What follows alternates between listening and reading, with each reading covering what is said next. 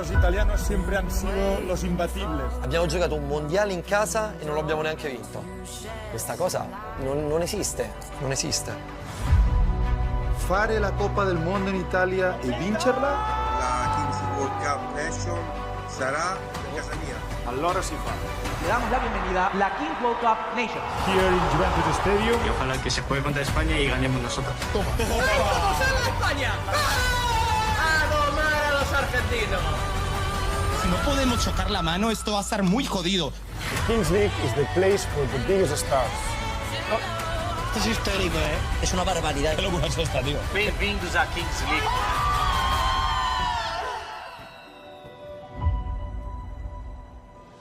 A very good afternoon. Welcome along to the Kings World Cup Nations. We are once again back at Vismara here on the south side of Milan, and it is a huge day in prospect. It is, Thomas Lawrence, day 3 of this inaugural edition of the Kings World Cup Nations. You've been here for days 1 and 2. How excited are you about day 3? Hello, Patrick. Well, I'm very excited after the first 2 days, which have flown by. They have been action-packed, full of drama, which is what you always expect when it comes to the Kings League, and in particular this inaugural Kings World Cup Nations. It is delivering the goods. It is living up to the big hype and the big billing. Argentina are going to be in action at 1600. You can see them warming up here. Also the Japanese players as well. I'm really looking forward to seeing Nakamura again in action after he downed Italy on round 1, and round 1 was characterised by a number of surprises and upsets. Unlike yesterday, I have to be honest, Patrick, we saw the teams that we tipped, Simon and I. A big shout out to Simon. Super Simon is tuned in as well via Twitch following us. There was no real surprises yesterday. The favourites came through and did what we expect them to do, which is to win. Absolutely. We're really looking forward to this first clash, Argentina-Japan, as you mentioned, warming up. But it is important to stress that today is the completion of round 1, and therefore we have the opportunity not only to see teams going through, but there'll also be some sides that will be eliminated. Yeah, today really is for many a last chance saloon. Spain and Italy in particular for them. Who'd have thought it? One of the favourites, Spain, potentially going, or one of the host side going out. But let's just take a little step back, Patrick. As I was saying earlier, the teams we tipped to winning yesterday: Brazil, Turkey, Colombia, Germany as well. Germany really impressive. Simon and I were saying yesterday, we called them Die Mannschaft with their efficiency. They did the job. They got it done, and they marched on to the fact that they can now, if they win their next game, they go straight through to the quarterfinals, where it's so key to win that first game. Whereas if you lose, you find yourself in this situation where a lot of sides today will find themselves, such as Spain and Italy. So a real stunning day, some standout performances as well, as we'll look to discuss later today, as well as building up to this game, Argentina against Japan, which we can see is one of 4 huge fixtures that we have upcoming today, and it goes all the way through till 1900 this evening, Patrick. Indeed, a quartet of matches today. We've got Argentina against Japan. The winner will go straight through to the quarterfinals. The same is true of the United States against Uzbekistan. Spain and Italy, they're right on the wire. So too Mexico and Saudi Arabia. Were they to lose those matches, they will be going home. But if they win, they're going through to the last chance. Absolutely, absolutely. So that last chance saloon, that's where you really do not want to be. You want to go straight through. So those in the winners who playing in round 2 find themselves in that strong position, have an advantage to go straight through to the quarterfinals in, as we're saying, this inaugural Kings World Cup Nations. The first ever time that national teams have been competing for this big prize. Of course, we will say it's about entertainment, spectacle, that's important, but it's also competitive. These players have been there, they've done it, many have played at professional level, so they're not here, Patrick, just to have a kickabout, far from it. They're here to win, they're here to impress and strut their stuff. Absolutely, and there's a big turnout once again here at Vismara. We're seeing fans, of course, in the stands here. It's very hard to get your hands on a ticket. A reminder, it's all the build-up. The road to Torino, Turin, if you prefer in English, will be at Allianz Stadium on Sunday, the 12th of January. But chance to look back at what went on yesterday, Thomas, beginning with Brazil against Korea. Yeah, a great victory for Brazil. The Seleção, we talked about teams coming here wanting to win, and Brazil doing just that. They learned from the teams in the first day who slipped up. They came out charging straight out from the blocks, and it was a big win for them. We also see there's the Gaules, the Brazilian president, who actually scored his penalty. He's here with the team, as you'd expect. He is close to the team. He's there every time they do their training. But South Korea, obviously, they did their very best, Patrick. They played with a lot of pride, as you would expect, but Brazil just too strong. And Croats also paying the price for their profligacy, Patrick, in the end. History was made. We saw Gaules dispatching that penalty there. Tá frio, ice cool, as he showed there from his celebration, evoking Cole Palmer amongst others. But history was made because it was the first ever time in Kings history that both teams had scored a goal with a star player. Reminder that those goals count double, and Kelvin really stepped up, didn't he, Thomas, with those 19 goals in 9 matches. He's averaging more than 2 every game. Yep, Kelvin Oliver, it's one of the reasons why candidate for the Corona de Oro. I hope I pronounced that correctly. Patrick, I know you're the linguist, so you can always correct me if I make any mistakes with any languages I try and tempt this afternoon. So he had a fabulous performance, and here again, this penalty, I think Gaules has been learning from Kelvin Oliver, and that celebration as well. Look at that, and Kelvin Oliver, the first man to meet Gaules there. Look at that, that is all about the team spirit, samba style indeed. Absolutely. Gaules has clearly been getting tips from the great Brazilians from down the years. The names trip off the tongue in the 11-a-side game, but here we're talking all about 7-a-side stuff. However, it does begin, lest we forget, if you're new to Kings League, we will have that staggered start, the ball dropping from 5 metres, and then one by one, with every 60 seconds that elapse, a new player will emerge on the field. That was Brazil against Korea. These are live footage you've got here of Argentina warming up in their game against Korea. Yeah, and what about Korea, I should say? Again, talk about the nerves. Hopefully the Korean players and the rest of the players don't suffer the same kind of slip-ups that I've just gone through there yesterday. He had a great performance, as we said, a bit of history being made. We saw Kelvin Oliveira net for the first time. You see double goals when he had the special armband. That's one of the secret cards that you can have. You wear a green armband, and when you score, your goal is worth double, hence that green armband. And similarly, South Korea went up the other end, and they also scored with their star player, their number 18 yesterday. And I really won't attempt to pronounce his name because I tried yesterday and it was a real mix-up, and I don't want to embarrass myself again on air, Patrick. Well, maybe we can ask him to say your name as well, Thomas Lawrence. We'll see how he fares with the anglicised version of that particular name. But as you can see, we're really excited about the first of our 4 matches. We are building up to Argentina against Japan. A reminder that Argentina prevailed by beating Spain by 4 goals to 2. And indeed, it was the turn of Japan beating Italy, the host nation, by 3 goals to 1. Yeah, that was one of the real upsets, unlike, as we said, in Brazil against South Korea. South Korea showing, as we said, going out with it, and there's a very famous face indeed. Park Ji-sung, United great, Champions League winner, Premier League winner amongst others. He did his best to inspire, and I think he would have been very pleased with the performance from his fellow countrymen. They certainly did themselves proud, and there's no shame in losing to Brazil. The team spirit, we saw them also suited and booted ahead of kickoff. They arrived looking really sharp, really smart indeed. And there was one supporter from South Korea, even though Morocco were the fans that really packed out this stadium and also outside the ground as well. They were the real leading lights, one could say, when it came to sports. And but did you South spot the Korea message on that hat as well, from Vietnam with love, he said. Wow. So yes, a supporter hailing all the way from Vietnam, coming to cheer on Korea Republic. As you said, sartorial elegance there from the Koreans. It's been pretty laid back here, both in the stands. We can see that with the president as well, with Gaules, etc.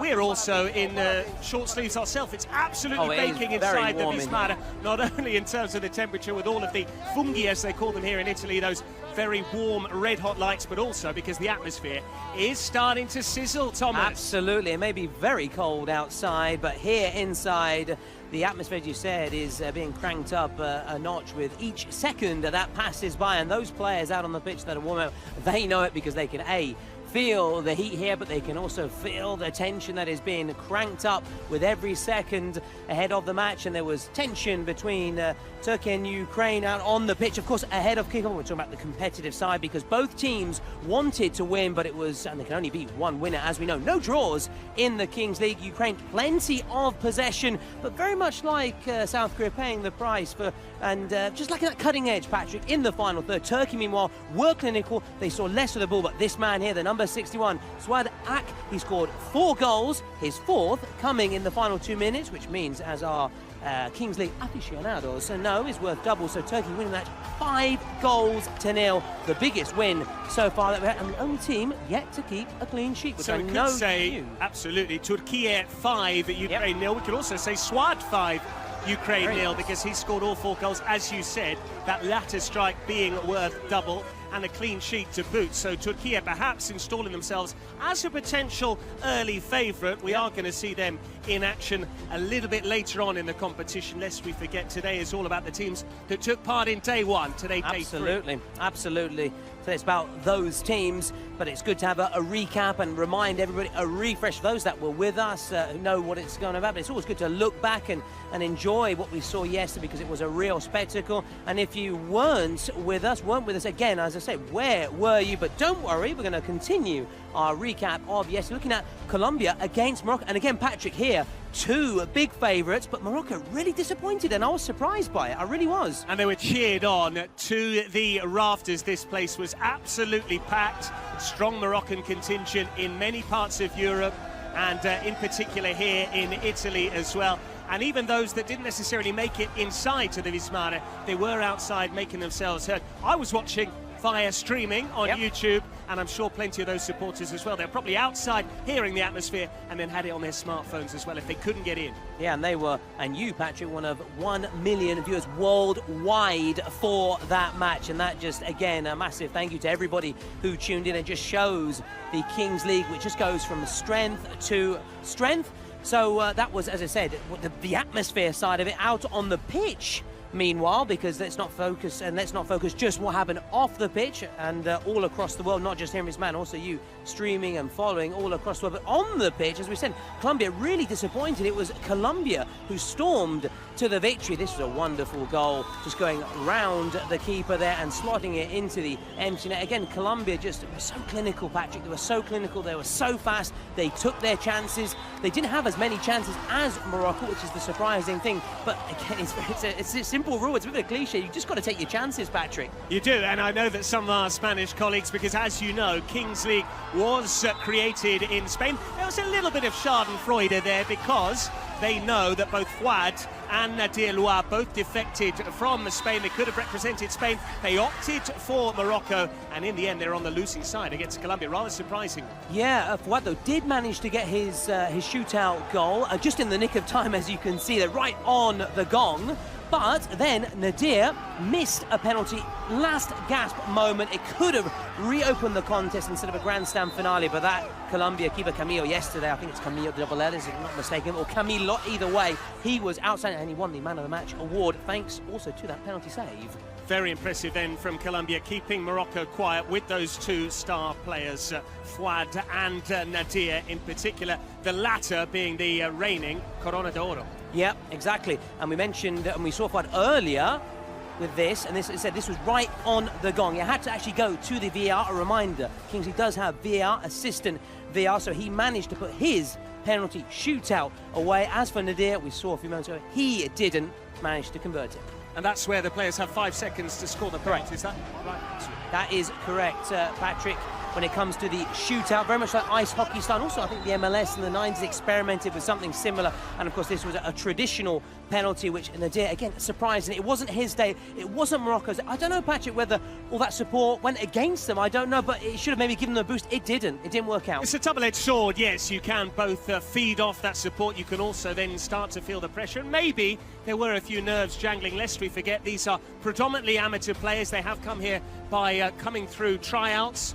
But there are some professional ringers, if you will, and we've seen some of them over the course of the last few days. We'll see some in action again today. Emiliano Viviano is one, and Leonardo Bonucci, I believe, as well. Really excited because he didn't play, and neither did Viviano against Japan. They only had Chicho Caputo of the sort of former professional players starring for the Azzurri, and despite Caputo's best efforts, he was unable to inspire the Azzurri, surprisingly losing to this team here, Japan, who upset them, winning 3 goals from. The only goal actually scored by it was from their president, Blur or Blur, depending on your pronunciation. If you want to do an English style Blur, Italian it would be more Blur. He got his penalty away, and talking of presidential penalties, Peru did manage to score in their match against Germany yesterday, thanks to a president penalty, but overall it was Germany's match. They were so dominant in terms of the possession. Here is the bench. Check this out, Patrick.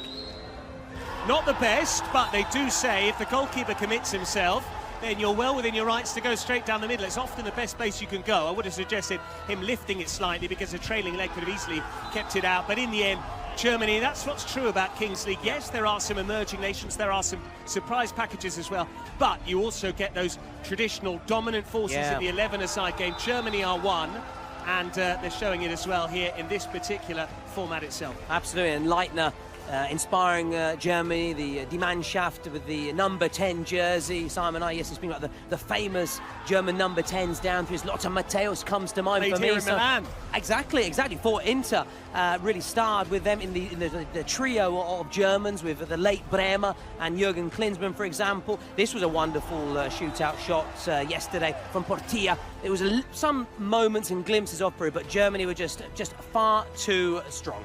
And a reminder that this is a global event. Yes, we are broadcasting from Milan live, but we are all over the globe. We've got 3 customized broadcasts in 3 major languages: English, Italian, of course, the local host broadcast, and Spanish as well, plus Portuguese, German, French, and Arabic. There are more than 40 creator channels, all streaming simultaneously, and we are going out to more than 20 television channels all around the world, Thomas. The eyes of the world are on Wismar Milan and the Kings World Cup Nations, the first ever edition. Yep, and those 4 fixtures: Argentina, Spain, Argentina, Japan. I beg your pardon, I'm getting too far ahead of myself. Then it will be Spain. Exactly, Spain against Italy shortly after, then USA against Uzbekistan, and Mexico against Saudi Arabia. So much to look forward to today, as we've just been saying. As I said, I just can't wait. In particular, I know I shouldn't say this, but Spain, Italy, for me, that just really stands out because it's a last chance to do it, and you wouldn't have expected it. But of course, nothing to take away from the other fixtures from Argentina, Japan, USA, Uzbekistan, who could be the dark horses, and Mexico against Saudi Arabia. Mexico, one of the favourites for me still, despite their surprise loss to the USA. But just Spain, Italy just stands out for me. But anyway, one step at a time. I'm just getting too excited, but I just can't help it. Absolutely, you have been broadcasting this for a couple of days already. You're very much au fait with all of the Kings League and everything that this has to offer. But the Japanese goalkeeping pair will be very important, in particular today, if they are indeed to get a result, as they did against Italy. But first of all, we have Mexico against Saudi Arabia, which was another match which is on the way. That is going to be a meeting of 2 teams that lost their first matches, Thomas. And the crucial thing to point out here is that whoever loses, they're going home. They won't stay. Absolutely. Hence the reason Mexico will be looking to the likes of Diego Martinez, professional Mexican player who scored 7 goals in the Kings World Cup clubs for Muchachos FC. Is not the only one that really impressed for me against the USA, also over Martinez. As for Saudi Arabia, well, there's a host of standout names for me. I really like Omar, but I'm going to pick out, I've done my homework, Patrick, I'm going to pick out the number 22, Mohamed Abu Saban. Over 277 appearances in the Saudi Pro League, and he was part of the Saudi national team in 2013, and I think that can be crucial, that can be key. Because they've got the experience, not only the technical ability, which never loses you, Thomas. I mean, you and I have played at a very low level at football, but occasionally in our working life, we have come up against former professional footballers. And even if they're in their late 40s into their early 50s, what you find is they never lose that touch. But moving on very swiftly, USA, Uzbekistan is our 6 o'clock start time. And some crucial players, particularly stateside, with Eduardo Pollo, who was a goalkeeper in Major League Soccer, so in that part of the world, and he was part of the rookie team as well in the NASL 2019 to 2020. So certainly USA will have a very tough goalkeeper to get past with Eduardo Pollo Cortés. I think Pollo's chicken. Yeah, correct. Yes, even I know that. In my basic Spanish, no, he performed a number of standout string of wonderful saves against Mexico. As for Uzbekistan, I'm going to go for the other end of the pitch. Patrick, I'm going to go for their towering number 9, Jabarov, who's played for the Uzbekistan under-20 national team, so maybe, yeah, not at senior level, but a taste of international football, and also at the under-20 Asian World Cup. Well, you say that, but at under-20 level, we often see players graduating into the top league. We saw that with the Italy under-20 side in 2019. And speaking of Italy, that huge game against Spain. Spain, one of the favourites. Italy as the host nations. How many times in the past have we seen teams that tend to organise and host a competition be driven on by that local support? But the issue here is that Spain were beaten by Argentina 4-2 on day one. Italy succumbed 3-1 to Japan. And so, we're struggling.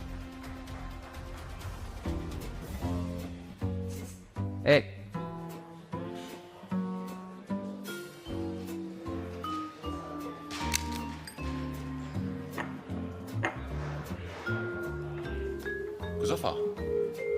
Signora, questo caffè se lo porta a casa.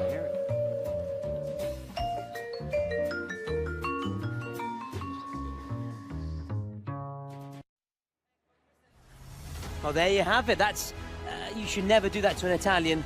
You should never do that to an Italian. That is there are few cardinal things sin. More disrespectful. Putting pineapple on pizza, snapping spaghetti, and another one which I don't like, which people tend to do, is when they actually throw a bit of spaghetti towards the ceiling to see if it's cooked and sticks. But that's Alberto Della Bella, Thomas. Talk to me about him. I do like Alberto Della Bella. Meanwhile, almost 200 appearances for La Liga side Real Sociedad, also in a Greek Super League, playing for Olympiacos. So he is one. Again, we talk about experience. You look to that man there. As for Italy, well, talking of experience, he is experience personified, Patrick. Sciacquatevi la bocca, wash your mouths out. That is his iconic celebration. I'm sure we might see it as well if he steps out there, because lest we forget, Leonardo Bonucci, despite being a centre-back who's very decorated, been there and done it, won the Euro as well in 2020, lest we forget, he's also very good from the penalty spot, so we might see him step up to take a penalty. Oh, yeah, we have seen him step up before, and talking of players being able to step up, well, it's almost time for Argentina and Japan, Patrick, to step up. A reminder of some of the top players that we picked out. Augusto Fernandez, former Atletico Madrid and River Plate as well, one of the Argentinian giants, 16 caps. Also featured in 2014 World Cup, which was unlucky in the end, but at least they got to the final. As for Japan, well, a number of players, but I'm going to go for the keeper, Fukaya. Goalkeeper known for his agility, and he also scored, Patrick, yes, I didn't get that wrong, he scored against Italy, the goalkeeper scoring, and that's the beauty again of the Kings League. And as you can see there, he's only 184 tall. I say only 184 tall because that's relatively diminutive for the stature of a goalkeeper, albeit Kings League is all about agility, I would suggest, especially with this very small 7-a-side pitch. Absolutely, absolutely. It is about the agility, the technical ability, and Japan have that in abundance. Argentina as well, though, lest we forget. So this really is, I would say, almost too tight to call between Argentina, Germany, and Argentina and Japan. Again, I'm looking ahead to the next day. But reminder, this is a competition, Patrick, and the objective is to go all the way. Absolutely. You're looking too far ahead. I want to look ahead now, because across from me, across the pitch, it says in big letters, Kings World Cup Nations, Italy 2025, the road to Torino. Yes, we are all heading towards Turin, Allianz Stadium, and that wonderful arena on Sunday, the 12th of January. We can't wait to see you there. A reminder, if you haven't already secured your tickets, what are you waiting for? We want to see you. Yes, we'll be streaming. Yes, you can join us online. But if you can make it to Turin with the Alps surrounding the city, I sincerely suggest you do so. Few tongue twisters there for both of us. We're both in a real twist. Let's hope the players don't have these kind of slip-ups very shortly when the action begins. Argentina against Japan. Will Argentina or Japan be there in the final on the 12th of January? One thing's for sure, you'll be there, Simon will be there, and we hope you'll be there as well. So snap up your tickets right now for the final in Turin on the 12th of January. So we're almost there, almost time.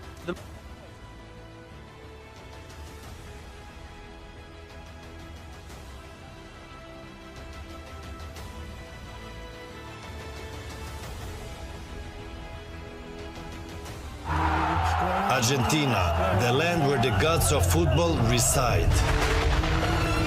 from the white of the clouds and the blue of the sky emerged La Albiceleste. When nothing seems to go right, the miraculous hand of God appears once again to reach an impossible victory. Japan, the place where battles become art. The nation everyone adored in the last Kings World Cup for one reason, because they lost. This time, you're not going to like them because their sole purpose is to win. Welcome then live to Milan. We're all set for the first game on day 3. It is Argentina against Japan.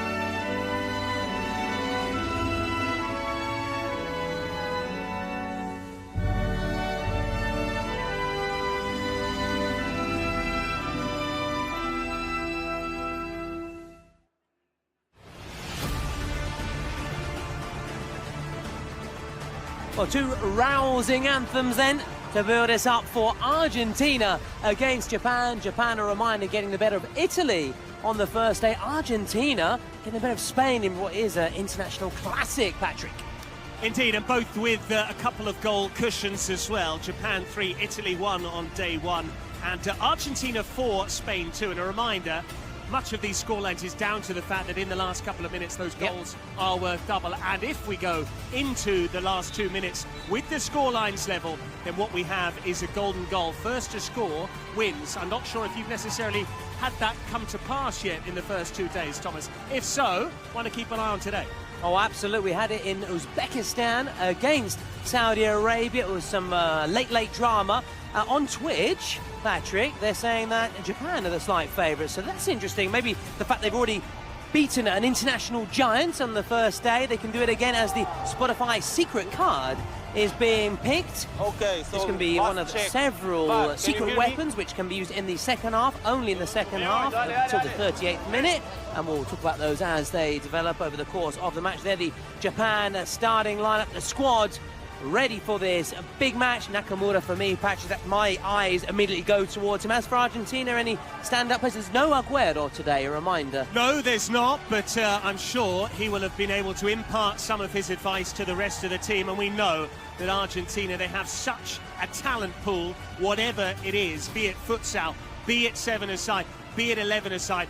Kings World Cup nations, they've already won once, they're very keen to secure their passage into the quarterfinals, have a couple of days off as well. That's also a big factor. The rest as well in these kind of competitions. You want to arrive fresh, you don't want to be leaving it and then playing an extra game and then going into that quarterfinal having played 3 games. You want to go there having done it the easy way, straight through it. But then again, it's a double-edged sword. You can also look at the other way. You go into having played another game, perhaps a bit fresh, and keep an eye on him. He scored, we mentioned Fukaya for Japan's against Italy. Similarly, the Argentinian keeper, if I'm not mistaken, Marcelo Barovero? It should be Luis Sanchez, I beg your pardon. That was my fault. I was pointing to the wrong name. Again, I do apologize. At times I get my Spanish mixed up, Japanese mixed up. I'm not the linguist in this duo. That is Mr. Patrick Kendrick. But he scored against Spain from distance, one of the goals of the tournament. And I'm sure we're going to have plenty more contenders today as we just await the lights here.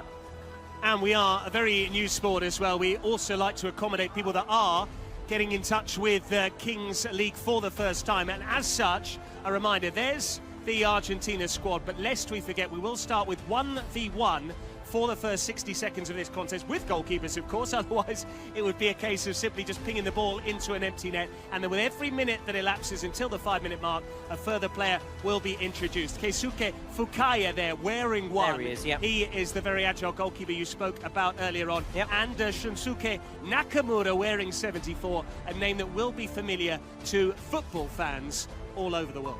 Yeah, no, big fan of his, and we'll have a chance to talk about him. I'm sure he'll be rising to the occasion as the countdown continues before the lights come up. A reminder also, you mentioned some of the rules in the first minute. The keepers cannot come out of their area, and also you don't want to make any fouls in the first minute because otherwise it's a shootout. So, here we go with the lights, Patrick.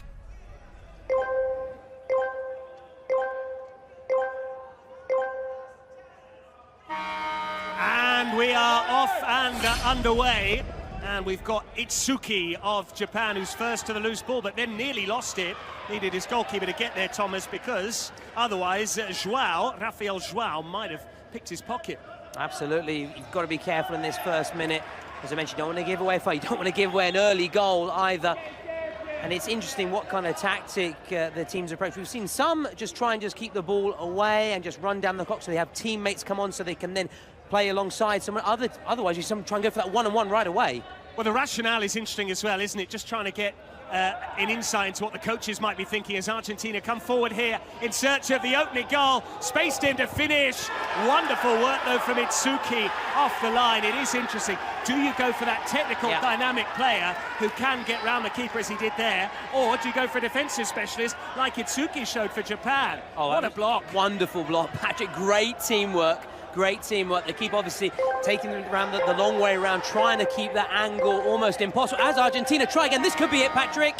Oh, and he just lost the moment to shoot it, allowed Itsuki to come back, and all of a sudden Japan have the overload. The goalkeeper's come out, and had that been on target, I'm not sure he was necessarily getting there, Luis Sanchez, but it just shows how quickly this game can change. Rafael João, I thought he had space there to shoot, decided to take an extra touch, and the chance went begging. He did go begging indeed. Now, as you can see, the keepers can come out after that first minute, and Luis Sanchez is there trying to provide the numerical advantage and create the overlap, perhaps, and free on this side, Romero. Well, you've got to stretch the pitch, and you need to take a gamble, as the goalkeeper did there. Rafael João will try and keep it alive here. That's a clever ball, and now the goalkeeper's got a free shot if they can find him. He takes a touch and strikes it. Good goalkeeping, though, in response from Keisuke Fukaya. It's the two keepers taking centre stage there.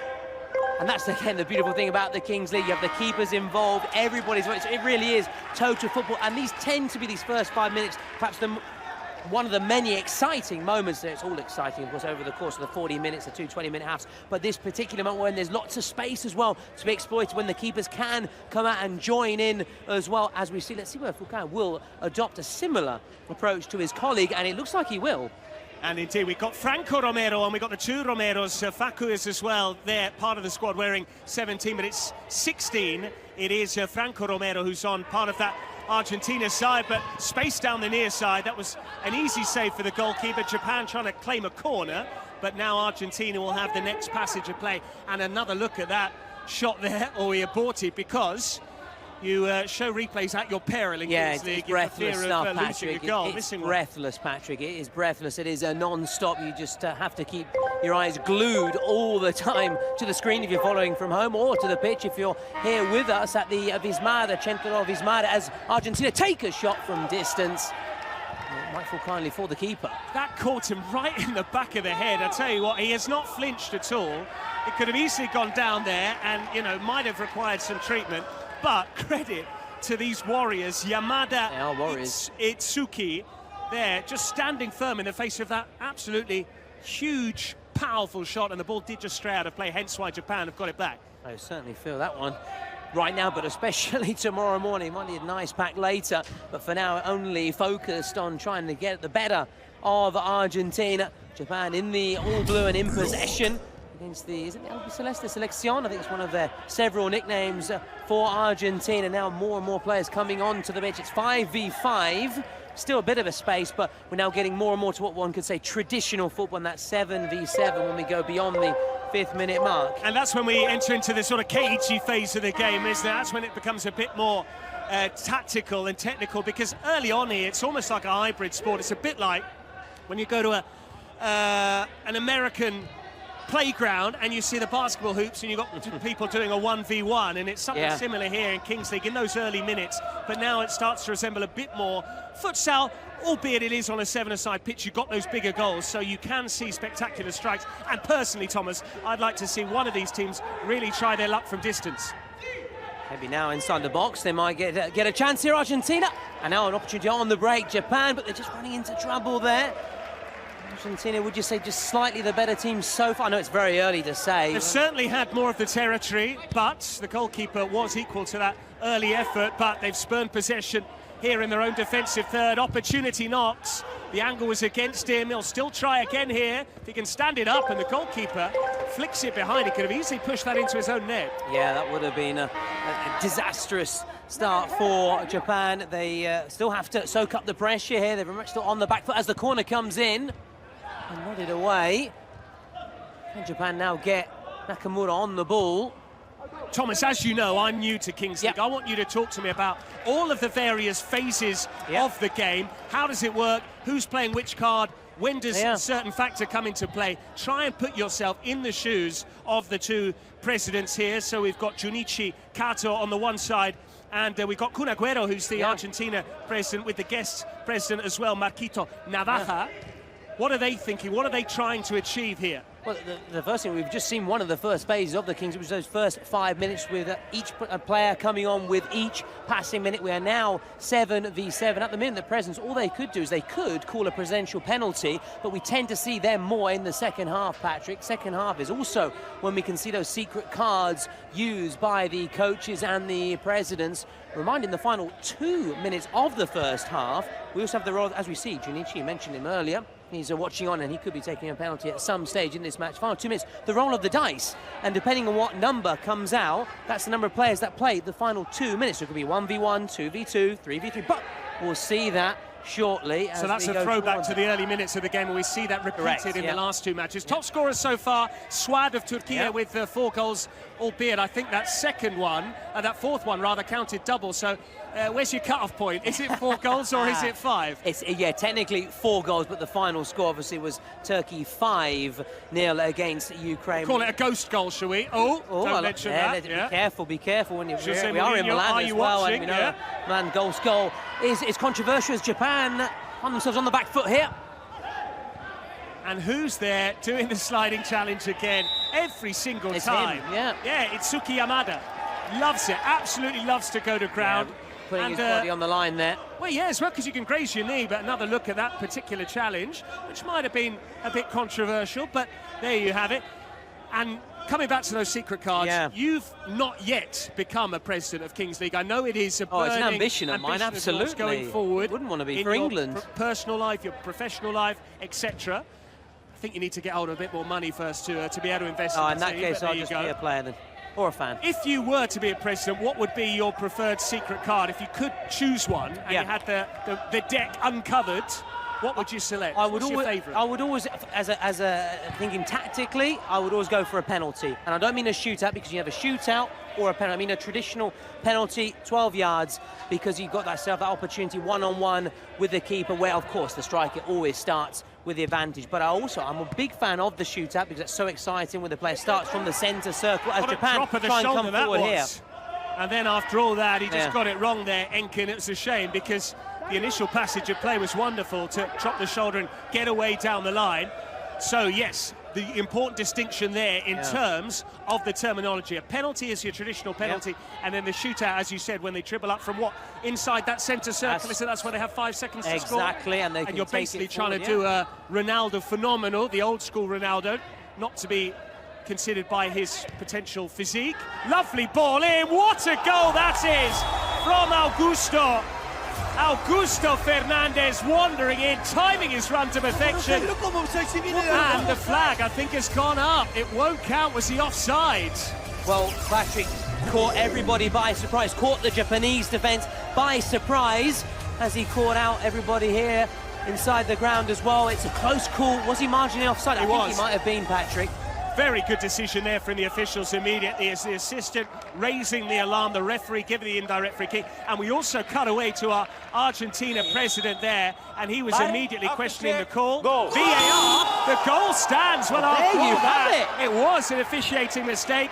They will feel it's justice, Argentina. And the only slightly disappointing thing there for the player himself is the fact that it was a celebration in installments for Augusto Fernandez. But either way, the joy is not diminished. Great ball, even better header. All that matters for Augusto and all that matters for Argentina is that they lead. On the balance of play, you feel it is deserved. But like I said, just ghosting in just caught us all by surprise. And above all, and more importantly, they caught out the Japan defence there and the keeper. And it's so nice as well for these players. I know that VAR is much maligned, that people say it slows down the game. That was a very quick VAR intervention, incidentally. But it's also nice for these players who've not necessarily graced the professional game, that they have an opportunity, Thomas, to feel part of the professional ranks by having this technology available. And it also shows just how deceptive things can be. When a ball is played over the top, you've got one player, the forward, going one way, the defender trying to step up to play him offside, and yet because of that, there's an optical illusion. He looked offside, he was very much level.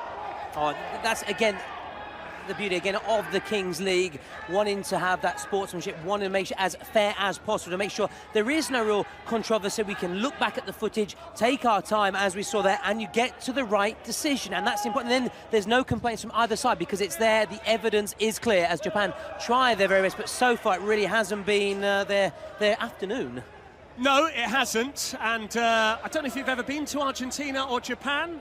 Have you sampled their cuisine? Let me tell you something. Sadly not. All of you watching from elsewhere, Japanese food, sushi in particular, is basically the Milanese staple diet. And I say staple for people of a, shall we say, of a certain budget. Yeah. There are those that when they go out to eat, they now shun pizzerias. They don't go for a pizza, they go for a cheeky sushi, Thomas. And I, for one, I'm a fan. But as an Englishman, I prefer Italian food. But you will get Milanese that will actually prefer, and they want their gunkan and they want all of that. You know, their gyoza. Gyoza, that's another one, yeah. So, you know, interesting. It is, in fact, actually, Patrick, you talk about in the build-up to Italy-Japan, we actually asked a selection of Italians whether they preferred pizza or sushi, and do you know what won it? I'm going to say sushi based on what I just said. You're correct. Otherwise, you would have completely contradicted me, and that's the first rule of broadcasting. Be on the same page. Be on the same team.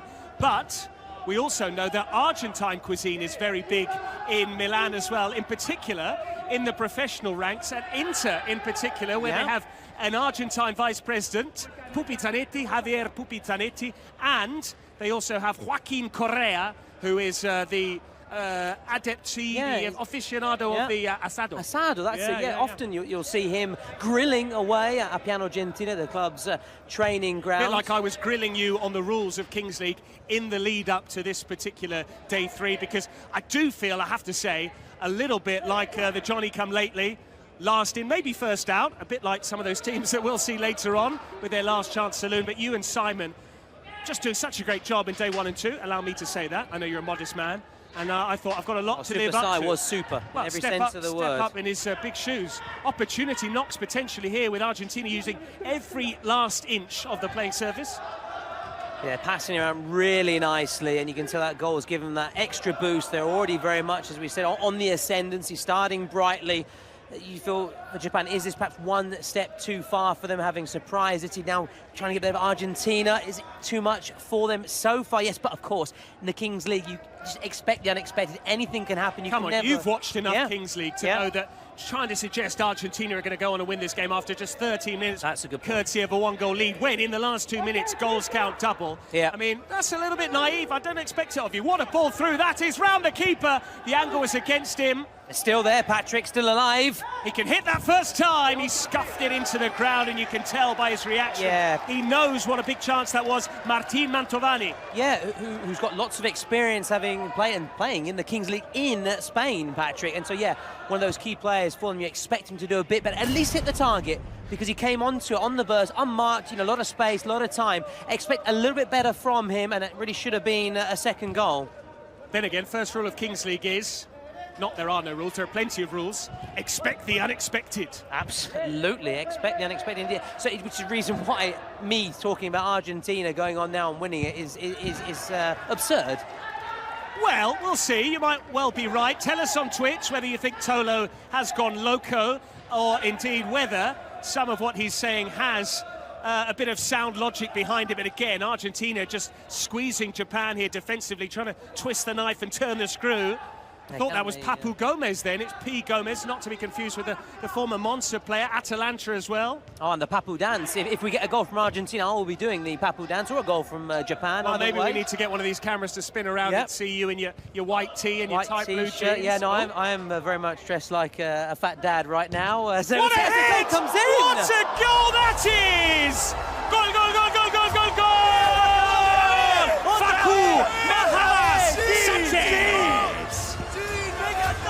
Golazo! I think that's how they say it in Spanish. That is a beauty. We're speaking about contenders for goal of the tournament. That is certainly up there. Top bins. Top bins indeed. Now that is going to take some beating when it comes to the highlight reel, because that is one of the purest strikes you will see at any level, in any venue, in any arena, and it is Facu Navas Sanchez with a peach into the top corner, and all of a sudden Japan are in danger of being blown away here. The Albiceleste are showing that they've come to Milan and they mean business. They want to go from Milan to Turin. Patrick was saying about Argentina, how they look really impressive so far in this first half. And we've still got a live reaction across the way from us with the Argentine stand-in president, and he was still holding his head in his hands as to, what have I just seen? I can't believe it. Can we have another here? Here he is as he tries to combine on that far side. Argentina, if they get the third here, it really would put them into such a strong position as we go into those final 2 minutes of the first half. 18-minute mark, the roll of the dice, the Red Bull dice coming into it, and that could shake things up. That could maybe go in Japan's favour if it's a 3-on-3 or 1-on-1 situation. We'll wait and see what the dice has in store. We might need to have a word with our production staff just to see if there's any link between Marquito Najava, who is the guest president, and Facu Navas Sanchez, who's just scored the goal. So very similar there. I don't know what Najava means. If anyone could suggest that via the chat on Twitch, please. Absolutely. A chance here for number 3, can square it. Instead, he went for goal himself, and it was the wrong decision. Should really have played in his teammate, Thomas. Yeah, no, there's space on this near side, and as we see here from the Reaper, but as we say, hindsight is a wonderful thing. It was dragged just wide in the end, but Argentina still remain very much in complete control here. And I'd also just like to say, so nice to be here, doing something a little bit different. You and I, we do a lot of commentary, albeit it's very traditional stuff.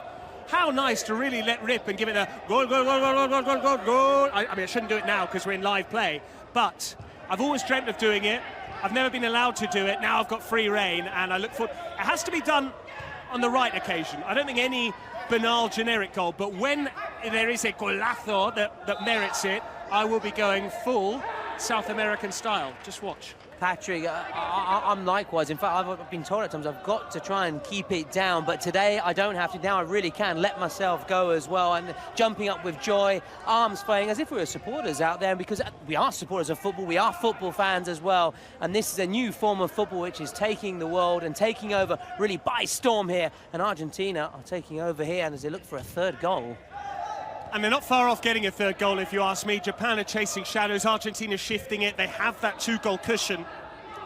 And what it might require for Japan is for them to maybe break some of the momentum here. Is it time at some stage for that president penalty? I think they can play that in the first half, can't they? It might be a chance just to get them on the board. You eat into that deficit. There's going to be no time left, Patrick, in the 18-minute mark, so hence the reason you should have just got a shot away and just tried your luck.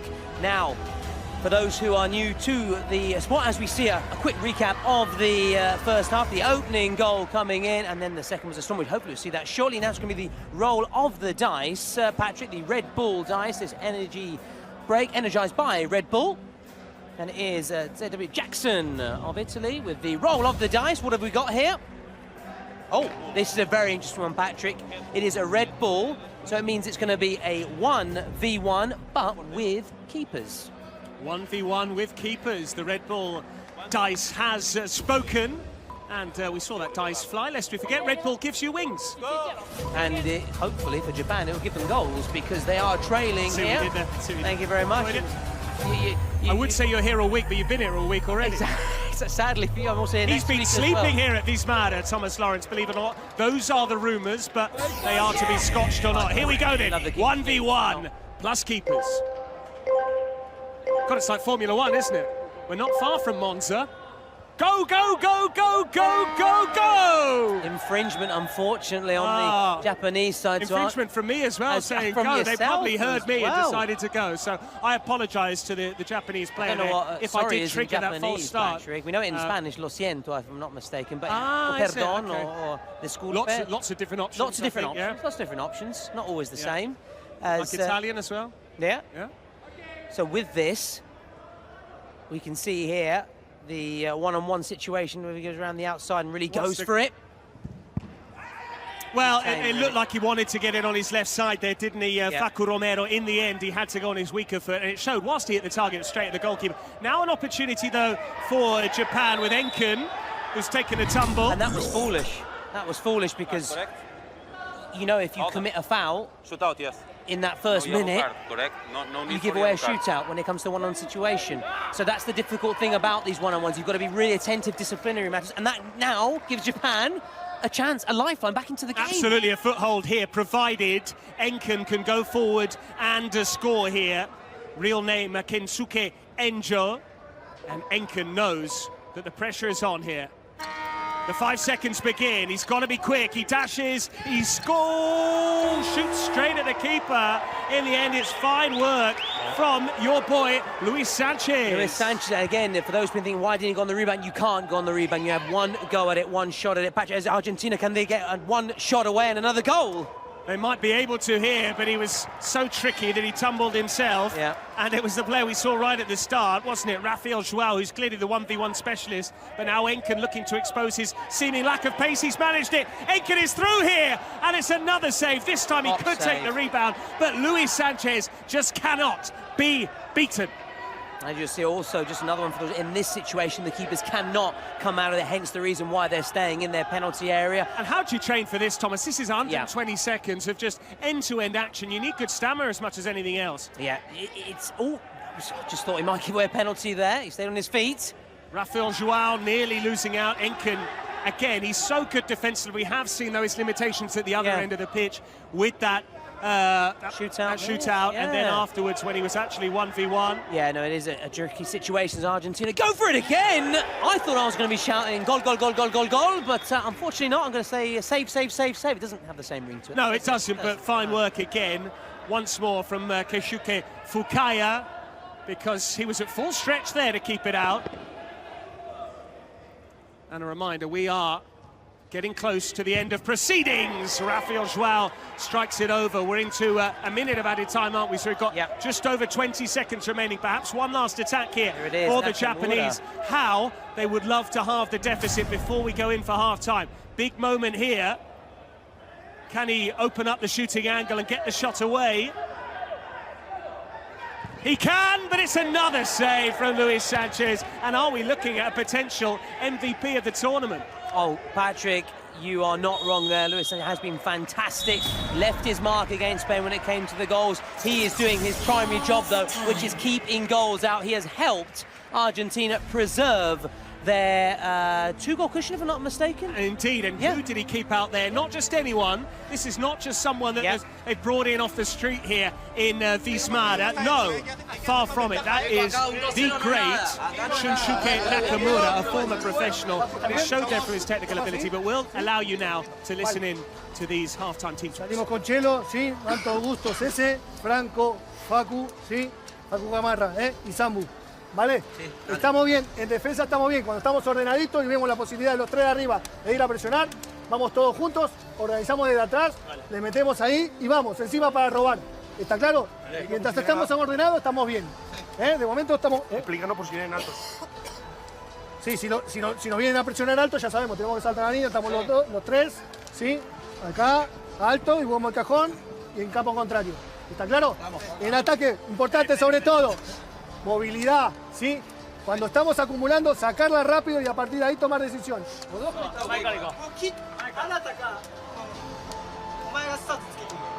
で、一回前からフルで行って、微妙だったらハーフから回させてから行く。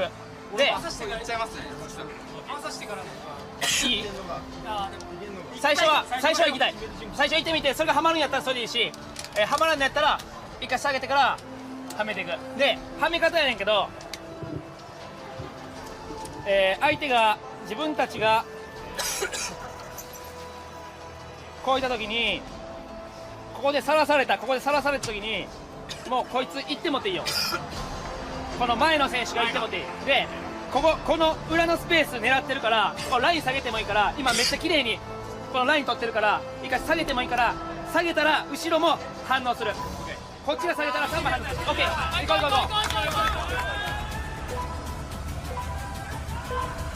う。Here we are then, the countdown is on, 10 seconds until the start of the second half. Argentina well in the clear here with that 2-goal cushion. They have required their goalkeeper though as well, and they've now decided to change keeper for the second half. Thomas, we saw Luis Sanchez in the first. It's now time for Marcelo Barovero. Can he live up to what we've expected already now with these Argentine keepers? Yeah, offer something different to Luis Sanchez. We saw Luis Sanchez play more as a rush goalkeeper, getting out of his penalty, trying to join in and building up from the back. Here we've got more a traditional keeper, a bit taller as well. So we'll see whether that changes Argentina's approach, but that's route one from them. It is indeed, and an opportunity there. They could have made it 3-0 very early on. Facu Romero hitting it just wide in the end. But Japan have just been peppered throughout this match. They have required their goalkeeper to make several saves, Keisuke Fukaya. That's why we picked him out pre-match as well, because he is going to be a busy man. We thought as much, and for once we got it right. You know, our predictions aren't always spot on. Yours especially have been pretty wide of the mark. I've been really disappointed when it comes to the Well, I'm going to put you on the spot. Go for it. So here is the first game, Argentina-Japan. Later on, we've got the big one. I'm going to wait for your prediction on that. No Before worries. that, 6 o'clock start. The Battle of the U's, United States, Uzbekistan. Which way do you see it going? I'm not going to ask you for a scoreline. No, scoreline's impossible to predict, as you know, in the Kings League. But I will go with the USA. I was really impressed with their performance against Mexico, Patrick, and they've got some really stand-up players, including their keeper. The keepers, really, for me, I've really impressed. I've been so surprised because the Star-Spangled Keeper, El Pollo. I like it. Absolutely, yeah. And seeing the stars and stripes come the end of the match or not. And what about Mexico against Saudi Arabia? That is a real tight one, but I'm going to say Mexico, just because of their experience in the Kings League Americas, all those players that played, and of course in Kings League in Spain. Absolutely. So now we come to the big one. The big one indeed. The host nation, Italy, beaten by this Japan side that we're currently watching 3-1 on day one. Spain, where it all began, Kings League, our great leader, Gerard Piqué, absolutely. They lost 4-2 to the Argentina side that we're seeing in action at the moment as well. Which way do you see it going? Surely Italy, the host nation, can't go home, but can we see a Kings World Cup nations without Spain? That's the dilemma we have. In some respects, it's disappointing that we're going to see two giants potentially going out. That would be a real shame, but it's part of the Kings League action, I'm afraid, Patrick. That's what happens as Japan finds us under some real pressure here. They are indeed. And I tell you what, I'm absolutely loving the drone just flying above us as well. It's a little bit disconcerting at times. You do wonder whether the players might ping one into the drone. But I'm a big fan of YouTube golf, just coming to another interactive sport that you can see online. And they use drones loads. Sometimes the players actually hit it so close to the drone, you're worried that they're going to kill hundreds, if not thousands of euros worth of kit. That's lovely skill, meantime, as Argentina pursue a third goal. But we are in very capable hands here with our drone pilot. I don't know where he is, but wherever you are, buy that man a drink. Yeah, and a mention now for our sponsors, Air Asia Move, your favourite travel companion across Southeast Asia. Explore flights, hotels and activities all in one app. So thank you to Air Asia Move. There you go. You know where to go when you're planning your trip. I've got a friend who's currently in Asia at the moment, in the Philippines. She went there for the New Year. So, yeah, she's enjoying herself. Well, why not get a flight to Japan? Just a short hop, skip and a jump, I think. Yeah. I'm not sure geographically. Anyway, Japan, speaking of which, they are trying to get their way back into this game. Man here you mentioned towards the end of the first half, Patrick Nakamura. So much experience, and also it's playing Italy, you know. Many forget, with Regina. Ah, Regina, had to get Reggio Calabria in a hat to, Patrick. You do, that is where your in-laws hail from. We won't divulge any more information about your personal life. No, I don't want to be talking about the swatch it out on the Regina is the team from Reggio Calabria, which is basically where the point of the toe kisses the point of the boot rather kisses Sicily, if you will, albeit there's a bit of animosity between the pair. That's Regina, not to be confused with Reggiano, which is the home of Reggio Emilia. Absolutely look at this, not. and the goalkeeper. And I was saying he's not got the feet of Luis Sanchez. Well, far he doesn't, from it. because after that he booted it straight into touch. What's the point of doing the sombrero if you're then going to waste possession? Come on. Yeah, come on, just boot it up, do something special, try and go for goal. Follow the footsteps in your fellow colleague, Luis I heard Sanchez. you referencing René Higuita yesterday, yes, the Colombia goalkeeper. Yeah. It was a slight mispronunciation. I apologise in advance for my woeful Going to see the long throw here from Japan, mixing it up. Free header though for Argentina to Yo clear no it. hablo español, Patrick. I'll tell you what's great about René Higuita. I actually saw, I will be talking to an audience that probably don't know what I'm on about unless it's making a comeback. But Sabutio, when we were young, we used to have a bit of table football with the stick noddles. You'd flick the ball. It just shows how far we've come. You and I were playing Sabutio. That's how old we are. People are now watching the Kings League. Another look at that particular passage of play, Route 1, from the Japanese. And there was a model of Higuita doing the scorpion kick mid-pose. I saw it on Twitter. I loved it. I think I liked, if not retweeted it. So, you know, it just shows maybe we might see a scorpion kick at some stage from Marcelo Barovero, the Argentina goalkeeper. Of impressive performances from the keepers, scoring goals, making saves, and so we talk about top goals, we have to have a top saves list come the end of the competition as well, Patrick. Speaking of scorpion kicks, we shouldn't forget another of our ambassadors, Zlatan Ibrahimovic, who's going to play a key role in the nascent Kings League Italy, which is starting up in the spring. He was also famous for scoring Lo Scorpione, as I like to say as well. Yeah, but the president of Kings League Italy, Zlatan Ibrahimovic himself, we've heard plenty from him over the past couple of days. He's made his predictions. He's also been given advice how to take penalties because he was a penalty specialist, Patrick. Indeed he was. Now he also has an important role in the senior management with Milan, but Argentina winning the ball high up the pitch there. And just for those who don't know, there are two different interpretations of what a scorpion kick is. René Higuita actually threw himself forward, propelled himself, and then allowed both heels to come up level almost with his backside and then flicked it with his studs, whereas Ibrahimovic and Olivier Giroud, another former Milan player as well, they would actually use the outside of their boot, flicking the ball up one leg as the ball came in laterally. I'm loving the football jargon, Patrick. I'm loving the football jargon, the technical terms here. As you see a bit of technical skills on that far side. It's a tight space. Do you remember Argentina. a game as one-sided as this? This is day 3 of the Kings League. This is your 9th match on the mic. Do you remember a game that was as one-sided? Because as far as I'm concerned, I don't think there's been any jeopardy at all for Argentina. No, listen, if you look at the scoreline, Turkey-Ukraine would suggest it was that way, but it wasn't that way. It wasn't that way because Ukraine had their opportunities. Konoplyanka had a really good opportunity and a good chance to break the deadlock at 0-0. So, and Ukraine saw lots of the ball. Just Turkey was just far more clinical. This, meanwhile, really has been, as you said, one-sided, which makes me think, Patrick, we're going to have a secret card or a president penalty soon. I look forward to that. I really want to see it. It's one thing seeing it on a stream. It's another experiencing it here, the anticipation. What are they going to play? What's it going to be? Well, we'll find out shortly. I mean, we've called it. We've called it.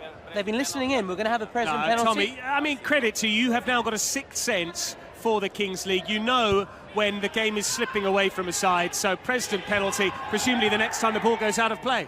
Yeah, that's the thing. Of course, you've got to wait for the ball to go out of play or a break in play. I was just wondering whether there's going to be a card there or not. The referees, as you've probably seen, Patrick, in the past couple of days, have tried to let the game flow, as we now see the Argentina president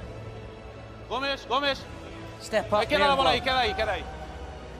It's the guest president, I believe, isn't it? Yeah, just waiting to see. And here he is. It is again, my pronunciation is going to be dreadful. Is it? How would you say Marquito Navaja? Marquito Navaja. There you go. I told you. Linguist is Kendrick and Simon. Mr. Patrick Kendrick, Mr. Simon Hard. I just, unfortunately, I'm laying myself down. Call me naive with my first experience of Kings League, but I thought Japan trailing by 2-0. When I saw the president penalty, I thought, okay, it's going to be Japan to try and get into it. No, Argentina, they want to turn the screw. They think we can score, we go 3 goals clear, and even if Japan were to score their presi pen or penalty, then they're not necessarily going to be able to find a way back into it. But we have seen a whole array of penalties. Some have been good, some have been bad, some have been bad and have still gone in. As we saw from Peru yesterday. Lengthy run up. He's got the boots on as well. He scores for me, Patrick. Up he steps, Marquito Navaja, saved! He doesn't score.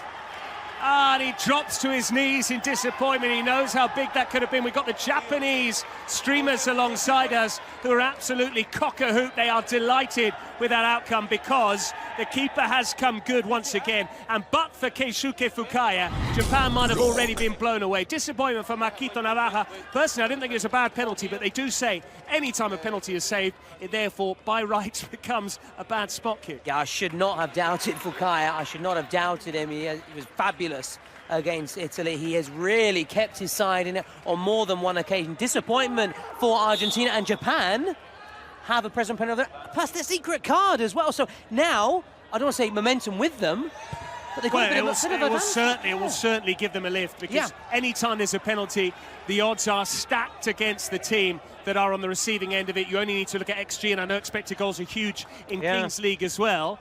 But dare I say it, how Argentina could have done with Sergio El Kun Agüero. We might well see him over the course of the rest of the tournament. Maybe he's keeping that presi penalty in store for a big game. Maybe Allianz Stadium on Sunday the 12th of January. Dare I say it, Thomas, if Argentina make it that far? Well, it would be some story, wouldn't it? As Argentina come forward here! Woo. And again. I felt the decibels on that. Wow. Both in the cans and coming from right next to you. You thought that was in, didn't you? You didn't quite have the bend. Look at that strike. Difficult angle as well. Checking in. Needed a few more revolutions on the ball. Just a little bit more, for geometry and maths experts out there. And again, very little the Argentina keepers had to do in this second half. They need to do something different, Japan. They do say the very definition of insanity is doing the same thing over and over again and expecting a different outcome. They haven't had a different outcome so far, Japan. The only twist in the tail thus far has been that penalty, which was beautifully saved by Fukaya. But I'm talking on penalties. It's on the cards again, eh? This time, Japan, Junichi, who's to our right. It's going to be his moment very shortly. Just takes a glug of water and prepares himself. Oh, that's lovely football meantime. And had he cushioned it home, that would have been some goal from Pablo Gomez, but instead he headed it just wide. And now it is the turn of the Japanese penalty taker. Who's it going to be, Thomas? Well, we've got Junichi, who is just to our right here. Step forward, that man. Let's there give him he a is, round and of he's applause. got the best of luck. Good luck to you, as he just gives us a thumbs up. I've just clapped him. I don't want the Argentines to think I'm favouring the Japanese, but in the interest of the game going down to the wire, wouldn't it be great if this presi penalty was converted? Yeah. Great, I'll get a chance to, just dabble with the Spanish a bit. Well, my lady wife is mooting and moved to Barcelona, believe it or not. Yeah, she loves it. Goes there very regularly. Wow. Barceloneta and all that stuff. Constantly sunning herself on the beach. Yeah, good times. Good times indeed. Junichi. Now, he didn't have much luck against Italy. You know what I'd like to see him do here? Second bite of the cherry. Send the keeper the wrong way. Wait for the keeper to blink. For Balotelli style. Yeah, and then just drop the shoulder and slot it very coolly. Open up the foot or close the foot, depending on which way the keeper goes. But it is the keeper for the second half, Marcelo Barovero. Now, for me, he misses. He scores. Top left corner. I'm backing him all the way. Too much pressure. No. Come on. Converted! What do I know? And how? By Junichi. It wasn't top left, it was top right, and it was a peach of a penalty. Golazo, baby! Well, what do I know, Patrick? I should never have doubted you very much, like I should not have doubted the Japan keeper earlier. And now it's the Japan penalty specialist, the president, Junichi, who gives his national team some hope indeed to get him back into this match. And I don't think anyone was eagle-eyed to see it. Unfortunately, we're not in vision. We should be, though, because you're a very handsome man. Thank you very much. And I'm pretty, pretty good to look at myself as well. But here go Argentina, chasing at third.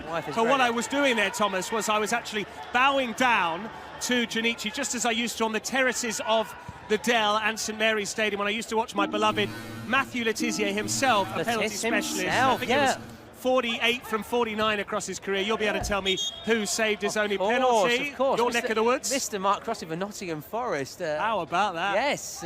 a big Forest man, must obviously grown up in Nottingham. European push. Yeah, but another twist in the plot. It just keeps on coming. That's the beauty of the Kings. Shootout. Argentina. Oh, I love a shootout. Which player? And you called this one. Didn't you say this was your favourite card? One of my favourite ones. No, you preferred a straight penalty, didn't you? If I were a coach, you're a traditionalist. If I was a coach, yes, but in terms of pure spectacle, I love the shootout. It's far more entertaining, Patrick. And it's very smart from Argentina, calling it right away. As soon as Japan believing they've got a bit of momentum, now Argentina can knock a bit of wind out of their sails. I see what they did very there. smart. But you've got to be so quick. I mean, you essentially have to shoot almost from outside the box unless you're absolutely rapid with the ball, because those 5 seconds tick down very quickly. Excellent and we strategy. are ready for the countdown from 3, and away we go. And it is your man wearing 20, Pablo Gomez. He's already netted a couple in the tournament so far. Let's see what his approach is, Patrick, whether he tries to round the keeper or shoot from distance. Here we go. He's just going to try and slot it, but he was off balance. He staggered, and somehow this game has turned completely. Junichi is there. He believes that Japan are going to go on and win this game because he has seen a significant turn in the tide from 2-0 down and spurning opportunities to saving a penalty from the President, to scoring their own one, and now the shootout has also been wasted by the profligate Pablo Gomez. And this is why you were quite rightly just calming me down when I was suggesting in the first half that Argentina were going to run away with it and dominate this match, because anything can happen, as we can see in the Kings League. And talking of anything happen, secret card now for Japan. Really excited to see what it is. It's just non-stop, isn't it? I mean, just when you think, oh, it's going to get a bit dull, there's a lull. No. Kings League never gets dull. Double goal. Double goal, baby. X2. The next 4 minutes, to be precise, the next 4 minutes, any goal scored by Japan worth double. Wouldn't it be great to be able to play a double goal card once a month when your wages come in? You'd be like, you know what I've just earned, double it, please. I'll have a little extra on the top. Then I would have enough money mortgage. to become a president in the Kings League. Should know, that happen? But it's not going to happen. When you become a president, much like Lieutenant Dan, I will be your first mate. Thank you very much. I'll have you out on the pitch, bossing the team. Run, Patrick, run. Yes, because you are a very formidable force out on the pitch. I also have Super Simon Harding as well in the team. Shout out to him. I know he's listening. And he will be back next week on the 6th of January. For the next 2 days, it is Tolo and Patrick Kendrick. A reminder again, 12th of January, Kings League final. Will we see Italy there or Spain, who are up next in the big one? And we've got some big surprises in store for that match, ahead of the match, so make sure you're with us. We do indeed. I can say no more. I can say no more. You can say no more. I can say no more because I'm not privy to the surprise. Okay. So whereas you've been looped in, they know I've got a big mouth, and loose lips sink ships, I believe is the expression. So several expressions. Absolutely. Indeed. So if they were to tell me, they know that it's very much like a secret card, Patrick. I've got it. I know what it is, and you don't. No. And I have to react to how it's played. Unfortunately, my reaction will be spontaneous. Oh, why didn't he shoot? Why didn't he shoot? What a mistake that could prove to be from Shohei Agata. Instead, he teed up his teammate, and the chance has gone begging. And that would have been worth double, Thomas. They would have taken the lead. Absolutely, and that's the thing, and that is what makes that miss even more disappointing from Japan. But a huge shout out to Nakamura, who made that slicing through. Do you know when he was at Regina, his nickname was Baggio del Sol Levante? Yeah, the Baggio of the rising sun. I mean, it's quite a predictable nickname, isn't it? Never accused the Italians of being original, but that's exactly what it says on the tin. Compared to Baggio, though, the great Divin Codino, that is impressive. That is high praise indeed. Is that the surprise? Is Baggio coming out later? I think I've got it. Yeah. Well, someone similar, maybe. Oh! Maybe, but I can say no more. Otherwise, I could lose my job. Could be a number 10. Could be a number 10. I think could be a number 10, or it could be at the other end of the pitch. Oh yeah. Could be from someone from the Veneto region as well. Yeah. Might well be. Native of Caldogno. Oh, the challenge is flying in. Nakamura. Someone surely deserves a yellow card there. And indeed, that's exactly the point they're making, quite eloquently, if you ask me as well. It's Ezekiel Cohen saying that should be a yellow card. And a reminder, yellow card, what does that mean? 2 minutes sin bin. Sin bin, very much like rugby or in ice hockey. They're off for 2 minutes. And Japan haven't always been at their best in terms of the discipline. They had a red card against Italy, but then it didn't prove costly because him at the very end of the match, so had no bearing on the result. So they have to be careful. They have to be attentive. Also because they've still got a minute or so to make that goal be worth double, so they can't go a man down. Absolutely. We have 2 minute suspensions in handball as well, which I'm a fan of. A shout out to shout out to Barcelona, who are the reigning European champions and have been dominating that sport for many years now as well. 2-minute suspensions you get there. If you get 3 of them as a player, you can take no further part in the game, much like if you get a red card here, 5 minutes you're a man light and that player can no longer play. Just a quick recap of the rules. I do it as much as anything, Thomas, for myself as well as the viewer, but I'm sure there are some viewers who are relatively new to this, just as I am myself. But on that note, any questions, right through, we are here and happy to help. Especially if you want advice on where to go out in the evenings in Milan. Thomas is an habitué of the Movida. Once upon a time. The difference between a Negroni and a Negroni sbagliato. A bit like the difference between a penalty and a shootout here. Absolutely. In that sense, I'm here to help. Very happy to help indeed as your resident Kings League rules, regulations expert. Have you hung up your beer jacket then? Your drinking days are behind you? Absolutely. Now I'm focused fully on the Kings League. I want to try and eventually play, so I have to keep fit and lean. And you're looking trim. You're looking trim, yeah. Yeah. That white shirt is doing you plenty of favours. Thank you very much. I was trying to go for the Bruce Springsteen look, white shirt, jeans, and. Yeah, you nailed it. Yeah. Yeah, maybe looking a little bit like David. Born in Nottinghamshire. Were you? Not born in Nottinghamshire, but grew up in Nottinghamshire, but born still. north of the border, Scotland. North of the border, yeah. That's why he makes an attempt to wear a kilt every now and then. Every now and again. They've not made the most of that secret card, and they had that huge chance. Couple of minutes, goals would have counted double, and that's presumably only for the team that plays the card, not for both sides. Exactly. That's we saw that extra attacking intent from Japan, and they very nearly played their game plan to perfection, because we're running out of time. 90 seconds until the final 2 minutes, and a reminder to viewers what happens in those last 120 seconds. Now, should it finish this way with one team ahead, then both the goals would be worth double for the final 2 minutes. Should it end in a draw, 38-minute mark, straight to a golden goal. I haven't seen a golden goal in many years. Was it Euro 2000? No, I remember Laurent Blanc scoring one for France against Paraguay. Right, yeah. And I remember a European Championship being decided on one as well. Sylvain Wiltord, was it? Oh, it might have been Wiltord, actually. Trezeguet definitely scored, but I think Wiltord might have got that decisive goal. You're right. After Del Vecchio for Italy. Yeah, former Roma player. Shout out to any Roma fans watching. Oh, I know plenty. Actually. You and I know a couple. Even Roma fans who actually aren't from Roma, international Roma fans. Oh, okay, maybe from the Emerald Isle thereof. Yeah. So, as the clock ticks down, 30-odd seconds left of the first 38 the gong, there's no added time. So, again, try and get a shot away. That's my strategy, that's my tip. Gets the shot away. Yeah. And because you can take a deflection, can go anywhere. Why not? Just give it a go, and then you go into that final 2 minutes. I'd like to see the keeper have a go, because I think he's been Japan's standout player. Yeah, you can talk all you want about, Nakamura and all that sort of stuff, but for me, it's been this man on the ball, Keisuke, the other Keisuke, Fukaya. Not Countdown begins, with, Patrick. Shuke Nakamura. Hit it, son, hit it quick. Oh, why didn't he shoot, Thomas? The chance was there. Yeah. But this is becoming an epidemic in the modern game, be it in Kings League or an 11-a-side game. When you've got a chance to shoot, put your boot through it. Why are you dropping the shoulder? No, Sam and I were saying the same thing. Yes, you get that impression they're trying to score that perfect goal.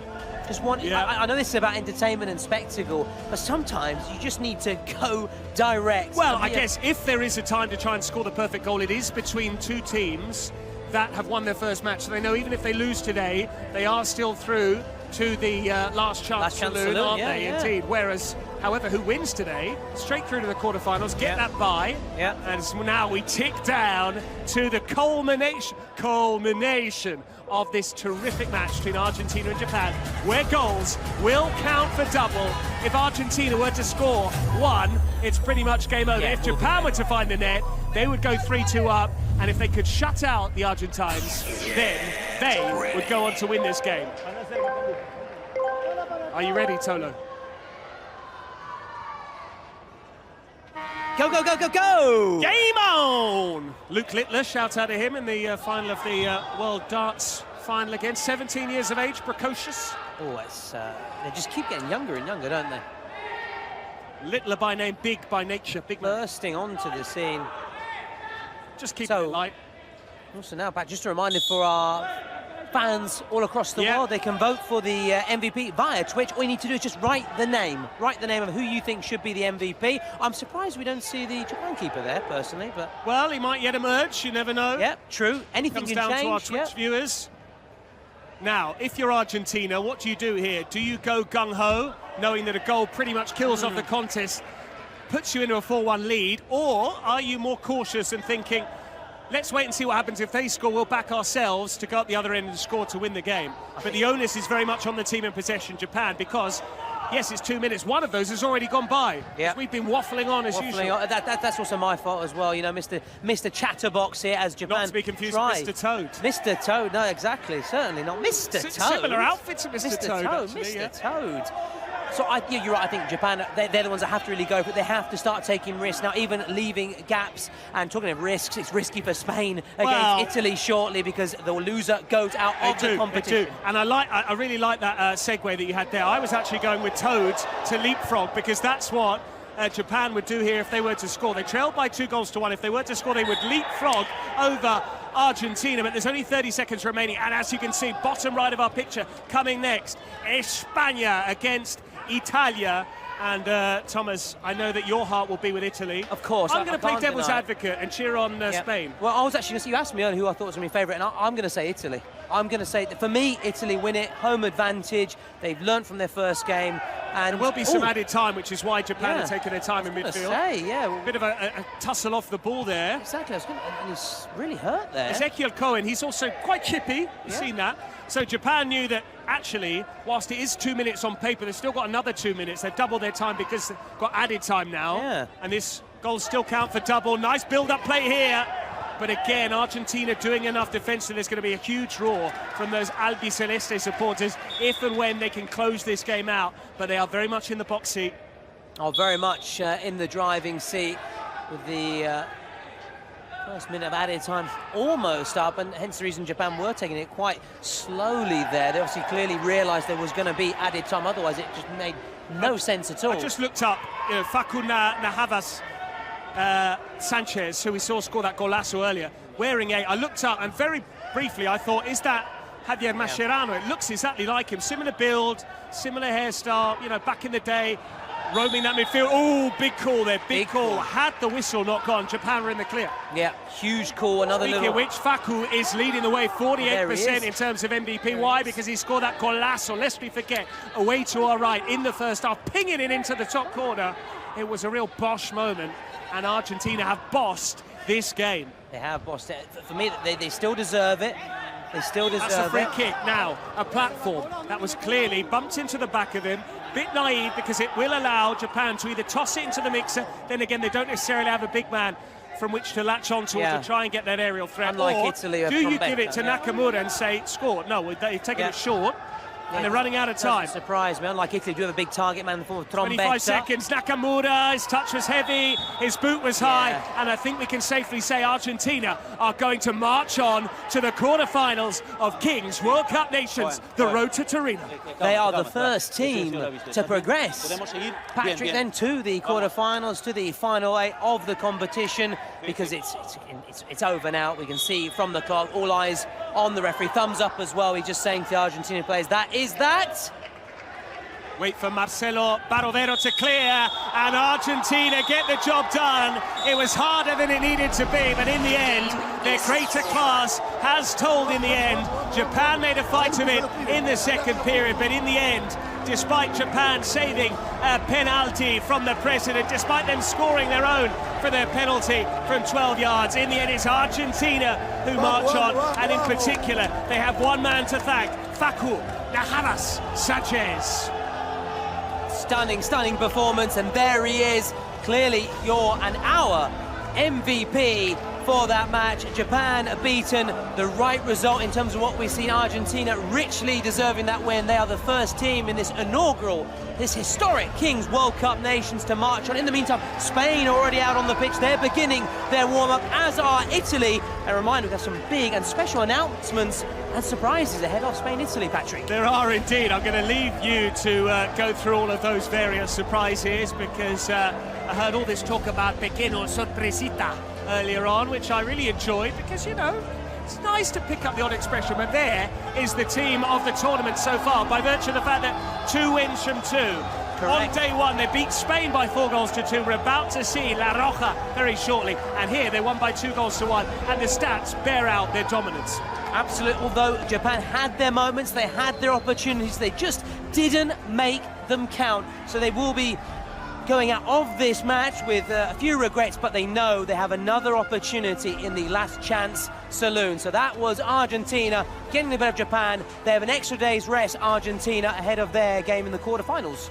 And Thomas, I don't know about you, but it's like a trip down memory lane here. We're watching the warm-up. An Italy side features Emiliano Viviano, long-time Sampdoria goalkeeper, Ciccio Caputo, formerly of Sampdoria himself, but also Sassuolo. And we've got Leonardo Bonucci, once of Inter very briefly, once of Milan, also a very short spell, but he's most synonymous with Juventus. Absolutely, with Juventus, and we're going to see him in action shortly. But first, let's recap the action of Argentina's win against Japan.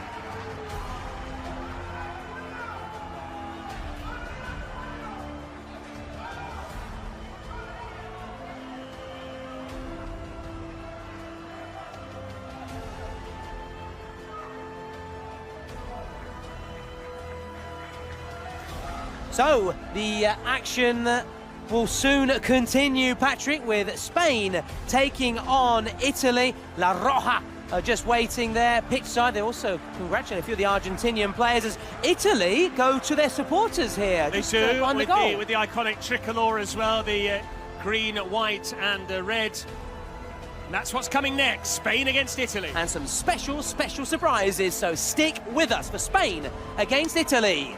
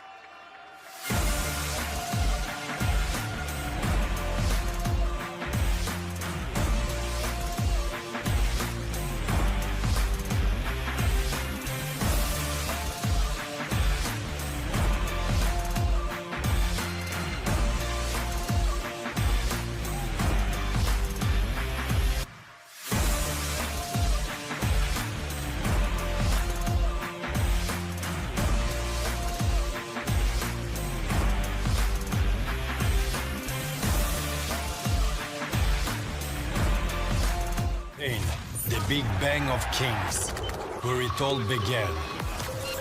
They have been champions before, which is why everyone wants to beat them. But it's time to prove that action speaks louder than words.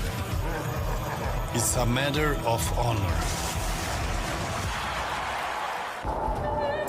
Italy, the host nation.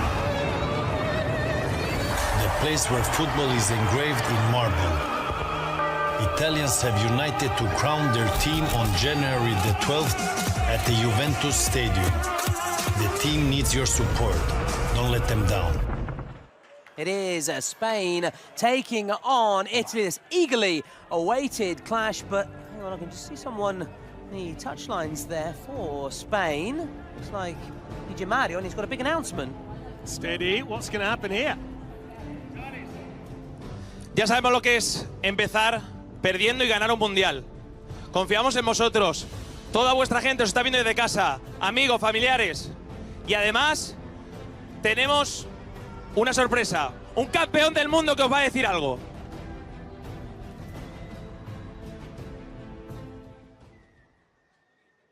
¿Quién dijo miedo por perder el primer partido? Nuestra historia está hecha en base a eso, en perder el primero y ganar los que vienen. Estamos muy contentos y muy orgullosos de todos vosotros y estoy convencido que vais a ganar todos los partidos que quedan hasta llegar a la final. Porque somos España y porque somos la Roja. ¡Vamos! A rousing message then from Iker Casillas, a World Cup winner with Spain, looking to rally the troops and do Spain and the Spanish national team proud. Ok, for Italy. bello, bellissimo, un saluto anche a Casillas, un grande. Siamo l'Italia, siamo un bellissimo gruppo. Quindi siamo già molto uniti, ma anche io ho una sorpresa per voi, un grande motivatore che vi faccio vedere adesso. Ascoltatelo bene e poi entrate in campo con tutto quello che potete dare. Eccoci qua ragazzi, finalmente ci siamo, finalmente siamo in un momento, in un punto del percorso che conosciamo benissimo, al quale siamo abituati come italiani, cioè quello della resa dei conti, o dentro o fuori.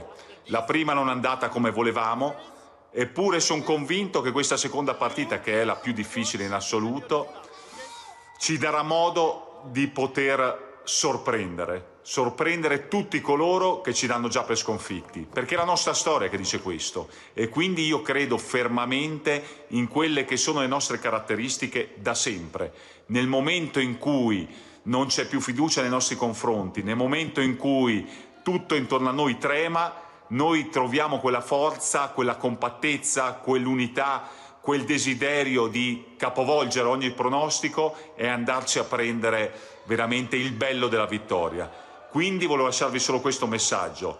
Siccome qualcuno di voi lo conosco e lo conosco bene e so che queste sfide sono fatte proprio per poterlo fare rendere nel miglior modo possibile, vi dico solo una cosa e ne sono fermamente certo. Io credo in voi, senza se e senza ma. No ifs, no buts there. That's what Gigi Buffon believes in when it comes to this Italian side. He said the first game didn't go as they might have hoped, and this is arguably their hardest fixture, but he expects them to pull it out of the bag by focusing on those characteristics, those attributes that have always underlined Italy. Invece per tutti i ragazzi a casa, per tutti coloro che ci stanno guardando, abbiamo un altro video, un'altra piccola sorpresa per voi, anche piccola grande sorpresa che vi facciamo vedere adesso. Surprise number 2.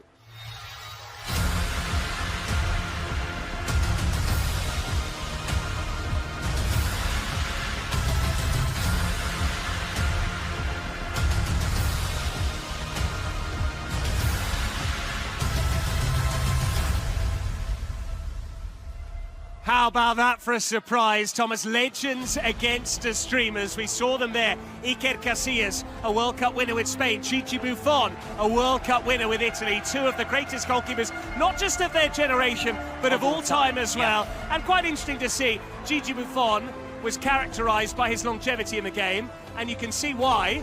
He can talk. He can talk. He can talk indeed, and he would be very proud right now if he was singing the national anthem of Italy as we listen into the Spanish and the Italian national anthem.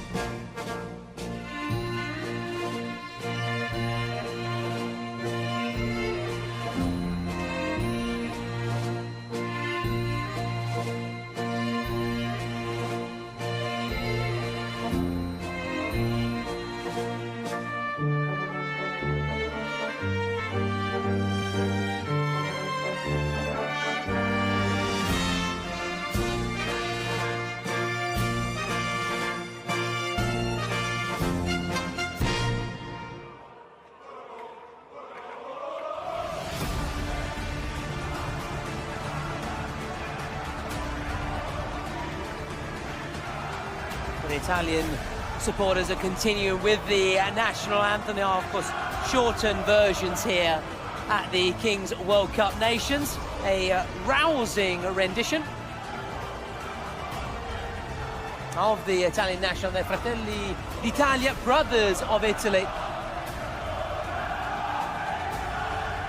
And they just listening to and the iconic cry of "C" at the end, which is not technically part of the lyrics, but there you go, the big cry of "yes" at the end. So Blur, Blur, whichever you want to call him. Funnily enough, the English band Blur, I once called them Blur when speaking Italian, and I got mercilessly mocked by my friends in Brindisi. So I always call them Blur after that. I'm going to call him Blur. You can call him Blur. Well, you go with Tomato, Blur. tomato. I'll go with Blur. Always makes me think of the rivalry between Blur and Oasis in the 1990s. For the 90s kids out there who grew up in Britain, and on Twitch, people are backing me, Patrick. I said Italy, and they're behind me. What are you going for Spain? I'm not necessarily saying that Spain are going to win. I think in order to balance things out, because you and I are both very attached to Italy. You've got some Italian blood as well. Lest we forget, we live here, we have done for many years. But it's important that we stay neutral in our role here. The secret card is currently being picked. Big moment for this. We'll find out the nature of that card later on. Nice bit of sport Shout out to Spotify as well. I'd like to see that too. But this is a huge game. And it would have been a massive game ordinarily, even if they both won their matches, or if one team, you know, well, they wouldn't have met actually if one team had won and the other team had lost. The fact that they have both lost means that, lest we forget, if someone comes out on the losing side, and one team will, they're going home. For Italy, it's a short trip. For Spain, less so. These teams very much are on the brink, Patrick. They are on the brink. This is really win or bust in every sense of the word. 5, 4, 3, 2, and 1. Get ready. The lights are on. We wait for the ball to descend from 5 meters high. It will now drop to the pitch. Lovely first touch. And Italy, the first team in possession, albeit taking the very long route round on that occasion. Alessandro Chelsea. And then Spain coming forward. That's a foul by the Spanish player, Thomas. You know what this means? It means, Patrick, that it is a shootout. Any foul committed inside the first minute, and it's careless, it's disappointing for Spain, but it's a massive boost for the Azzurri. It's a big chance now for Chelsea. We've already seen what he can do in terms of that pace. Now, has he got the wherewithal to go up the other end of the pitch and convert past the Spanish goalkeeper? Big pressure on Chelsea, but the crowd is already very up for this. They're about to get very raucous if he can convert. Here we go, Patrick. Chelsea saved by the goalkeeper. Terrific work from Victor Vidal. Terrific work indeed. And it's a let-off for Spain. It's a let-off for Guti, the number 16, who gave away that foul, much to his disappointment. Now, can he perhaps atone, as we hear a few boos ringing around here? We can indeed. Now, has Chelsea committed a foul? He has. And now the shoe is on the other foot. We've just seen a shootout for Italy. Now Spain will have the opportunity. The Italian players calling for a VAR, saying that the Spaniard after went he down. throws, but he's touched. I know that.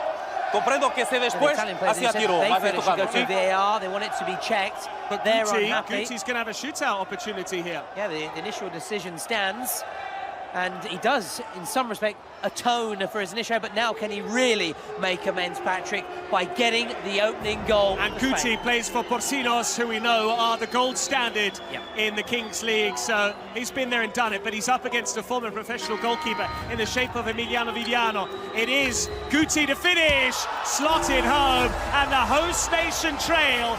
Italy on the receiving end. Spain kept out the shootout. Italy have succumbed from theirs. Guti on the board, and so too has Spain. Cool as you like, showing that experience there. You mentioned his time and his experience with Porcinos, winning in Monterrey last year, 2020, which is, say last year as if it was a long time ago, it was only a few days ago, 2024, and Italy trail, Viviano beaten. That was the World Cup at club level, wasn't it? Correct, this is the inaugural edition of the World Cup in terms of nations, but the Italians are bouncing. I presume they're saying if you're not bouncing, you're a Spaniard. There are no club colours here, but non salta spagnolo there you go. Thomas Lawrence with that wonderful Italian proficiency. Viviano's going to strike it, surely. No, he thought better of it. Can Italy work the overload here? They've got Chelsea on the near side because Chelsea, Viviano has come out of goal. They need to shoot, really. Chelsea. Offside, I think. He might have strayed into an offside position, but now the keeper's... I'm not sure, because that hand up to me reminds me a bit. I was coming back to handball earlier. There is a thing in handball where there's passive play, where you actually have to make a conscious effort to score a goal. I wonder whether that's something similar, because the official had his hand up and then seemed to run out of time, Italy, because they were just shifting it one way and then the other. We shall see. We shall see. see. One to keep an eye on. now it's the Spanish keeper for Guti, Patrick. And here's Victor Vidal. It's off target, and Tommy catch that ball. It Almost came spiralling towards me, Patrick. I was worried, I was concerned. There's a lot of expensive technical equipment here. Talking now of technical abilities, technical skills. Can Italy come forward? They've got the crowd behind them. It is buzzing inside here. Spain against Italy. This is massive, Patrick, at all levels. It is massive, and I'll tell you what's interesting. I was looking at the Spain team sheet before this game because we've become accustomed to seeing former pros in the Kings League. Bonucci, Viviano is going to take the shot here. He got underneath it, though, was leaning back. And indeed, we've seen Chicho Caputo, too. So when I saw the Spain team sheet with Guti, I immediately thought the former Real Madrid man. When I saw Victor V, I thought that was maybe Victor Valdez, who played second fiddle to Iker Casillas in the national team, albeit he was a Champions League winner in his own right with FC Barcelona. Shout out to our colleague Alex Porras, who I know is a big fan of the Blaugrana. Lovely ball in. Oh, and he would have had a tap in had he latched onto it, but it was just a shade over hit for Marc Pelas. That was a teasing ball, Patrick. Flashed across the face of the box. A heart-in-mouth moment for Italy. There could be another one here. Don't worry, don't worry. No, you should have worried. You should have worried because Guti has scored. Emiliano Viviano with egg on his face, and Guti, having scored the shootout, now celebrates with the presidential team and the streamers because Spain have a 2-goal cushion, and both goals have come courtesy of Guti.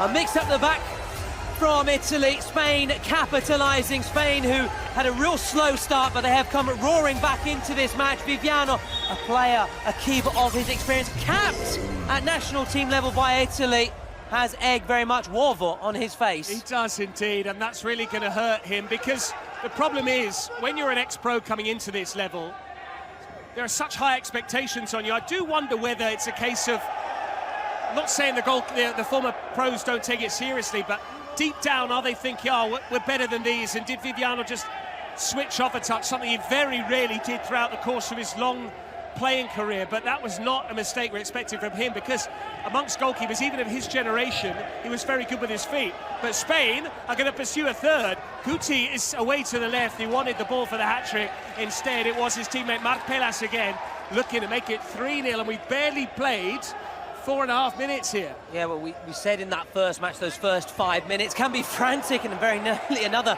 frantic moment, Patrick. And this round, I'm going to have to put you in goal for Italy, Thomas. I don't know if you necessarily qualify, but Viviano taking some real chances. Yeah, I'm surprised. And he's supposed to add value to this team. He's supposed to be an asset, but so far, dare I say it, he's on the verge of being a liability. Chelsea is here, got away from the slide challenge, wasn't fouled, but Spain on top, and perhaps we're seeing the tradition of the Kings League. It's a bit like all the best paddle players in the world. Sai and I play a lot of paddle together. Pretty good duo, I have to say. And the best paddle players come from Spain, Argentina, South America. And much like this, the Kings League. Where was it created? The brainchild of Gerard Piqué in Spain. And we're seeing that here. Italy, just too new to the level. Doesn't mean they can't go on and win this game, but they're very much under the cosh. And that's why Bonucci is on the pitch to try and bestow some leadership. Here's Guti for Pelas. Here he is now on this near side. Spain looking for a third. The angle's against Pelas. Can he stand up across? They start again, Thomas. Yeah, Italy just need to settle, Patrick. They need to look to likes of Bonucci. Also Trombetta as well, a cult figure when it comes to Kings League after his impressive performance with the Stallions at the World Cup last year. I love it. Trombetta, trumpet, I assume that's the translation, the direct translation. Michele Trombetta, although he did miss a penalty in the round of 16. Mickey Trumpet, I like it's it. High, it sounds a lot. Mickey Trumpet. Sounds far more elegant than Michele Trombetta, doesn't it, than Michael Trumpet, with all due respect for our English language. Yeah, true. But they're we'll see. To him now. If they lose, then he's Mickey Trumpet. If they score and they win with him amongst the goals, then maybe he becomes Michele Trumpet, as you said. So yeah, for sure. Big target man for Italy. Huge. Italy are the big target. They have a big target on their back as the host nation because everyone wants to beat them. Yes, they may not have the best pedigree at Kings League. We're seeing that, in fact. But Chelsea's won it back. Italy wants some momentum. They could get it here with Trombetta turning into trouble. Spain doubling up. And a big roar of approval there from Aitor Vives. Trombetta experience at Serie D level, which is the 4th tier of Italian football, experience in Serie C as well. So he's also played professional football, but this is where he's really put his name on the map, thanks to the Kings League, Patrick. Absolutely, and we have a colleague and a friend of ours, Manuel Pascali, who played in the 2nd and 3rd tiers of Italian football. I'd like to see him out there for Italy. In fact, I'm going to be on his case about why he didn't try out. Well, there were trials for the Italian national he missed the team. boat, didn't he? There were provini, as they're known in Italians. But there was also talk about Balotelli playing for Italy, which would have been some story. Super Mario, certainly good when it comes to penalties. You cannot deny that. Balotelli currently playing in Serie A with Genoa, albeit there's talk of him leaving the club, and maybe Genoa couldn't get the insurance to release him. Here goes Bonucci, used to spraying passes around. Instead, it's short this time. Italy need to come up with something because they've been short on ideas so far.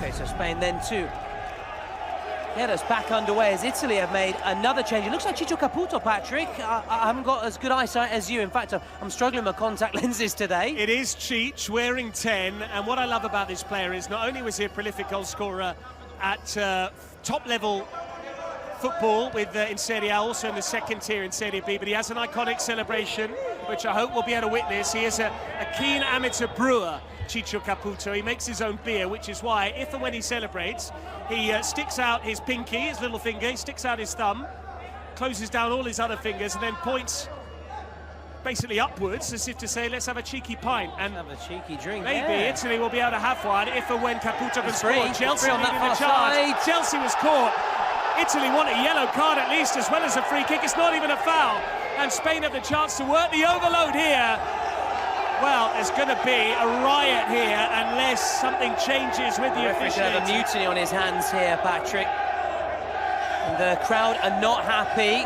Euphemistically, let's just say they're criticising the referee there, the Italian supporters. They're disappointed with that decision, just allowing it to play on. And had Spain scored, then, well, there would have been chaos here. But they didn't score, and it remains 2-0. It does, and Bonucci playing very deep. I'd like to see him stepping forward a little bit. You know, you mentioned Lothar Matthäus earlier on. We've spoken about those sweeper roles, a player really dictating the tempo and pinging passes from a deeper role. Bonucci's capable of doing that, but it's Viviano for Chelsea. It was towards Caputo. That's high from Trombetta. Advantage played because Spain have the ball, albeit Aitor Vives has taken a heavy fall there. But Spain in the ascendancy, they've given it away here, and it's off the line as Caputo thought he had half the deficit. Glorious from De La Mata there, glorious play from him. That really, it's worth a goal. It's worth a goal, and no wonder he's celebrating as if he'd scored a goal. It's just really good defending there, because he had the presence of mind there, Diego De La Mata, to get back on the goal line to clear it away, because Caputo showed his instincts there. Half a chance, sniffed it out. It was goal bound. It would have been 2-1. Instead, we're still talking about a 2-goal cushion for Spain. And it's very hard to disagree with this scoreline as well, because Viviano has not covered himself in glory so far. No, so far, not so good from him. We can see in the foreground there, the backman Mauro Micheli, the Italy head coach, barking orders, who is actually the Italian 8-a-side national team coach. So experience at this kind of level when it comes to 7v7, 8, the 8 of Spain looking for the third, and they're looking good for it here. Nicely done by Bonucci. Thankfully for Italy, Bonucci was there. Experienced player, yeah. Well, let's not go overboard, but yeah, cushioning it back to Viviano. Now, having soaked up a bit of that pressure, can Italy now spring forward? Look to the likes of Trombetta, Caputo, Bonucci and Viviano. This could be trouble! Chelsea! What was he thinking there?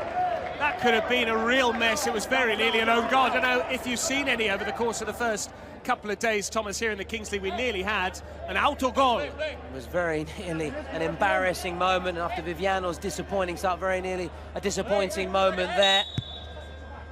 Spain get us going into Espinosa, nicely curled in. Fortunately for Italy, out on that far side. That was the easiest player ID you've ever done. You literally had him beneath you there. You could see the name Espinosa on his jersey. Don't need your contacts for that, Tony. No, anyway, thankfully, Chelsea's gone off. He was right in front of me. He was, and that means the opportunity to once again see the big number 9, Mickey Tromb. There he is. Talking of trumpets and music, at half-time, Patrick will reveal the artist who will be performing in Turin. It's a secret, though, so just wait for the final. I can't wait for that. Yeah. Absolutely can't wait. Simon Harding, myself, we're going to be there, Allianz Stadium. I'll be there watching from my computer screen. There you go. We've been there many times in the past, albeit for Juventus games. You know, I've been there for an Italy game, but to see the Kings League at Allianz Stadium is going to be something altogether unique in terms of an experience. That's a lovely ball over the top, across the face of goal. Bonucci very calmly, and then Bonucci didn't want it back there. They're getting a mix-up. They're all over the shop. They're all at sea. Andrea Tarasco. The team in blue are all at sea. See what you did there. Thank you very much. Is that why the Italian national team play in blue, Thomas? Because of the sea? It's not actually. It's one of the rumours, isn't it? It's one of the rumours. What's the official reason? It's actually it's the royal blue when Italy did have a monarchy. The House of Savoy. The House of Savoy? That's the right. Oh, that's right. You've done your study. We were saying, Simon and I were saying, we're history buffs. We're proving you're also equally adept when it comes to the history stats. Lovely work here again from Spain. Might be tempted here. He is tempted, and the deflection could have easily outfoxed Viviano, but instead the shot from Diego Della Mata, who we saw clear off the line earlier, was repelled by the Italy keeper. Now, really impressive stuff from him, end to end, both ends of the pitch. Bonucci, Vaciccio, Caputo, almost. The two former pros linking up. Both Italy men as well. I think Caputo got a cap or two, didn't he? Yes, absolutely. Under Roberto Mancini, as he looked to sort of rebuild in that difficult spell for Italy post Ventura, when he experimented with a lot of different players, capping a lot of players down through the years, Roberto Mancini. And Caputo's career really fermented, didn't it? It took a long time to brew and really for him to hit those heights, but he did ultimately do so. And it's amazing to see how far we've come, because I still remember Caputo, Italy winning it back here for Caputo. Can they make the most of it? Caputo across the face of goal, but not into the path of a blue-shirted player, and now Spain going the other way. Just saying, I remember Caputo with that sign that he had in 2020. State tranquilli, state a casa, you know, remain calm, stay home. That was the pandemic. And look where we are now, in a full arena. Here we are, Caputo playing Kings League. It wasn't even invented back then, and here we are. Look at the growth of this sport already. It's monumental. And it just shows we all go through those tough spells, but keep believing, keep being confident. As he said that night, Caputo, just stay calm, we'll all be okay. And then here we are, look at this, sold-out venue, Spain against Italy. Caputo and Bonucci, and also some big names in Spain, and the Spanish team who play in the Kings League in Spain, and they're showing why they play there and why it's been a revelation in Spain. They are on top of this. And a couple of players from Porcino, so I know that it's your favourite team in particular in the Kings League. Yeah, I've been really impressed. Really, I love their jersey as well. I love that. Have you managed to get hold of one yet? You can buy the jerseys. You can buy the jerseys. I've actually got myself a Stallions one, being obviously more Italy, and the wild cards who featured. You calling yourself an Italian I wish I was an Italian stallion. Maybe a young buck. How's that? Young buck? I will take that. Bonucci. Lovely ball, direct up to the big man. You know who? Michele Trombetta. Had some good anecdotes, some good stories. He was part of that team, the sense with Totti and Nainggolan. Just think of that. Oh, yeah. Just think of that dressing room. Have you been able to mingle with any Italian players? Have you been rubbing shoulders with some of those Italy players out there, trying to glean some facts and figures? I know you like to do your research. Oh, I've got some funny and curious anecdotes. And let's hear them. Trombetta on one of the first days actually had to lend a pair of pants to Francesco Totti. And when you say pants, do you mean Y fronts? We mean Y fronts. Yeah, not the American pants. Not I know we've got a lot of viewers the other side of the pond. Can you say the other side of the pond when you're in Italy? One to ponder. Anyway, I like it. I like his ear all reek. Beguer scooping it through. Bonucci has to knock it into touch. Looks fit though, doesn't he, Leo Bonucci? Well, he's still playing in Turkey up until last season, if I'm not mistaken. A spell in Germany as well. Exit from Juventus. True. It'll be interesting to see if Italy wants do to make go it back though. to Allianz Stadium. He'd love to go back as a player for Italy. Yeah. Prove a point, perhaps. And one day he wants to coach Juventus. Lovely ball through. Is that a foul? They want a penalty, Spain. And Guti nearly won a spot kick. He would have had the chance, presumably, to bring up his own hat-trick and perhaps repeat the exploit of Suad yesterday, who got 4 goals, albeit accounted for 5. Yep. Suad of Turkey. Against Patrick, can you believe we're approaching the 18-minute mark? It's just flown It's by. breathless. It's absolutely breathless, and I am curious, when are Italy going to play that presi penalty card? Because rigorino, that would be nice, wouldn't it? You know, a soft penalty. Right now, yeah. A soft penalty, you know, basically we'll decide when we want a penalty. That's the meaning of rigorino. How about this football? He can square it again if he chooses to. And in the end, it required another good bit of goalkeeping from Viviano. But Spain have committed numbers forward. Trombetta leading the drive. He trod on the ball and forgot it. Well, seeing the time, it looks like they're going to play that penalty in the second half of Spain. Try and get the third before the break. Never be beaten down at your near post. That is a maxim by which Viviano lives. And they'll keep up the pressure here, Patrick. Officiating as well. I have to say, you know, with our technical sponsor Adidas, with the colour pink and black, it's very reminiscent of MLS franchise Inter Miami. I thought you were going to say Palermo. No, that would be more closer to home, but yeah, Inter Miami, and I wouldn't be surprised because of the links between Piqué and some of his former Barcelona teammates. You've got Jordi Alba, Leo Messi, Luis Suarez all playing over there, and Sergio Busquets as well. Wouldn't be surprised to see some of those maybe roped into the Kings League if and when they tire of the MLS. Well, Patrick has some huge names, like Ronaldinho have graced the Kings League. Ronaldinho Gaúcho. I love that. As we go into the final seconds here. Oh, someone has called that president penalty. Is it done in time, though? You tell me, you're the expert. Well, it was too close to call. Was it a buzzer beater to play the... Was it before the gong? That's the question, Patrick. I personally That's what don't Bonucci feel is it was. debating now with the referee. A wag of the finger there from the Spanish side. Did it come just in the nick of time? Spain are pretty happy though for the looks of things. It's time for the dice, isn't it? Or is it going to be the penalty? Well, the ball's being spotted there in the middle of the pitch. Which makes me think that it is actually wasn't coming in the nick of time. We're going to have it at the start of the second period. We're going to have the red ball roll of the dice, although the referee is just checking. So that's why we're waiting here. Dice in Italian, dado. And we are going to see the Presi penalty is coming up first. So there you have it. It wasn't the nick of time. It was rigore dato, not to be confused with dado. Dice, I like that. Nice play on words for any linguists. You're learning some basic Italian here with the maestro, the insegnante, Patrick Kendrick. So Viviano thought he was going to have a chance to grab a red ball in a bit of a break, but he's now finding himself in between the sticks, and we have a presidential penalty for España, and it's with Eric Ruiz. Eric Ruiz it is. For La Roja. So it was done in the nick of time. Lovely stuff. Clever move, I have to say, just to go into that half-time with a 3-goal cushion. Should they score it, though? Viviano, look at the way he covers the goal. His head is barely, it's almost grazing the crossbar. It is Ruiz to try and make it 3-0 to Spain. Slotted home. Viviano goes the wrong way. And Spain with a mini pitch invasion because they know they have taken another step towards knocking out the host nation. What a penalty. Couldn't have struck it any better as he now comes across here and takes his place alongside the Spanish streamers. He's done his job and his countrymen are doing their job right now. A 3-goal cushion as we now have the red ball roll of the dice, Patrick. We do indeed. We're just going to wait for our cameraman to get into position. We've got the dice just away to our right. It's from Marquito Navalla, the Argentina president. Oh, look at that. Plenty of revolutions there. I love this one, What's Patrick. the deal, Thomas? It is 2 versus 2. With or without keepers? With keepers, of course. Oh, yeah. Yeah.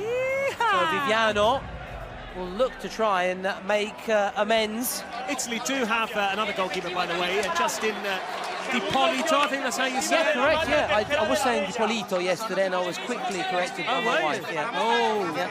Wasn't happy. Don't risk the wrath of Mrs. L. No, certainly not. So we begin the countdown. Who's beginning for Italy? Is it Chelsea? Chelsea, oh yeah. Very nearly scored that own goal. Gelsomino, I like to call him. Yeah. Which is Italian for Jasmine. Nice. Well, it's deja vu. We saw Chelsea right at the top of the programme, didn't we? He's their pacey man. So it's not 2v2 with keepers, it's 1v1. Yeah, so I meant to, I apologise, I didn't explain myself. 2v2 as in, yeah. Absolutely, yeah. I didn't explain myself Full-blooded challenge there. No surprise to see it's Guti who's been fouled again, and Chelsea is a repeat offender. a tug of the shirt, and you know what that means again, Thomas. Even I'm getting to grips with it now. Yeah. It is going to be a shootout. We are nice. And Guti is going to swap out, is he? Yeah, they're going to bring on another player who they feel is in a better position. And it is... no, it's them. Gilles Vidal. Yeah, they feel he is the better option so no to come shootout on this occasion. On that occasion. I've got my rules wrong. Pelas is on. In fact, Pelas and Gilles Vidal. Good work, though. That's good from Chelsea. Never easy, 2v1. Oh, so that's clearly... They've taken off their keeper. It for a possible infringement, because now they've got 2v1. Yeah, so that's presumably what it is, as opposed to the shootout. Oh, because they've removed the goalkeeper. Removed the keeper. But Chelsea prods it goalwards. Hasn't got enough pace or power, it doesn't, sadly. It's not even on target either. Nice idea. I know it's a risky business, this, because Viviano could easily ping one into an empty net if he were to hold in a potential shot. It's a strategy they're going for, the Spaniards. Pelas, saved by Viviano. It's going to be a corner. It's an interesting strategy, though. It's an interesting one, and it's again how you decide to play these 2 minutes and these situations. Very Patrick. bold, aren't they, Spain?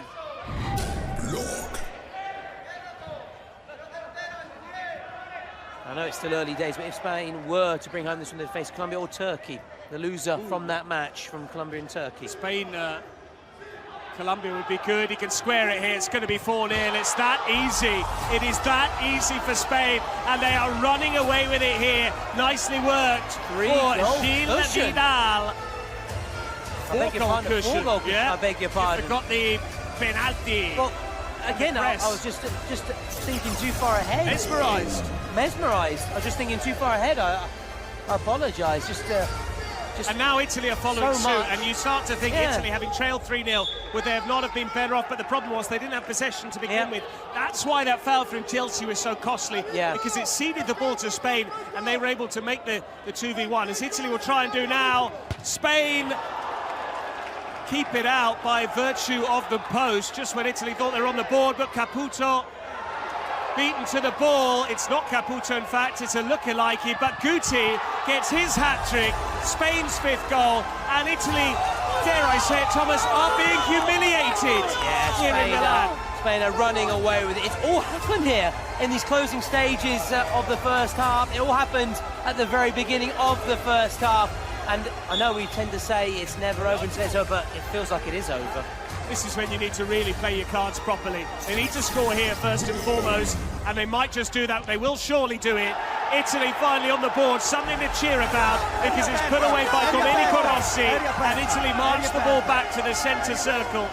And it is now 5-1. It's a long way back, but at least Italy have responded. But there's an empty net, and he's missed it. What a chance that was. I don't think it would necessarily counted. The referee's pointing to the centre spot there. Time is up. The home crowd aren't happy, but that could have been a real further dagger blow to Italy's hopes had it gone in. Instead, they've at least gone away with the final goal of the first half, but they trail 5-1. It's a long way back for the Azzurri.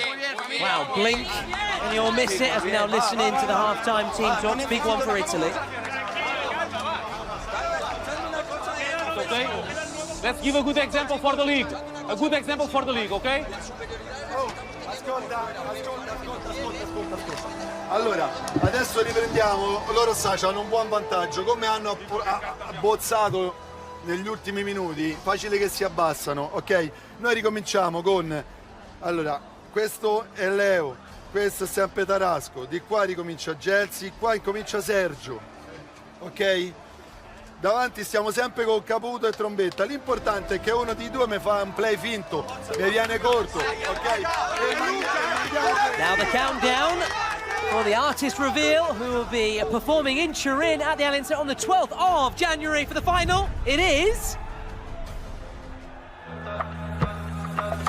Facciamo la tabacca mitraglia.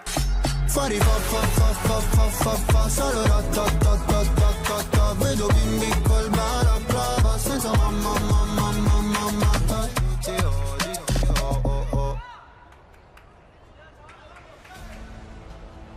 It is Mahmoud. Mahmoud indeed. The Mahmoud here is pretty somber because Italy trail by 5-1. albeit they did score there with Domenico Rossi late on, as we wait again for the ball drop, for it to descend.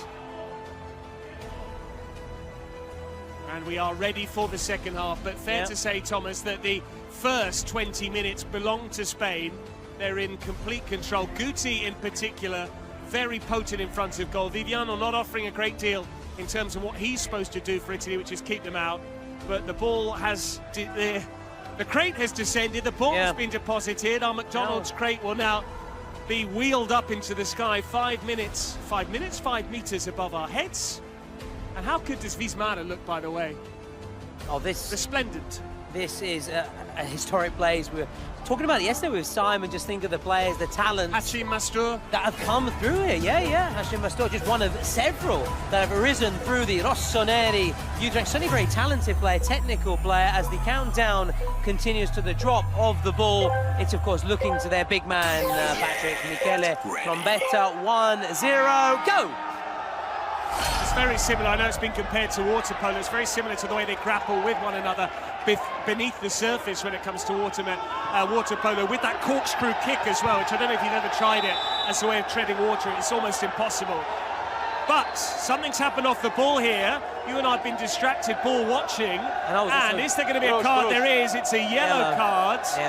And it's come in the direction of the Italy number 7, which is Sergio Cruz. So that means Italy are going to be down to 6 players. For 2 minutes, has been sin-binned, and it goes from bad to worse. Oltre il danno, pure la beffa. Absolutely. Not, you know, it's a double whammy for Italy there. I missed it, but it came off the box. Something about Mahmoud, who's going to be playing for the fans at the Allianz Stadium on the 12th of January. Very popular. Tune that as well. Oh, yeah.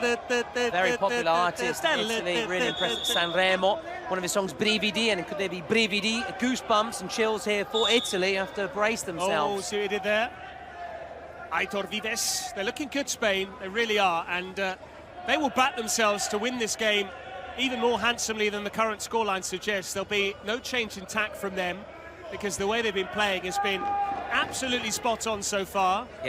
And they made the most of that penalty from the president too. Looking forward to the secret cards later as well, Thomas, when those are eventually revealed.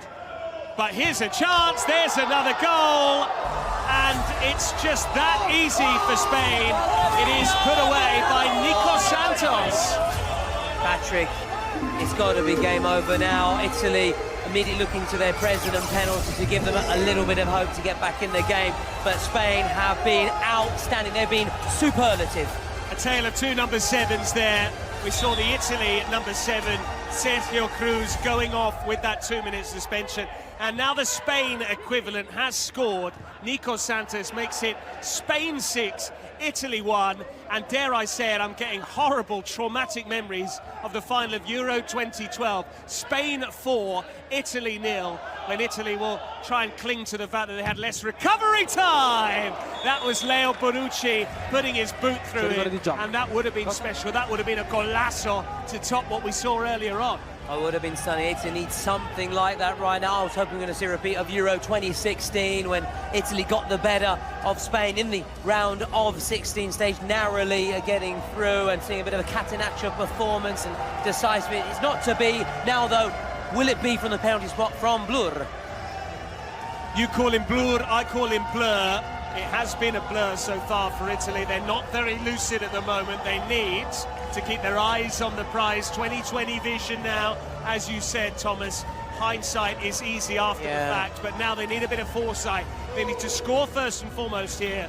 Blur needs to keep his composure, and if and when he can make it 6-2, then potentially they have a route back in the goal. You sense if he misses here, then we can say that is that.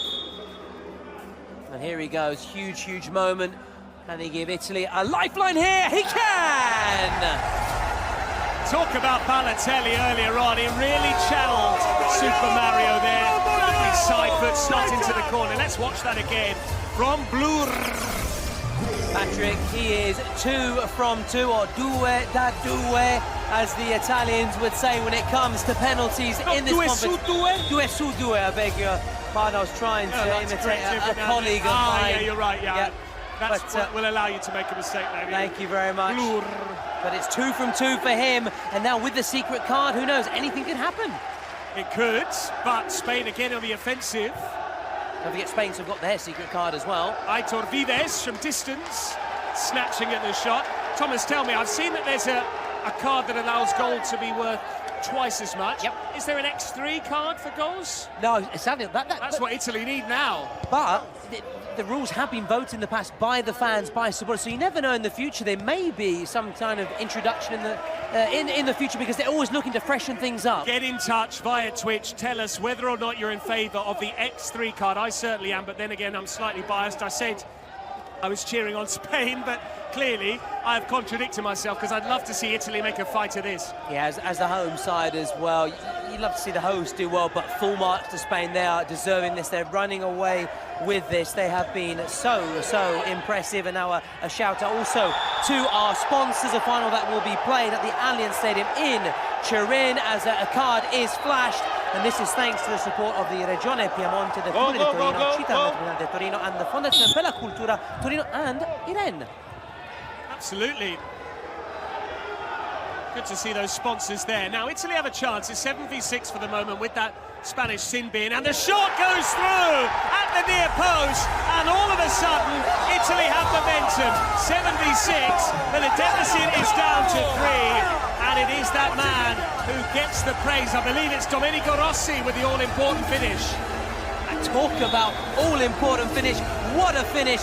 Capitalising with their numerical advantage. And Italy now looking to their secret card, Patrick. Oh, here we go. Italy know that suddenly Spain are under the cosh. The secret card's on the way. And Patrick, we've got the Spanish supporters, Spanish commentators to our right. Spain now looking for their secret card. It's all happening. Oh, it's all happening. It is all happening. And Domenico Rossi reminds me of a love child between Domenico Berardi and Paolo Rossi. And here's Guti round the keeper. That's going to be red, surely. No, there were 2 players back on the line, which is why the referee is going to pull out a yellow card. He's immediately preempting the decision to the Spanish players. They were saying it's dogso, denying a goal-scoring opportunity. The VAR will check. They wanted a straight red, but two players, he says, as you can hear, VAR will 2 check. players back on the line. Viviano. Viviano, 2 minutes in the bin. Viviano, you have to go. I understand their frustration, because it's a rugby challenge. That doesn't have any place out on the football pitch. You used to do that in the scrum yard days. I know you did. That terrier. But not out on the football pitch. If Viviano, as you said, he's not covering himself in glory. I expected better from him. Very much like we expected better from the Moroccan players yesterday. Now for Italy.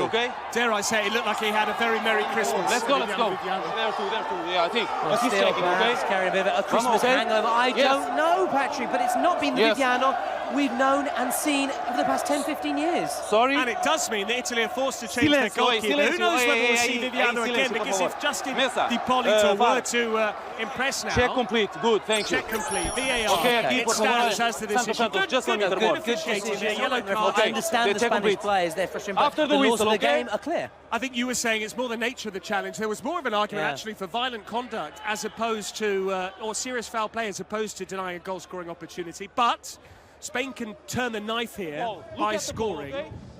They can seek some retribution. Don't let them, no lo dejen meter en la abuela. Now, the secret card.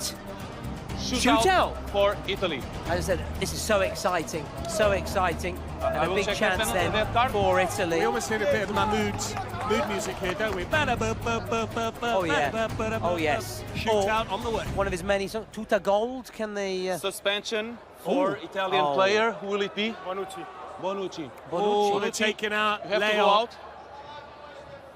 Leo Bonucci has been excluded from the game. That is a pretty devastating secret card when you're able to...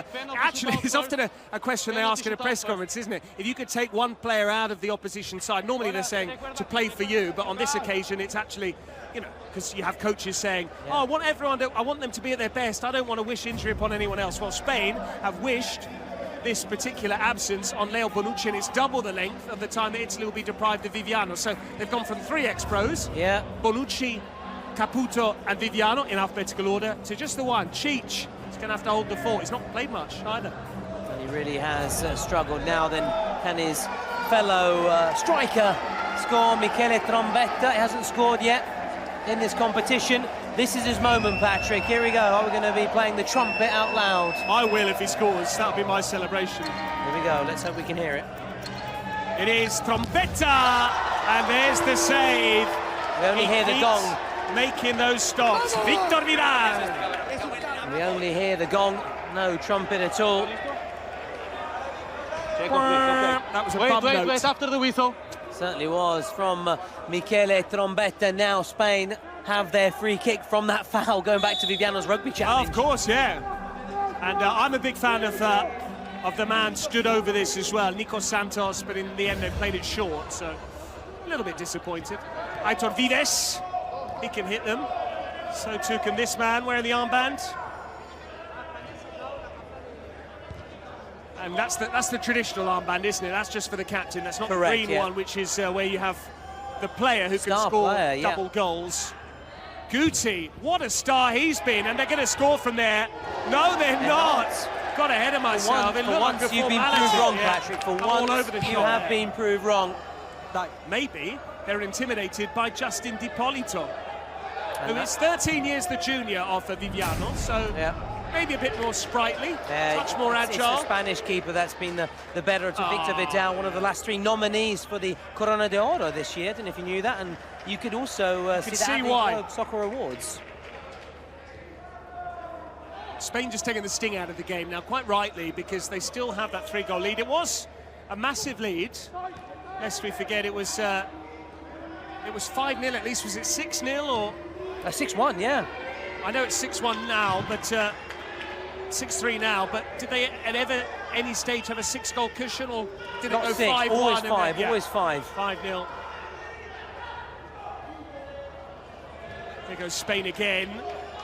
Is someone going to take on the shot from distance? Guti, clever ball. But they can't pick the passes. Caputo needed to hit the target. It's wayward. Tried to do a Shea Adams we saw for Torino a few weeks ago against Empoli. Shea, former Southampton great. Yeah, and a Scottish star, Scottish international. But let's focus on the Spanish team, full of stars and shining here as Guti has a crack. I'm not going to get the chance to say goal, goal, goal. It's just not my day. You're not. You're certainly hitting the high notes today. Oh, absolutely. Bit of a throwback. Certainly is. Yeah, make the most of it, get him out. Get it all out, throw it all out, empty the sack. Oh, steady. That's poor. Guti is there. Is that handball? Oh, is it a foul? They're appealing. Spain players in the bench up on their feet. But Italy is struggling. There's just a dearth in technical quality here as we approach the half-hour mark. But if the first 18 minutes, Thomas, went by in the blink of an eye, this has been a little bit of a more stable period in proceedings. A lot edgier as well, far more tense. We've seen some poor challenges flying. We've seen the yellow cards. We've seen I think the Syria cards are also sort of disrupted with the play in this instance, as Espinosa tries to go it all alone. Although wide of the mark. Another good opportunity, but it is very much one-way Roja traffic, one-way Spain traffic right now, Patrick. It is indeed a senso unico, as the Italians might say, but they're on the receiving end of it, unfortunately. And that's why Italy are going route 1 from Dipolito, but Guti has been everywhere, scoring goals early on, winning the ball there. They need to be careful here, Italy, defensively, because Spain feel that they really can score again, and if it goes back to a 4-goal cushion, then all of a sudden they're struggling once more, Italy. They can score the next goal. The next goal is the most crucial. Who's going to get it?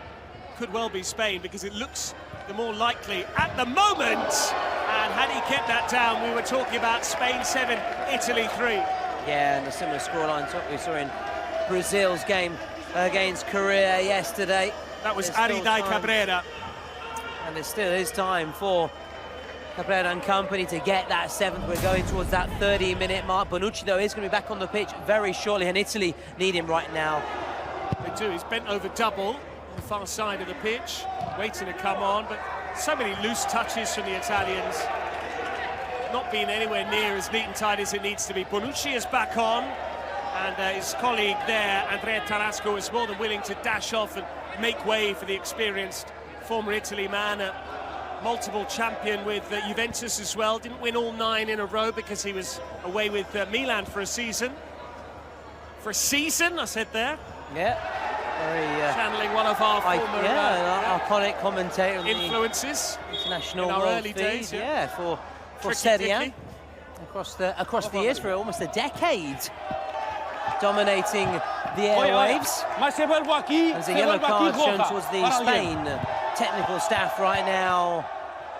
Patrick with a bit of tension, of course, because Spain know that this is a key moment. If they can just keep with the score on this, a 3-goal cushion and go towards those final 2 minutes. Trombetta leaps up, and Patrick will go down as an effort on target in our statistics that we'll get to see at the end of this game. But I was just going to say, just quickly talking about the statistics, Italy just 4 goals in this competition and 2 have come from the president penalties. That's disappointing. Well, it's a damning indictment. It just shows that they haven't been up to it. You know, when you are clutching at straws and scraping the bottom of the barrel to really make sure that you get those goals via the president, it shows that the 7 players out there plus the reserves aren't doing enough. No foul there. Lovely drop of the shoulder. Can he score? Almost.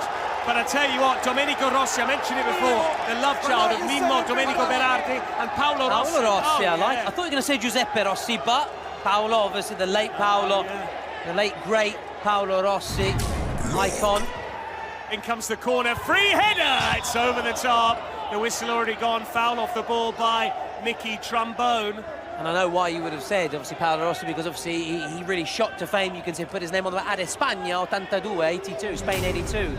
And he played for Juventus as well, where we'll be a week on Sunday, Allianz Stadium, baby. Thank you very much to Torino Metropoli and all of those institutional sponsors that you listed so eloquently a little earlier on. And we have Mahmoud as well, don't forget.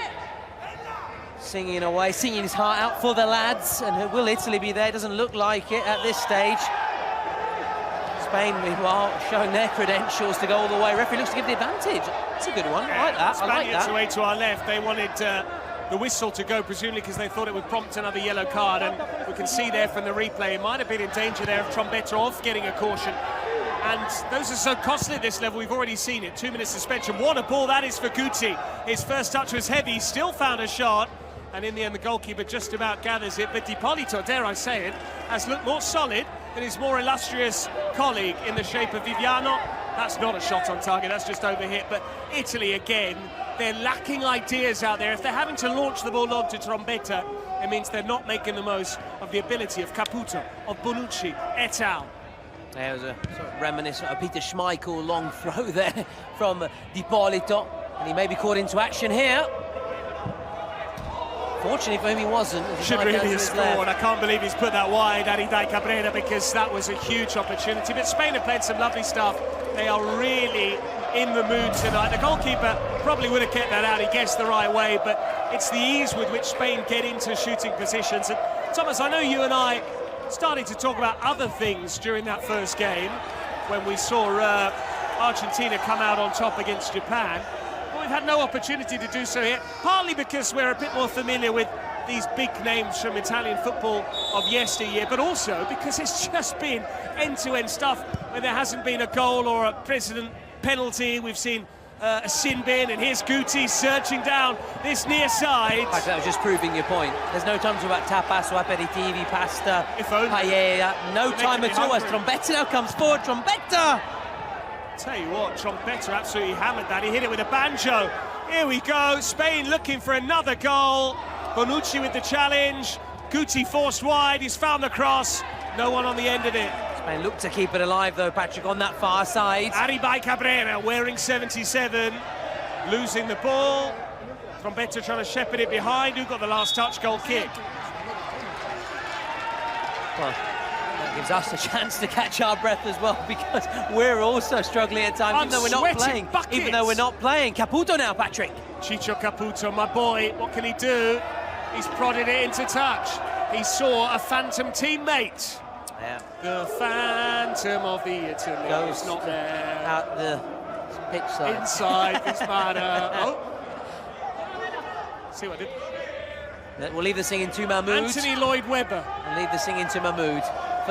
For the supporters and for fans at home, tuned in. Google him. But we do like to have a bit of we are a bit of crooners, aren't we? In our Very spare much time. so. Yeah. Got a lovely baritone. Big Elton John man. Got a baritone when you sing, when you commentate. It's a little bit higher octave. Yeah. Why not? Oh, what a chance! And we were just singing his praises. Got really excited about Ciccio Caputo, but he went to sleep. We were singing the praise of Victor Vidal, very nearly allowing Italy to get a fourth. That would have been a real momentum swinger. Instead now Spain can go up the other end. Again, they're just toying with Italy at times. Ari by Cabrera. And again, now they're doing to Italy what Italians love to do themselves. Melina keeping the ball, taking the sting out of the game. They've got the advantage. They don't need to force things, Spain. Italy need to make something happen. Yeah, and who's Spain going to do it? Passing around, just so nice. It really is pleasing on the eye. It is wonderful to see, and we saw a glimpse of this against Argentina. It's paying off though today. Rombetta, he can play in Caputo. Caputo with the effort, it's over the top. He went for power as opposed to placement, and that's been the story of Italy's tournament. And it is dawning on Blur that it might be a disappointing debut tournament as host for the Italians. Yeah, Blur's opposite numbers, the Spanish presidents and all those representing Spain. Behind the scenes, though, very I'm just wondering, happy. Thomas, in terms of profiling, whether Italy have gone for the wrong sort of player when you're getting those ex-pros. But here goes Spain, meantime. Ari by Cabrera, what a save! Bonucci is back there, but Di Polito again. Well. Wonderful work. De La Bella with a lovely ball. Here's Ari by again. He'll once more try and turn provider. Now he waits for a red shirt to join in. I think thinking rather than really good Caputo, point, goal though, scorer from better as well, really the target good man. Could you not go for a more technical player, unless you're Cercis of this world? Well, Cerci was linked with the Italy team, Patrick, as was Balotelli. I know Balotelli maybe not as technically, but he's got a great shot from distance, though, as well. And that's also key. There's a player down. Let's see what the referee decides here. 21, man. You okay? He also spotted about Di Polito, who's had a really good impact since coming in. I thought of another one as well from our era.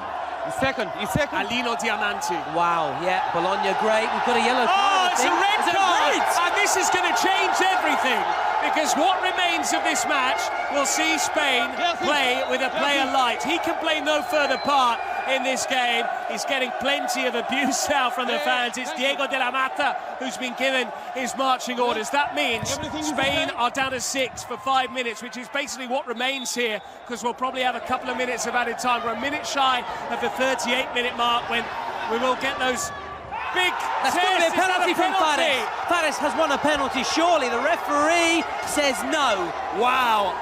It's all happening. I keep saying the same phrases, but it is all happening. VAR step in. Chelsea, meantime. Caputo playing left wing. Italy looking for a goal. It was the tricky nature there of Yassine Fares. And he's won a corner, but it might be Yassine checked. It might be checked, asking for a VAR review, and he could well be right. Was he caught there? We're just seeing the footage now. No. The corner stands. Corner stands, we go. But Italy need to score and quick. We go on. If they can get back to within 2, then if they score come the 38-minute mark, it's 6 each. 6-6, exactly. It's the beauty of the Kings Here comes League. the corner from Rossi. Trombetta! Needed to try and pick out the looping header towards the far corner. Instead, it was too close to Victor weather the storm Vidal. Might just weather the storm in 6 men, Spain. And De La Mata also put him out of the next match as well, should obviously Spain progress. It does look like they will be progressing. Route 1 from Italy. Yassine Fares did well. He's won a throw-in. That's good stuff from him. The clock has gone. Keeping it alive. Now we are into those final 2 minutes. As you said, Patrick, goals worth double. So Italy still need to score it twice. Yeah. Wasn't great with my maths, but that is something I can handle. We saw there the banner, homemade, l'Italia chiamò, Italy called. Who's going to answer that call? It is a reference to il canto degli italiani, the Italy national anthem. Dopo che l'abbiamo buttato, scarichiamo su questo nostro.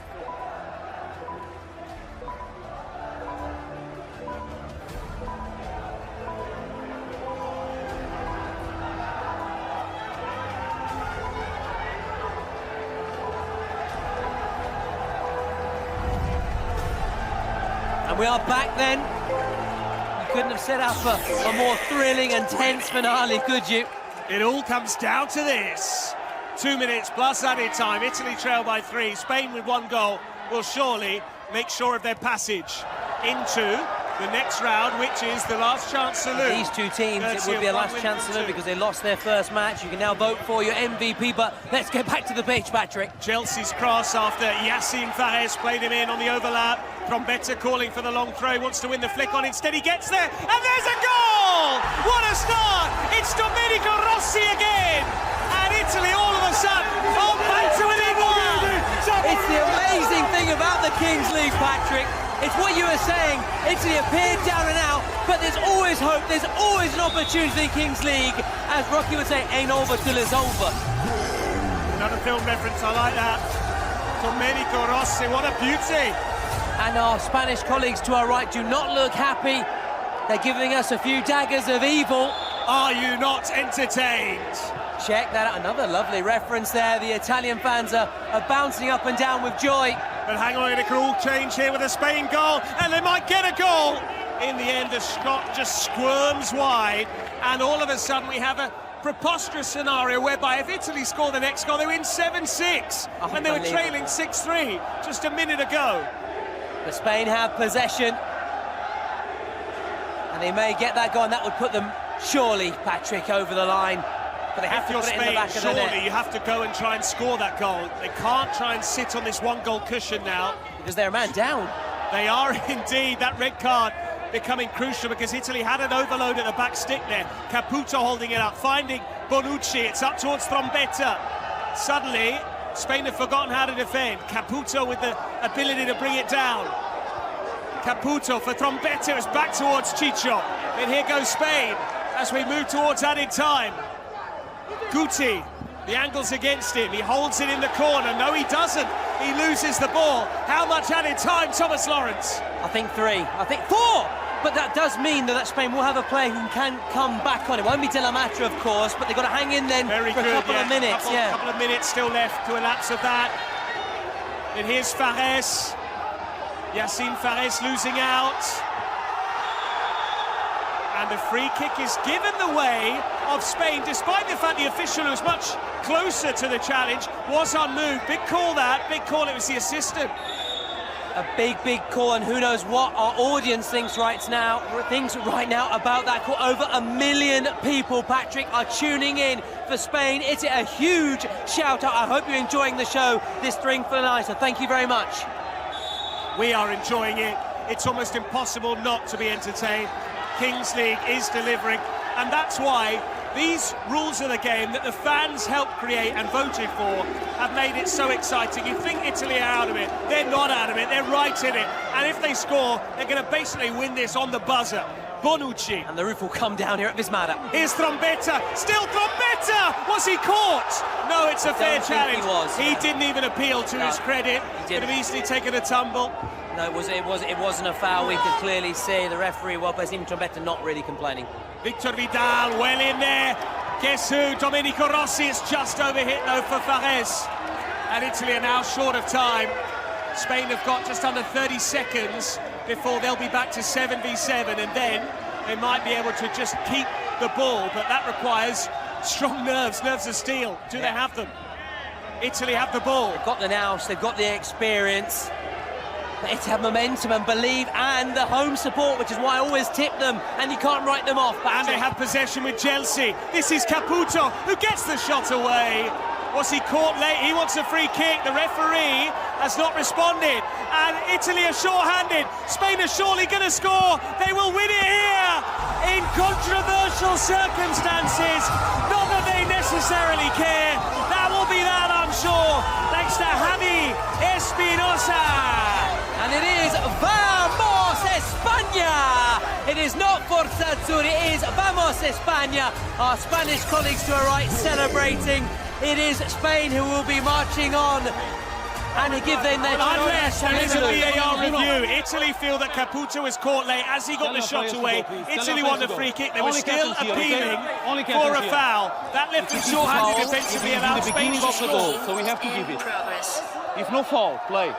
He's checking, okay? Olha. It's in the beginning of the play. But go away. Check complete. Check complete. Check complete. Well, there you go, Patrick. The goal stands. The goal stands, and with that, the host nation are surely staying home, but going no further in this inaugural Kings World Cup Nations. We knew this match would deliver. It has exceeded our expectations. Bonucci for Chelsea. Italy need to score twice probably in the next 70 seconds or so. Spain 8, Italy 5. Is that a foul? It is. And Guti smiles in acknowledging that Spain have basically done enough now, and he's been one of the standout performers. Yeah, but Italy still need to score twice. They've only got less than a minute now. Spain have their 7v7 again. They've got now a 3-goal cushion. They've got that goal, and they do deserve it. They deserve it, Patrick. Caputo holding it up here in the corner. Caputo has found a cross. The goalkeeper watches it wide, and the home crowd is very quiet now. It's dawning on them that it's coming to an end. And Blur in particular, who took this penalty very well. Had he not scored that, Italy wouldn't have even been in the equation, but there's a chance for Spain to get yet another goal here. But there's Domenico Rossi. I'd like to see him again in the future, hopefully in the Kings League Italy, as and when that is created. Won well by Chelsea, but Italy, despite a valiant attempt at a comeback, they are going to come up short-handed. No, you're quite right, Patrick. A valiant effort, but Spain on course to march on then to that last chance. A goal-laden clash, a record for this Kings World Cup nation. 13 goals in one game. There goes the final whistle. Italy were brave, but Spain just had too much quality in the end. And Spain is synonymous with Kings League. The national team have proven that here in the first ever World Cup of Nations. And Spain, who led from start to finish in this game, they had a scare late on, but in the end, that all-important goal from Espinosa gave them a 3-goal winning margin. And in the end, Italy just weren't quite up to the same level. Our congratulations to Spain, enhorabuena. And as for Italy, it's commiserations. They're staying here, but they're going no further in the competition. Is, Patrick, vamos España, as they progress and the host tumble out. 2 defeats from 2. Italy on home soil, no luck really. You think of Italia 9-2 when they lost in the semi-final stage here, not even getting beyond the first 2 match days. There's your final score. Spain 8, Italy 5, a whopping 13 goals, a record in this inaugural Kings World Cup nation. You tip your hat to Spain. They really bounced back. They roared back, La Roja roaring back then after they lost to Argentina in their first match. Indeed, and great to see a stand-up performance there from Domenico Rossi, but it wasn't enough. Guti et al., they will enjoy their night, and they'll go again in that last chance saloon because they've earned the opportunity to take part in a match against one of the other teams that has won one and lost one for a place in the quarterfinals. Correct, yeah, they'll be taking on Colombia or Turkey, the loser of that match. But let's enjoy and savour these moments. Spain certainly will be savouring these moments, lapping up these moments. You could see just their experience, Patrick, just giving them the edge. Plenty of players playing in the Kings League España, and they go on, they progress. They'll be in the last chance alongside Japan, but not, of course, taking on Japan. Italy, and the first team going out. We have our first team going out, Patrick. Indeed, we knew that was going to be the case today on day 3 after the culmination of the round 1 yesterday. Round 2 also coming to a close here, and we're about to see the best of the action from Spain's win over Italy.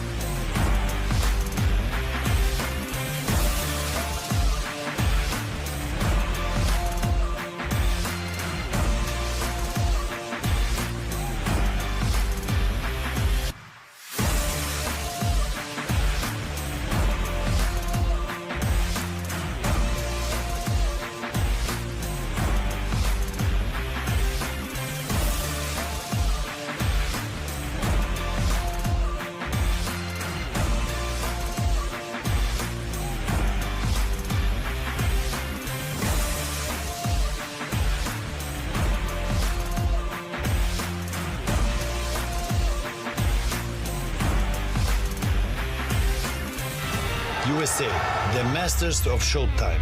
probably the word that best defines the Kings competition. To win, they've brought together experience and power to knock out all opponents until only one remains. Uzbekistan, the last to join the World Cup. Many thought they didn't belong, but they were wrong. Now they are here and ready to silence anyone with doubts, proving with goals and spectacle that they deserve their place.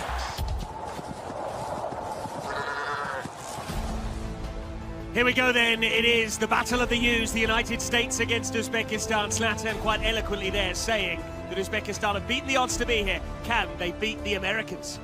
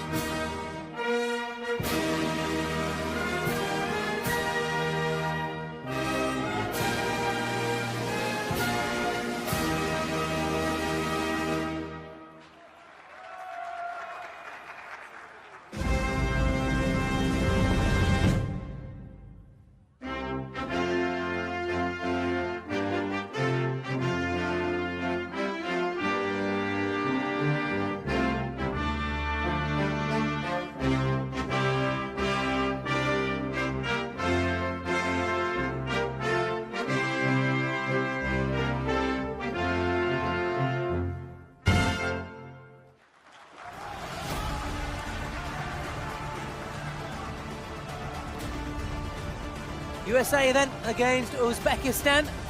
Two teams who both won their opening matches. USA getting rid of close rivals, their neighbours, Mexico. Uzbekistan winning thanks to a golden goal against Saudi Arabia, despite being very much on the back foot. And according to Twitch, you think USA are going to get the better of Uzbekistan. This battle of the U's. Uzbekistan, who have a team in, of course, Uzbekistan. And they're known as the unwanted team, the unwanted side. They've got a big YouTube channel as well, so check it out.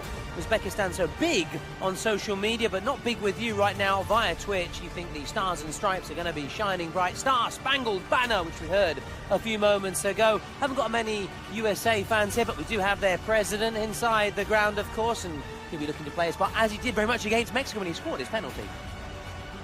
Land of the free, home of the brave, recites the Star-Spangled Banner. And first up, we have the usual formalities, but a big omen this. The Spotify secret card, and the Americans with that 100% record with the penalty thus far.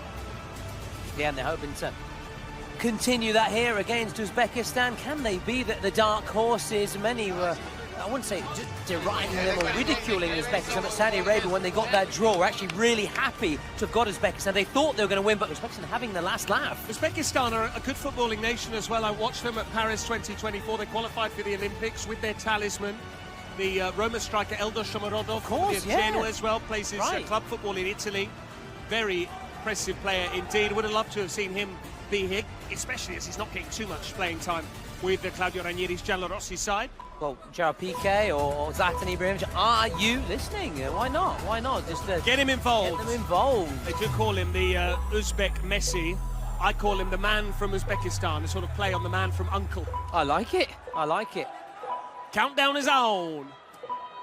Get ready. Here we go with the lights, Patrick.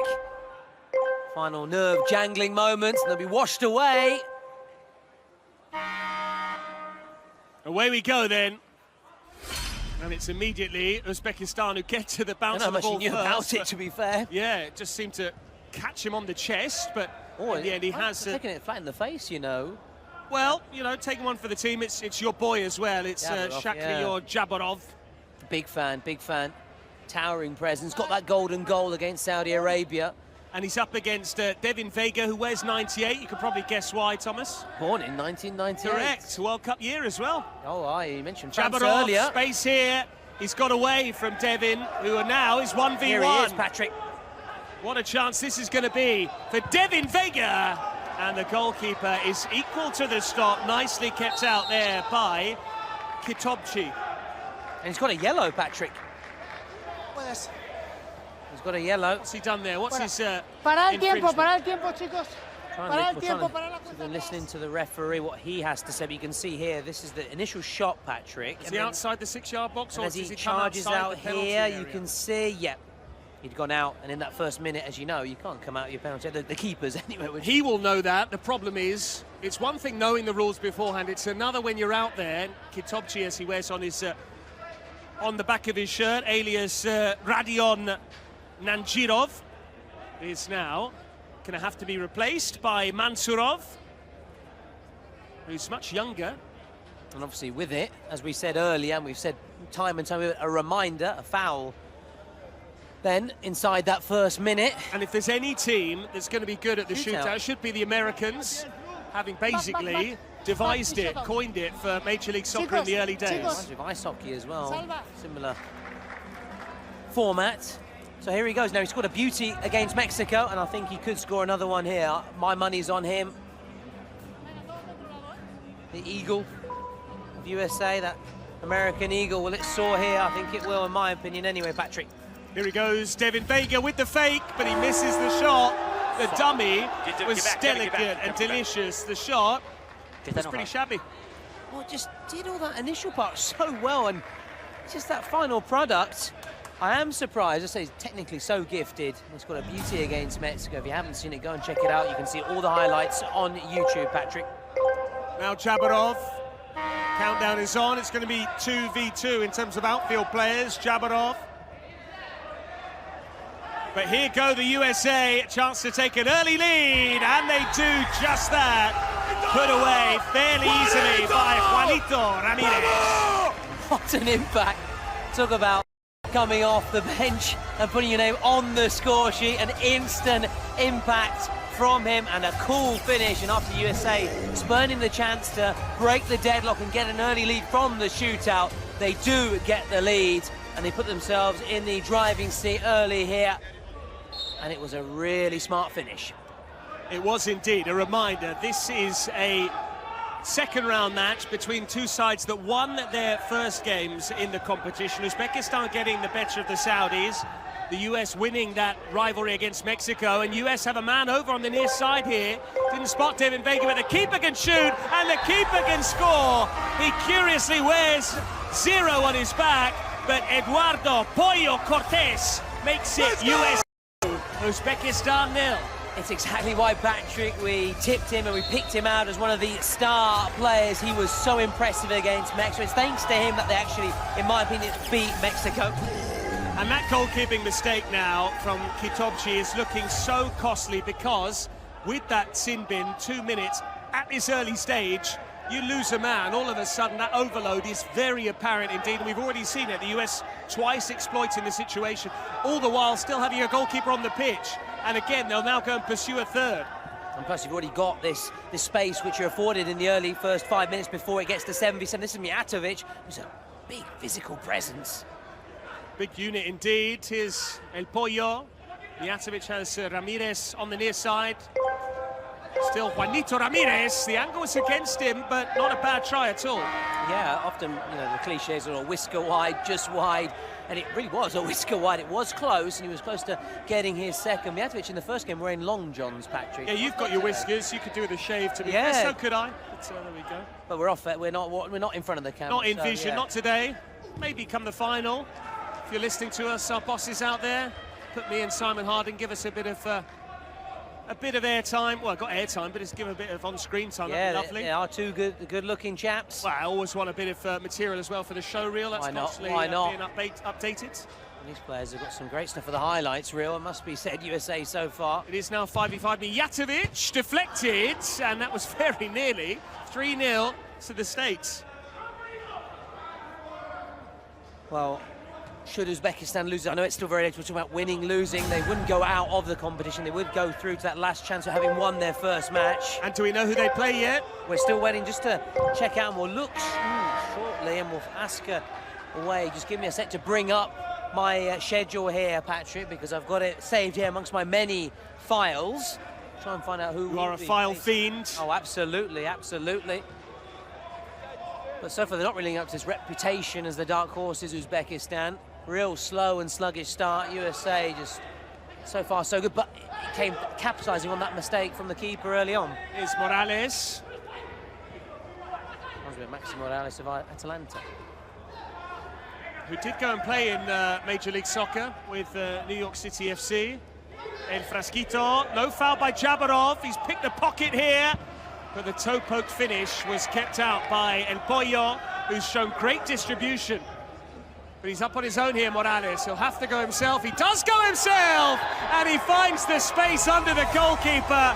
The odds were against him, but he's overturned those odds. What a finish that is from Morales to make it USA 3, Uzbekistan 0. Yeah, no Trump dance celebration this time from the USA president. Of course, we're talking about the president of this USA national team and not the actual country. What a finish. Struck it so well, through the legs, bottom corner.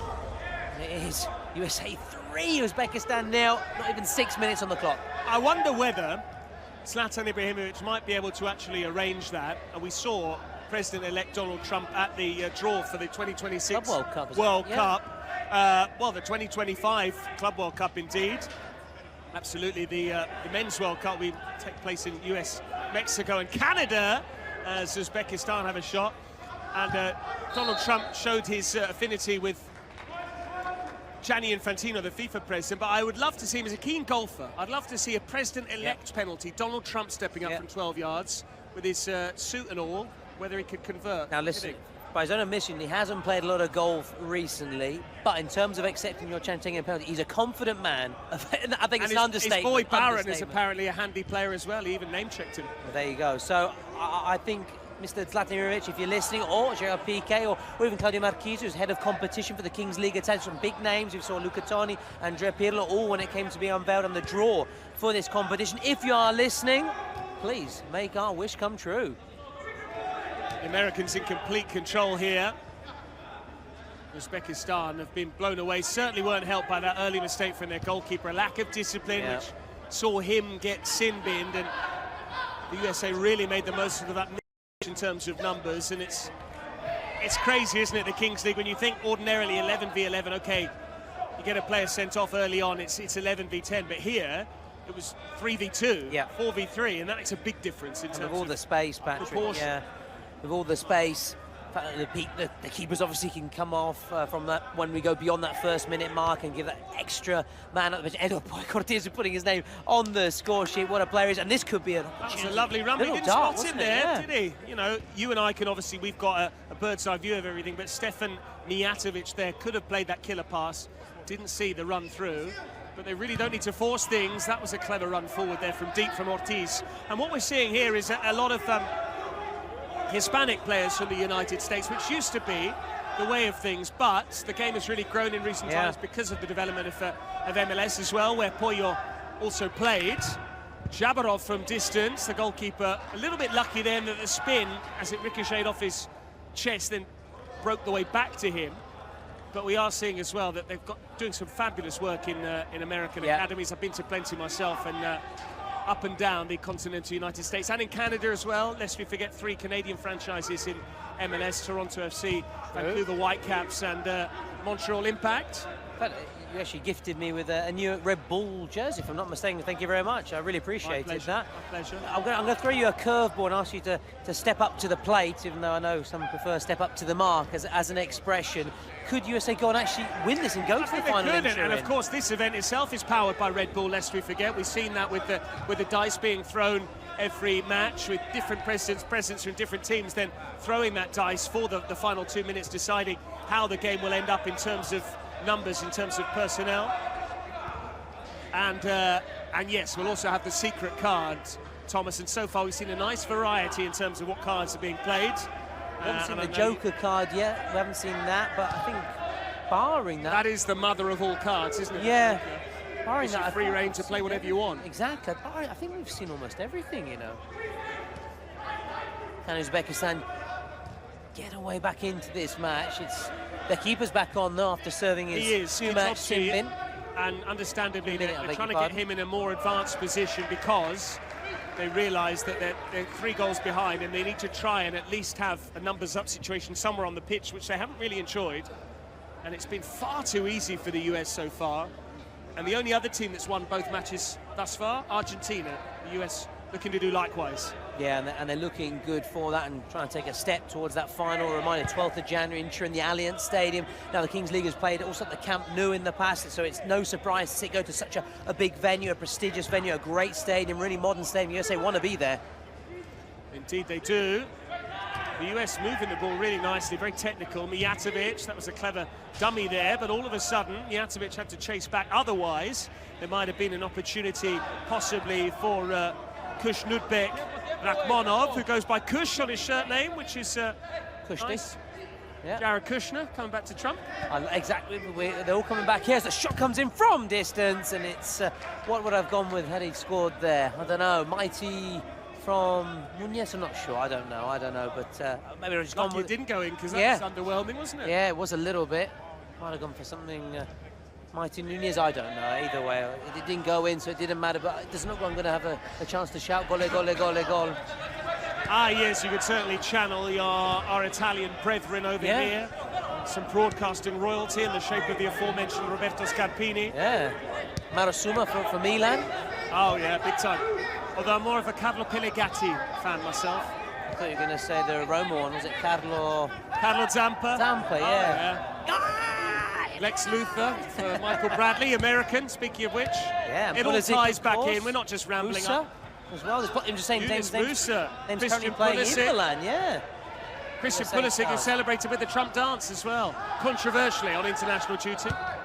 Yeah. Leave politics out of Kings League, leave it out. Absolutely, let's get back to the culture and the football. That's what matters here, as Uzbekistan are trying to find a way back into this match. I don't know about the cuisines of these two nations. We spoke about that earlier when we spoke about Argentina and Japan in terms of their culinary delights. I'm not sure about USA and Uzbekistan, to be honest. I like a nacho, but I don't know if that necessarily originates in the US. Yeah, it's more Mexico. Tex-Mex? Tex-Mex. Tex-Mex, is that more? Yeah, we'll go with that.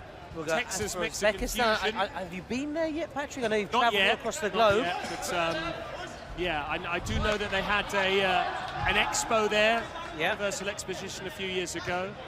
So, you know, we're never far away from Uzbekistan. Yeah, you and Sai very much are globe trotters. Milan globe trotters, not Harlem. Astana, I believe, is the capital. Yep. Uzbekistan. Yeah, plenty of experience in the Conference League down through the years, or was it Europa League? They have a bit of international experience, that's for sure. The goalkeeper from range there, he's now off his line, and that's brilliant. That is going to be part of the highlight reel, I can guarantee you that, because the goalkeeper there from Uzbekistan was trying to score himself. His shot was repelled, and it looked like there was an empty goal for the US. There was an empty goal for the US, but he very casually headed it clear with the only part of his anatomy he's allowed to use there. Well played by Kitobji. Certainly making amends in part as the shot comes in, and Cortes had to tip it over the bar. It's a bit more like it from Uzbekistan. Come on. Intervention from the keeper, that little moment of brilliance, give them a lift. It's something like that can turn the game, you know. That would have turned the game if they could have turned it goalwards there, Uzbekistan, but they are still 3 goals behind, and someone needs to step up here. I do wonder whether it might be the time to play that Presi penalty card, Thomas, because 3-0 down, barely tested Pollo, you know. Yeah. Might be worth seeing whether Pollo has got greasy fingers. Oh, I like it. So far, certainly not. Very sticky fingers. The ball seems to be just sticking to his gloves each time. As thought about taking it quickly. They can play a presidential pen in the first, but they can't play their secret cards. That only in the second period. And you do well to recap us the rules, because we've seen even with some of the players, the Uzbek goalkeeper early on, with that very costly encroachment outside of his penalty area. Good try. Well worth the go there. And that was almost Uzbekistan on the board. It would have been the goal from Kush. It would have been classy. Defend on that. Very classy indeed from Kush. So he looked to curl it in as we go towards the 14-minute mark. USA have certainly taken the foot slightly off the gas, but they can afford to do that. They've got a big lead, and they might look just to want to try and protect it as they go towards those final 2 minutes and that roll of the dice. And clearly, you and I haven't played Kings League, but clearly it is taxing physically, because otherwise we wouldn't have rest days for every team after the match. Yep. Sure, it's 2 minutes of 20. However, 2 halves of 20, I should say. However, those that played on day 1 are now playing again on day 3, and vice versa. Yep. You play on the even days or the odd days. It will, of course, change as and when we know the makeup of the teams in the last chance saloon and those getting the bye through to the quarterfinals. A reminder, all of this Kings League World Cup of Nations comes to a close next week. We'll be with you every day, bar Saturday when we'll have a press conference ahead of the final. Monday right through to Sunday, and it all comes to a close, lest we forget, at Allianz Stadium in Turin, the road to Torino 2025. Yep. And we've got all sorts of surprises in store, Thomas, some of which we've already revealed. We're going to have Mahmoud performing as a very famous Italian artist, and we've got La partida, el partido de los leyendas, the legends. The legend, I'm nodding away, they're trying to follow that, but I think I've got it, yeah. A Legends game, Patrick, ahead of the final on the 12th of January between former, well, I don't want to say former pros. Are you ever a former? You're always a pro, I suppose, even when you retire, because you never quite lose it. And do you know what, can I just give a little teaser? We've got a great surprise at half-time here as well. Can I give a little teaser, maybe? I don't know. He's a former Italy international, former Juventus player, as Mijatovic has a go. And every time I try and say, is he going to score, they never score. So tease me, who is it? Am I allowed to say No, it? don't say who it is, but give us some clues. Former, okay. any questions? Yes. Former is he Juventus... an animal, mineral, or vegetable? He is an animal of the football world. Oh, he's a beast on the pitch. Oh, that would have been a card. But here goes Jabarov for Uzbekistan. Can they get on the board? They can't. Some heroic defending from the Americans, who immediately have the ball back. Jabarov putting himself about. Potential beef on the cards here. He's saying he did nothing wrong, but a reminder of the competitive spirit that simmers down underneath all of the Kings League action. Absolutely. And would you like another clue? I can give you a few more. He scored against our national team of England, if I'm not mistaken, at the Was World it Cup with a quirky penalty? No, it's not him. Okay. I'm going a bit further back. Hang on. Good try. Unlucky. That was very close indeed. He's put a hand up to apologise to his teammate. I don't think he should have done it at all, because that was one of the best hits we've seen so far. Really nice from David Ortiz. Really good. It was actually at a World Cup. At a World Cup against England, he scored an absolute beauty. He is a serial winner with the Bianconeri. He wasn't with Italy at Euro 2020. By then, he was coming very much to the end of his career. He's actually a local lad from Turin. A few more clues. Midfield maestro. I think I've got it. And he is involved in the Kings League, of course. Is he a regal figure by nickname? Oh, you've got it. You've got it.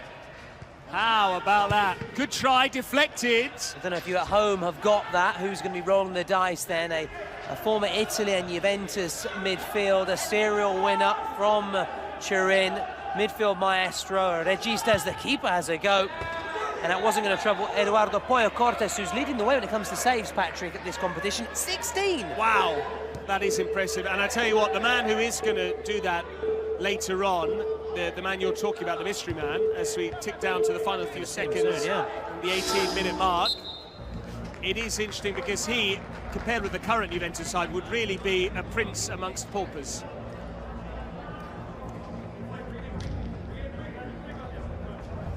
And there he is, Patrick, Mr. Claudio Marchisio, the role of the Red Bull, this energy break, energized by Red Bull, and here he goes. Il Principino, the little prince. And there you have it, 3 then. 3, 1, 2, 3. All good things come in threes. Non c'è due senza tre. 3 versus 3. Mr. Claudio Marchisio, head of competition for Kings League Italia. He is, and what an ambassador for the sport as well, because he was very graceful in terms of the way he played. He was very graceful in terms of the way he looked. He looks the part. Perfect person you want to really promote this sport, and he's really bought into it, as so many have. That's why we're so excited, not only about, of course, this inaugural Kings World Cup Nation, but also the nascent domestic league on the way, Kings League Italia. Talk to me about that. You know all about that. Absolutely, but first we'll just see how this kickoff ends from Jabber. Lovely stuff, great technique, because it has to go backwards, Patrick. And we'll talk about Kings League Italia shortly. He's practiced that, Jabarov. Now he'll try his luck from the edge of the box. Instead, he squares it. They've got the goalkeeper out here, Kitobchi. We've already seen his shooting prowess. Kitobchi. Jabarov. Toying with Mijatovic. Across the face of goal it goes. Taking their time, Uzbekistan. Jabarov will need to shoot now, else the officials will stop them in their tracks. Still going here. It's off target. They just can't find the net. Disappointing end, and it's not going to be disappointing, though, from the Kings League Italia, that's for sure. There's so much excitement surrounding that. But will it be a corner? It will. Didn't feel it. Two balls on the pitch. Yeah, I didn't think it took a touch on its way through, but it clearly did. Referee's better placed to make the call than myself from the commentary gantry. Kitobchi again in support, and there you can see the officials with the arm up. Yes, again, a little bit disappointing there from Uzbekistan, who said that passive, too passive. Need some aggression. Moments like that in the first half from Uzbekistan, I have to say, Patrick. Maybe this occasion just maybe, I don't want to say one step too far, but USA really kicking on from their impressive win against Mexico as they go for a fourth. Yeah, they'll back themselves to score here as well. 3v3, they've got the goalkeeper off the park. And here's Morales. Just cut across it. Otherwise, that would have been four. Yeah, and it would have been his second. And Thomas, I'm noticing here, I don't know whether it's to try and stay onside or whether they're not actually allowed in the area, but I've noticed the players are just waiting on the edge of the box before then stepping in to shoot. Is there a restriction there? Kitobchi, offside. He knew he was the wrong side of the last. This is the line for offside, exactly. You're spot on, Patrick. You can tell you obviously played this game and know this game inside out. That's exactly it. Hence the reason they've just got to be so careful. This is where that offside position begins for those players, and it's just, it can make the, as we saw in the first game against Argentina, that it really is the fine margins that can make that difference. That first goal, if I'm not mistaken, for Argentina as they went on to get the better of Japan, which seems like a long time ago now. Facundo Romero, lest we forget, with that wonderful header. Here's Morales staying on side. Mijatovic is the man pulling the strings. US trying to wind down the final few seconds of added time. Mijatovic. And again, now they need to hurry, as you can see, the officials with that arm up. Someone needs to shoot. It's Ortiz. Mijatovic. Morales! It's gone in! Kitobchi is absolutely disappointed with himself, but the celebration, the see from the US president, because now they have a 4-goal lead heading in at the break. Yeah. And for me now, Uzbekistan, the first thing they're going to do as soon as the game restarts is call a presidential penalty or a secret card, because they are really at risk now of letting the game run away from themselves. Great celebration from the USA president as well. Half-time. Half-time. Let's hear from the two teams. In the middle, I need Nicky to start and be the fucking boss. Okay, up top, I need Vic more. Outside is Devin and Juanito. Center is Stefan Macias. Hey, let's fucking win the game, boys. Hey, Cito. Come on. Fucking let down. We got fucking play it. Keep stepping on me. 6, 7, 8. Let's go. We keep it going. We gotta learn this game, so play it correctly. Basically 1-0. Stay locked in. We got something special here. We got something. Hey, let's go. USA on 3. 1, 2, 3. USA. Come on. Hey. Nick, you ready? Go. Hey, make sure we got you. Hamid tatilsin, boydagi bittasiga tegadi. Qaytarib bittada urishi mumkin. O'shancha udar mana bu tochkalarda, mana bu yoqda. Uverini zazor ochiq bo'lsa to'g'rila shaqillar. Afsat e'tibor beringlar olsin ichida. Bolalar 3 ga 3 chiqdinglar. Spokойно. Hozir islom goli bor, to'g'rimi? Uramiz bolalar. Yo'qolib qolmayman. Davay, joylaringga bor. Ha, oltita nari. Davay.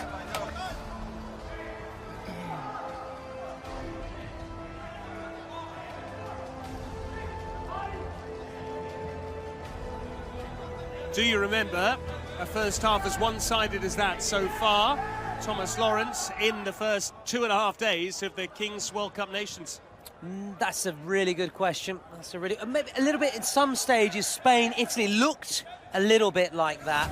And going back to Spain, Italy, if anyone is new to the game, wants to introduce them to Kings League, I would put them towards that match. Spain, Italy, it had it all in terms of the drama, great play, entertainment, spectacle, competition, end-to-end stuff. Let's see if this can be a bit more end-to-end in this second period. I think Uzbekistan need to look to a president penalty or a secret card almost right away because they're struggling right now. They are indeed under the cosh. And as if to hammer home the advantage, the USA basically win the tip-off, to borrow a basketball term. Yeah. But after all that, the Uzbeks have the ball, so maybe we might see them score. They really need to score early on in this second half. They've got 20 minutes plus added time, but we're going to see the final 2 minutes, which are going to be when goals are worth double. We saw those 2 minutes at the end of the first half when they couldn't make the most of the reduced numbers, and sooner or later they've got to play that secret card, and they'll have the presidential penalty. Yep. So if they can score the presidential penalty, and then, I don't know, I like the idea of Jabarov with a green armband, you know, double goals worth double for him. That'd be a really cool secret card to see. Yeah. That would be a really cool secret card to see. I'm really impressed by Uzbekistan in terms of never wearing goalie gloves. That really impressed me. In fact, we saw he didn't try and save it with his hands just before the Yeah, break. I'm not so sure about that. Although we do remember years ago when Italy crashed out, England rather, crashed out of a competition against Portugal with Ricardo, the goalkeeper, who saved a penalty, having taken off his gloves, then went and scored the winning penalty against the Three Lions. So maybe there's a bit of that. Mind games. Certainly is. Now USA can afford just to sit back and invite Uzbekistan forward and soak up a bit of the pressure here and then just try and spring forward. Don't forget we're talking about Uzbekistan with their secret card, their president. It's the same for USA, and that could really put the game even further beyond Uzbekistan. That's why if I'm the USA, I'm almost tempted, and their president Edwin Castro, I'm almost tempted to play it now.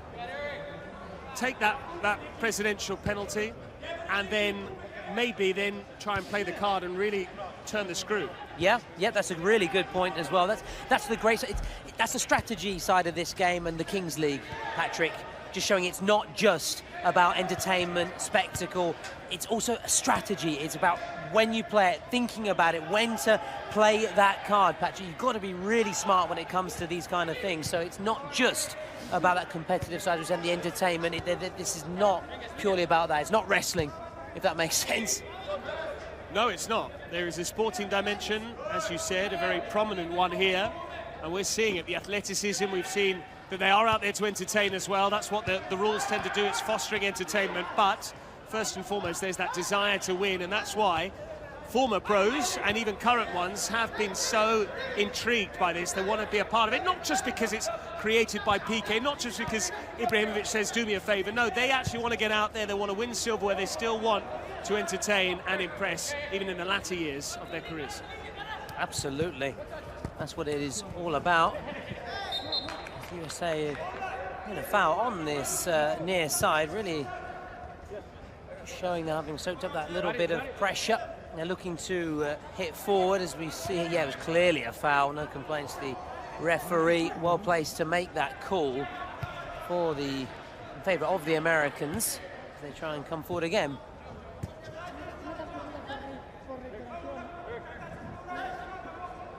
Mijatovic. They're just in complete control here, America. This is, dare I say it, tantamount to a training match so far. But just as I said that, Uzbekistan pounce. Poya with the save. Jabarov will surely score, and he does. He's their main man, and he has delivered just when they needed it, in the nick of time. And all of a sudden, from 4-0 down, it's 4-1, and just a glimmer of hope for the Uzbeks. Patrick, again, I never seem to learn my lesson. Every time I'm saying, yeah, it's going to be game over. It just shows I'm perhaps too accustomed to traditional football. The Kings League, it really is never, ever over, right until the final whistle. You've got to expect the unexpected. Jabarov, the Kings League's answer to Shomorodov, dare I say it there. Tested Poyo, didn't panic when the ball broke back to him, then dropped the shoulder, opened up the angle and deposited it in the empty net. And all of a sudden, the Americans, who can be brash and cocky, now, Patrick, believe in themselves. To thank you and thank our sponsor, Spotify. If you need a motivational playlist for the new year, go and check the new Kings World Cup Nations playlist made by your favourite players and streamers. So thanks to Spotify. Also, our sponsors are our secret card, so super stuff from Spotify. That's a good try. Poyo with the save. Otherwise, they might have scored two very quick goals. It was Jasko trying his luck. Jasurbek Tuktasinov. So this is, I think, quite good play from USA in terms of their strategy now. All smiles there ahead of the penalties. We'll be smiling shortly because this way they can then go and extend their lead here, having reduced their lead, reduced slightly, even though they still got a huge cushion here. And here comes the penalty. It is time for that moment. Presidential penalty then, Thomas. Big moment this. The US, having just conceded, have decided that they're going to try and make the most of this opportunity. He scored against Mexico, Patrick. Can he do it again? Change in Uzbek goalkeeper as well. Steps up here. Chance to score, but unbelievable. Unbelievable. I cannot believe it. Timur Golikov with the save. Stepped up with so much confidence, and he scored against Mexico. I'm speechless. I'm absolutely speechless, Patrick. I did not expect him to miss it. I know he's trying to look at the funny side of it, try and smile it off, but it could be a big miss because Uzbekistan now called their president penalty. Indeed, trying to really make the most of the momentum there.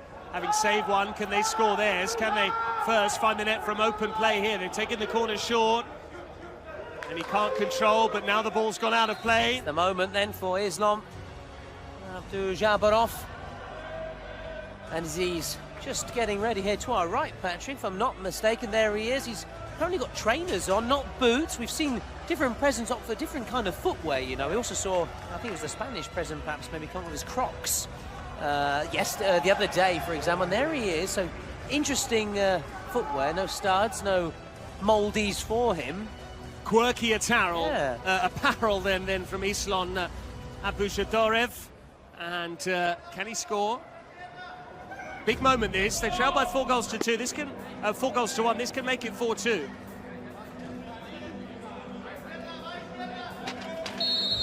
Here he goes. And it is 4-2. What a beauty of a penalty. Only he will know whether he sent the keeper the wrong way, but the fact of the matter is, Poyo went to his left, the penalty went the other side, and Islam take a bow, son. I think he heard you as well, Patrick. Little nod of appreciation in your direction there. From the Uzbekistan president, such a great penalty. And just when, we're talking about USA going on and marching on and going perhaps towards the final three, now Uzbekistan really much back in it. Tolo, when will you learn? I won't learn, that's my problem, but I've got to learn. And I should know by now, this is day 3 of the Kings World Cup Nations. You know, streamed if it were on me getting Twitch, ahead of myself, YouTube, we could make allowances for it, we could legislate for that. Less so you've been there and done it. Been there, done it, followed the game, I've watched all the Kings World Cup from 2024 in Monterrey. It's great we actually have some of the commentators from that event there to our right, our Spanish colleagues, we've got our Italian colleagues to our left, so I should have known better. I never learn.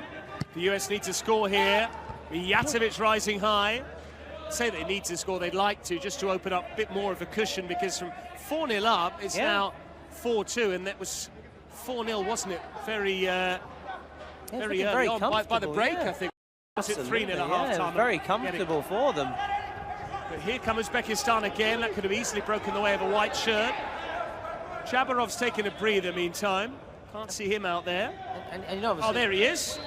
He was lurking behind a blue shirt. I spotted him again.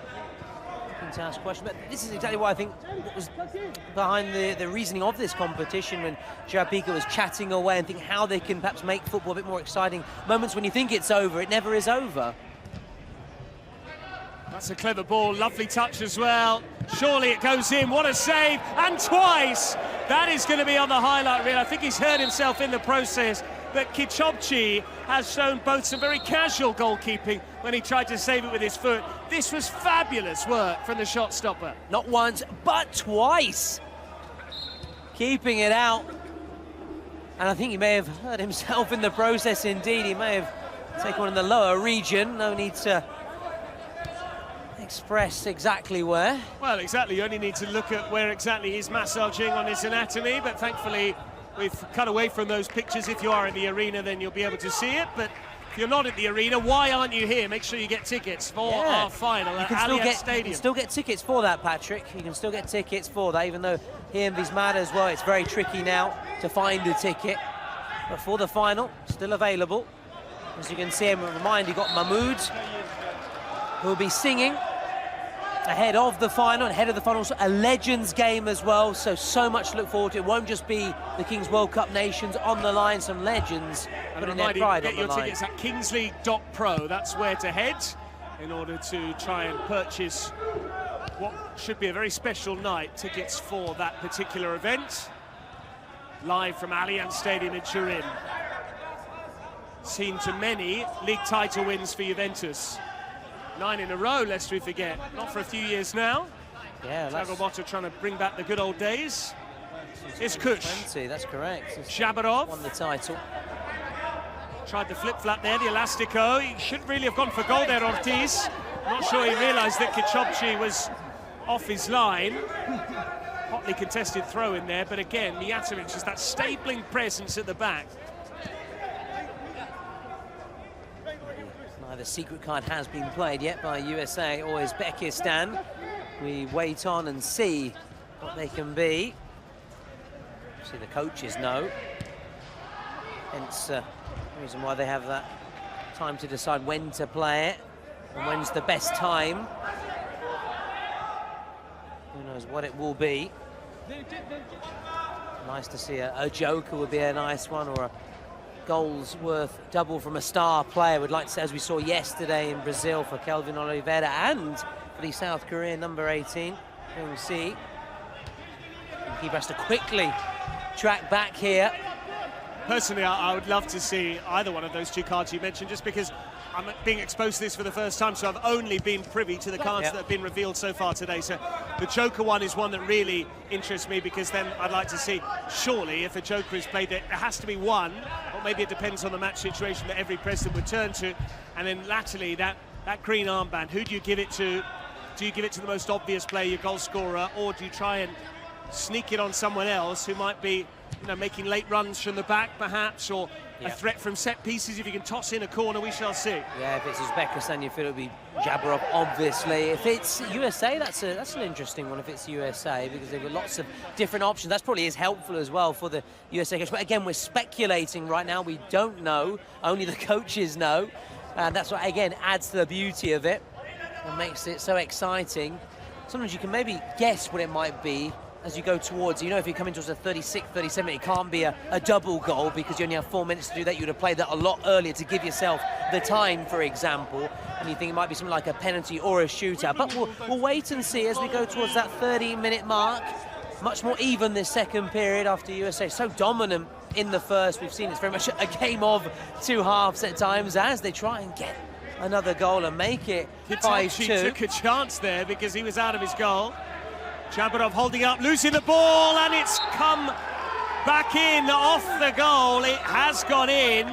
The goal stands. Let's go. And Uzbekistan want a foul in the build-up, and in the meantime, it's the US who celebrate, scoring their 5th.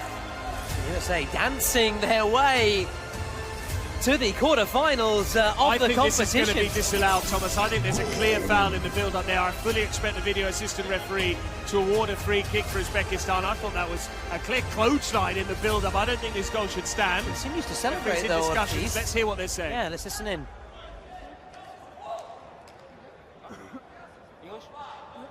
You think?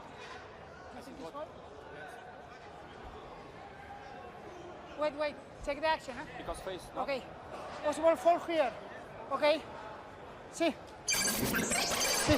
Checking in progress. Okay. My hunch was correct, Thomas. They are going across for an on-field review. They're going to have a look at the footage. How good is that? With them able to see the screen, all of us as well. Before, Joan, please, before. This is the contact. Okay. Go.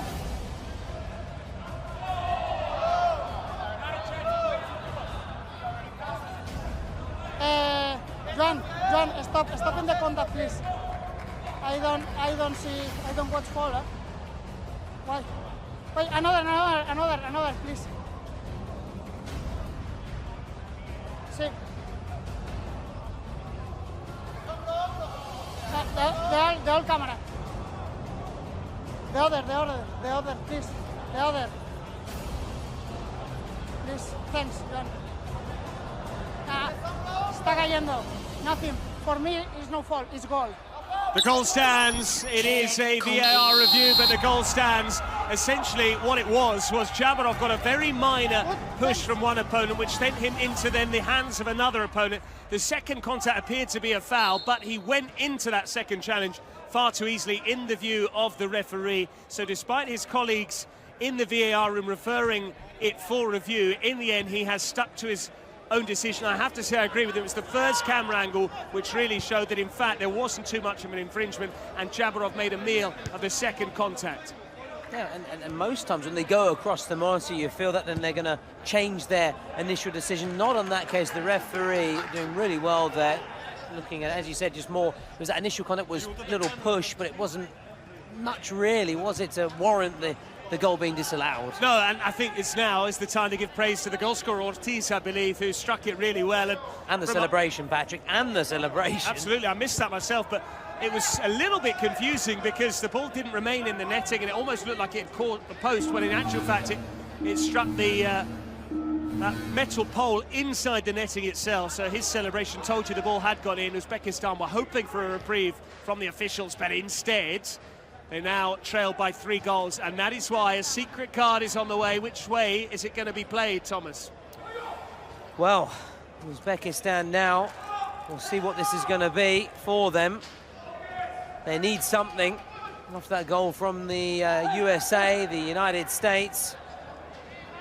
Have a 3-goal cushion.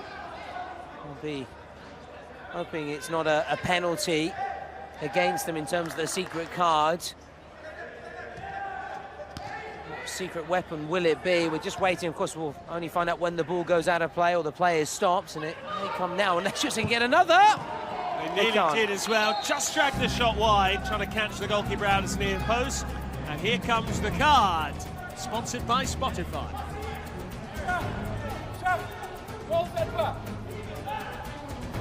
Thanks. Okay. Double goal. Goals worth double, Patrick. Still not goals worth 3. We haven't had that come into play yet, despite your hopes and your wishes. So goals worth double for the next 4 minutes.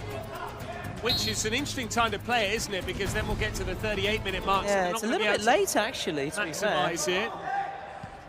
So probably not quite timed that correctly, have they? But they'll get the best part of 3.5 minutes of goals being worth double.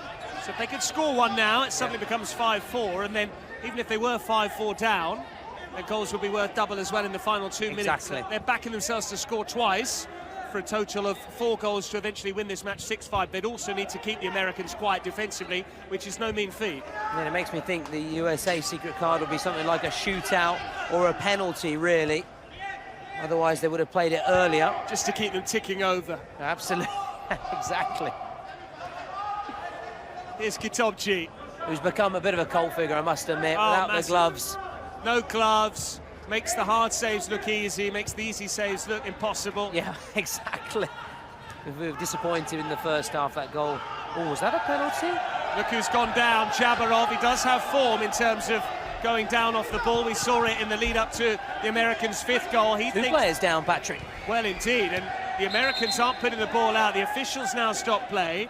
I have a feeling he's asking for a video review there, Jabarov. Did the challenge come inside the box? It did. He was tripped there. I think he might well have been caught by the American number 7, Juanito Ramirez. Check it out, yeah. Try and listen in here, as always. Checking in progress. No, hay contacto abajo cuando va a entrar al área. Otra cosa es realmente si hay opción de jugar el balón. Pero hay contacto abajo, realmente hay una traveta aquí. I think the referee's saying that the contact might well have come outside the box, but that's what they wanted to check there. Speaking to one of the American players in his native Spanish. Perfect. Ball, please. No penalty, so the challenge did come outside the box, and even if it was a foul, they can't now give a free kick, unfortunately. Balón a tierra para ustedes. USA then surviving that little scare. Puts them again very much back in pole position. Mentioned Formula 1 earlier, Patrick. Back in pole position. I can't remember many USA drivers down through the years. US looking to score again here. I think they had a Grand Prix though, Indianapolis perhaps? Yeah, I think everyone in Texas perhaps, maybe, if I'm not mistaken. Miami maybe, but certainly we've had US Grand Prix, but it has never really taken off there as it has done in other parts of NASCAR, more of a NASCAR nation. Daytona, USA. That was a miss-hit cross that nearly became a goal. Again, the goalkeeper making it look easy, but he's played it straight into touch. You either love him or hate him, don't you, really, that goalkeeper, Kitobchi. He can be so frustrating, he's a real enigma. Oh, absolutely. But we've seen plenty of these cult figures in the Kings League. We spoke about him earlier, Trombetta very much at the last World Cup. 4 clubs, of course, with the Stallions. Here we're seeing many with, for Uzbekistan's been one. This man here, for me, for the USA, Eduardo Pollo Cortes, and what a name, Pollo. Love it. And that number as well, 0. But he's not... and he's just pinged it straight into touch there. Patrick, it's got to be a penalty for the USA, otherwise they would have played their secret card a long, long time ago. I bow to your experience. Here's Jabarov trying to make something happen. They need something to happen. Of course, don't get me wrong, but it's got to be something along those lines. Yeah, they're similar, aren't they? One is static from 12 yards, the other is a run-up. You know, there's no point in playing a suspension now for the last 30 seconds. Makes no sense, because you've got to play it within these first, before the 38-minute mark. Kitobchi was off his line there. The US hit it wide. As we approach that 38-minute mark, they've still got another minute of goals being worth double Uzbekistan, so they need to score, but they just don't look like doing so.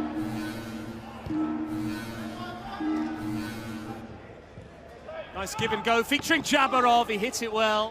The goalkeeper is out again. Kitobchi's having to take chances here. And the countdown now on.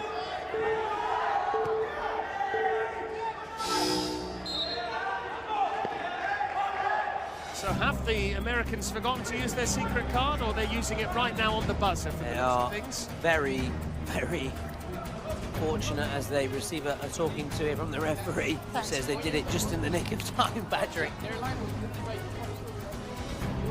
What's a joker? Joker for United States. So they can then choose anyone that they wish. Penalty. Penalty. Say penalty. I'm delighted, Thomas. You know I want to see a joker, and a joker has been delivered by the Americans, and they are laughing their way through towards the quarterfinals from the looks of things. 5-2 up. It's going to take a monumental turnaround for Uzbekistan. They're going to need to score twice in the final 2 minutes, maybe even just to tie the game, because if the Americans score this penalty, they go 6-2 up. Because this doesn't count as the 2-minute period, does it? No. So this is not worth double. This would only be worth one. Would take them to 6-2, and it would mean that Uzbekistan would need to score twice in 2 minutes plus added time just to force a penalty shootout. Yeah, but listen, Patrick, if it works out here and USA score, well done to everybody involved. This man here who's taking the penalty, the USA coaching staff who made that decision right towards the very end. Just give you that little boost to get you over the line going into those final 2 minutes. Luis Morales, who I believe has already scored in this match. A chance to do likewise at the other end. Morales scores. It's 6-2 now to the United States. And surely they have 1 foot in the quarterfinals of Kings World Cup Nations, because Uzbekistan improbably will need to score twice without conceding just to force a penalty shootout. How cool was that from Morales? Yeah, I think you can take away the probably there, and more than 1 foot, 1.5, 1 3/4. They are almost there now, the USA, so close. It's just mentally as well for Uzbekistan. How can they come back from this now? As you mentioned, if they score, it goes to 6-4. If they then score again, it's 6-6. But then, you know, the USA as well, they've looked so dangerous every time they come forward. So it's a case of USA, theirs to throw away, really, Patrick. It's theirs to throw away, and I don't think they will. And if they were to throw it away, you know exactly what verb we'd use with the Americans. What would it be? Choke. Choke, and I know you nearly choked earlier on, chewing away on your Haribo Star Haribos and taking a cheeky snack break to get a bit of sugar. Absolutely, I've got my snacks here. Rather than choke, I expect the Americans to come in clutch for the next 2 minutes. I like it. Shout out to our avian friend in Milan. Good man, good man. They certainly are speeding their way forward, and they are almost there. They've definitely stepped up to the plate over the course of the first 38 minutes. Oh yeah, I'm going to again throw you another curveball, Patrick. Can they go on and even win this competition? Well, that would see them smashing it out of the park. It would be a home run of sorts. Anyway, double goal time. As for man of the match, Patrick, is the four that have been nominated.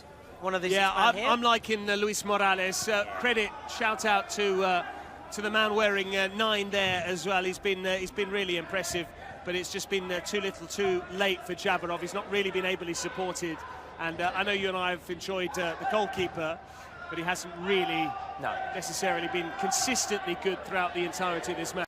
In this game, you're right. Yeah, I completely agree. And So but it's for gotta his be mistake Morales, early on, you know, Uzbekistan might have made more of a contest of this. He really cost them with that early sin bin. But still, Uzbekistan, they're not going out of the competition. They could have shot there, they didn't shoot, and Jabarov again. This time he just slipped, but that's maybe an area of his game I would suggest he needs to improve upon. Does seem to go down a little bit too easily.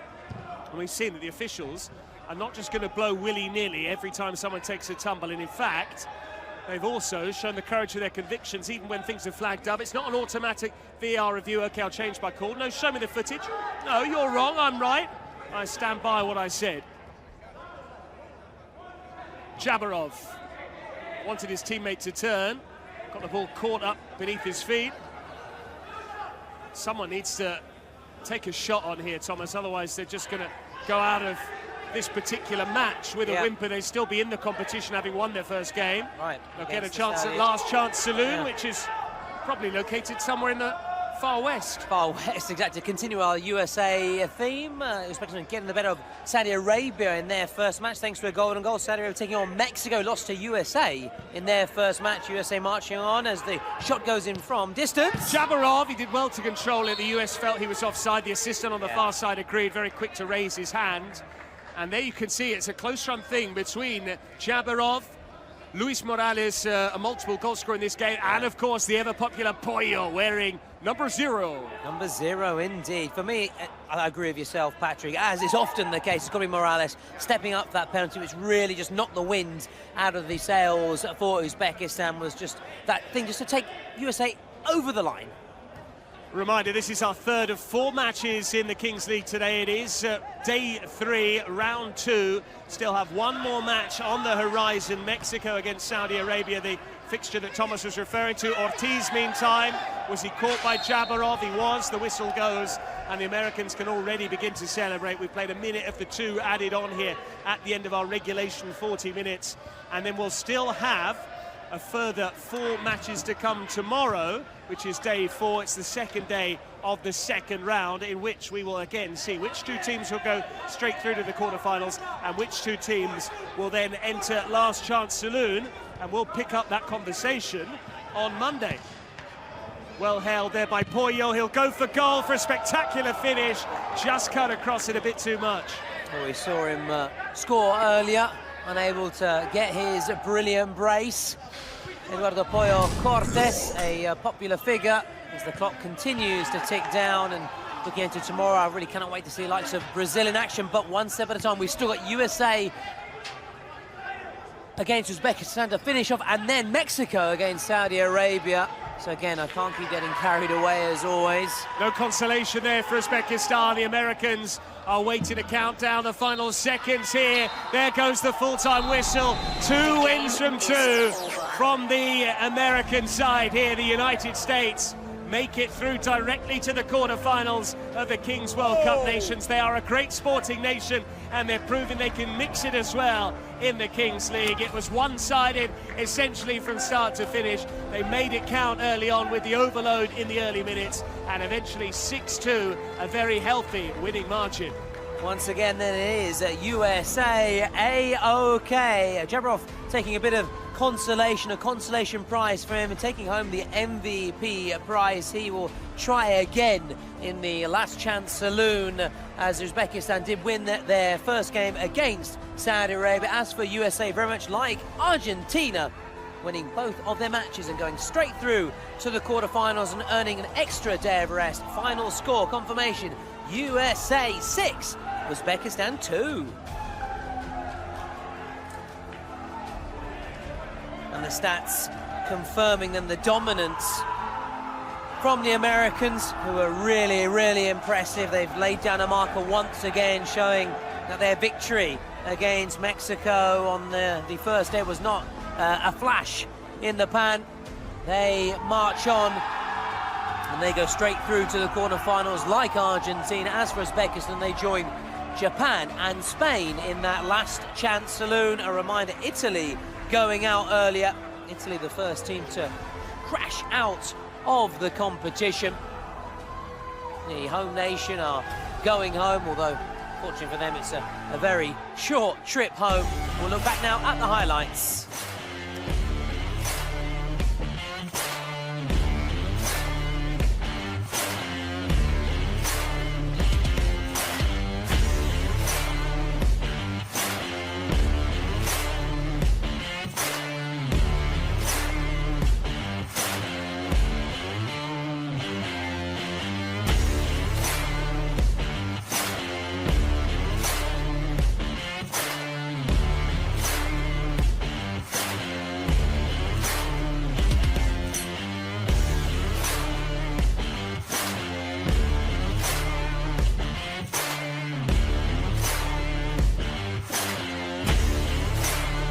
Mexico knows better than anyone how big a Kings World Cup is. They hosted it before, but couldn't win. Now their thirst for revenge has become a ritual of the favorites without a crown.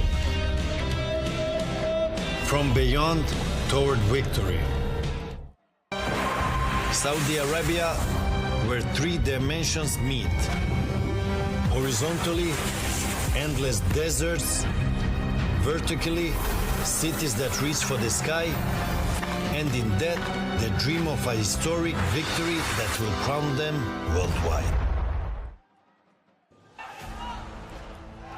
Here we go then, the fourth and final match of the day. Mexico against Saudi Arabia is just moments away.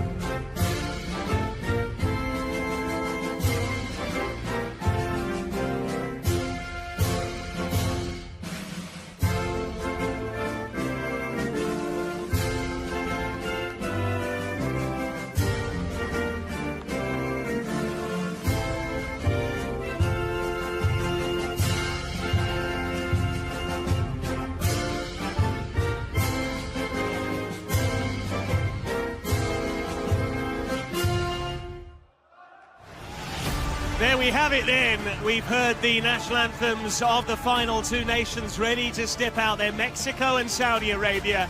It's been a wonderful day of Kings League action. We've already had three teams that have prevailed. Who's going to come out on top, Thomas Lawrence, between the Saudis and the Mexicans?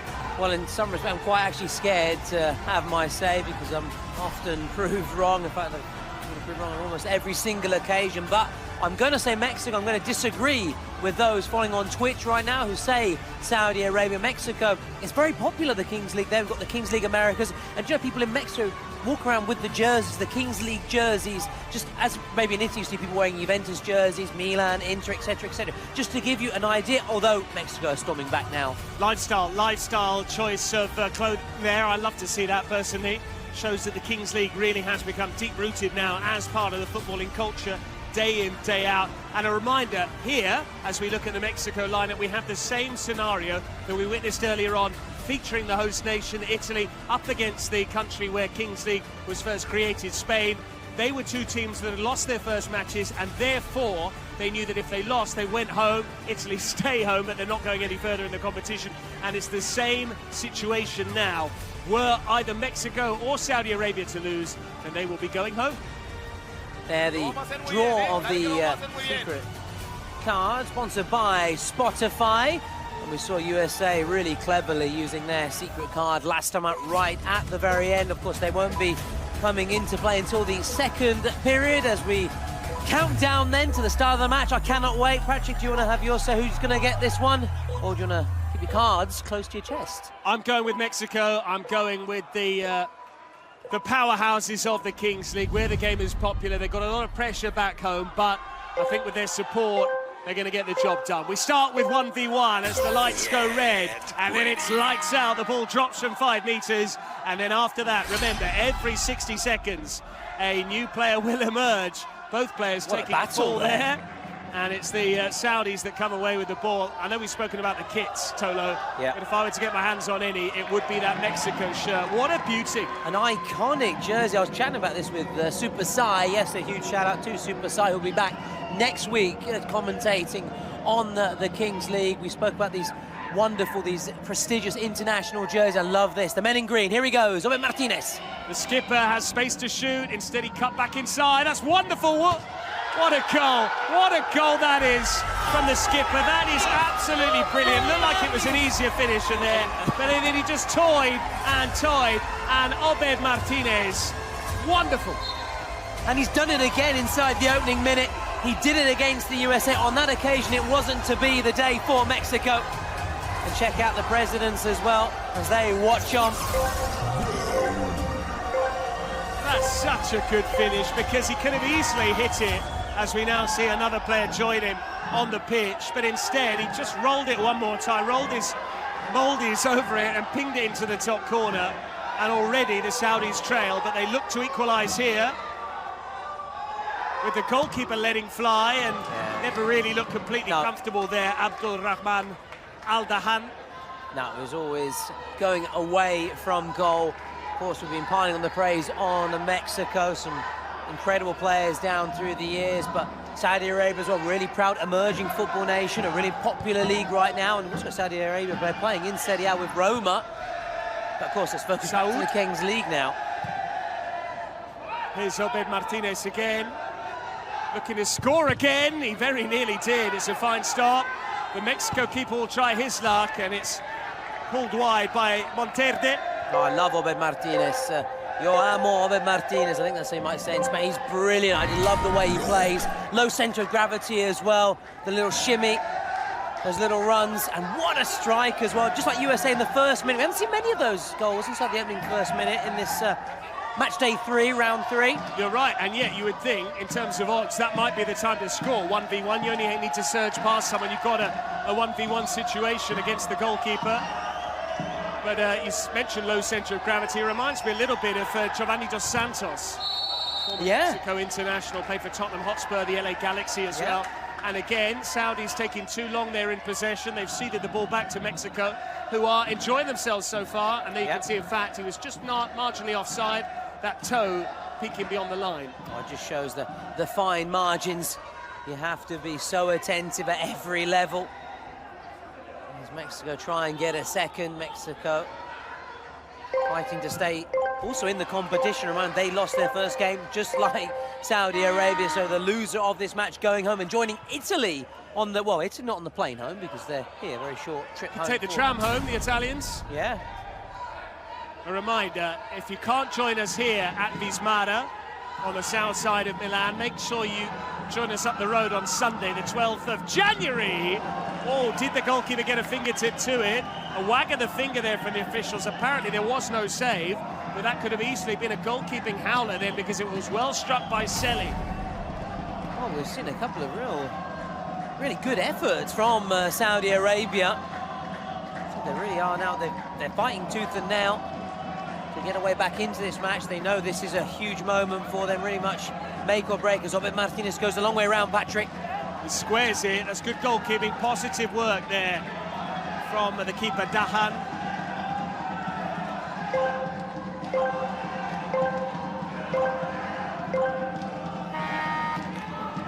Saudi Arabia will need to start again here.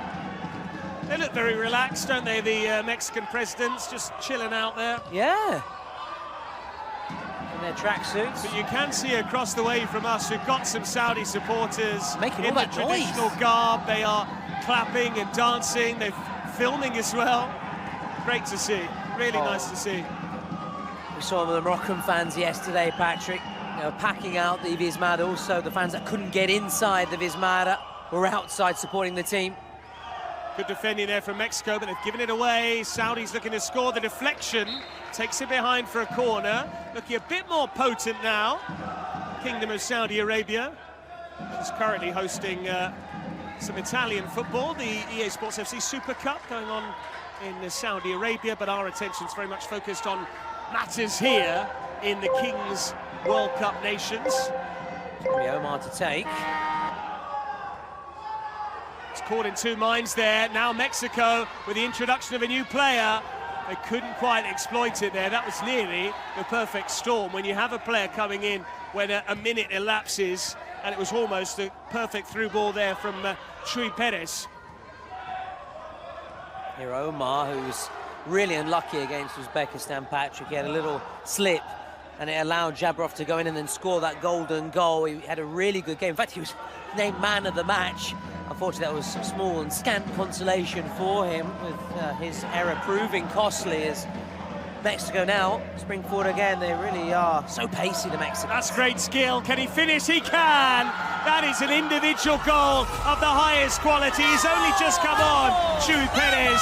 But that was brilliant. The shimmy and the shuffle, and then the finish to match. And Mexico make it 2-0.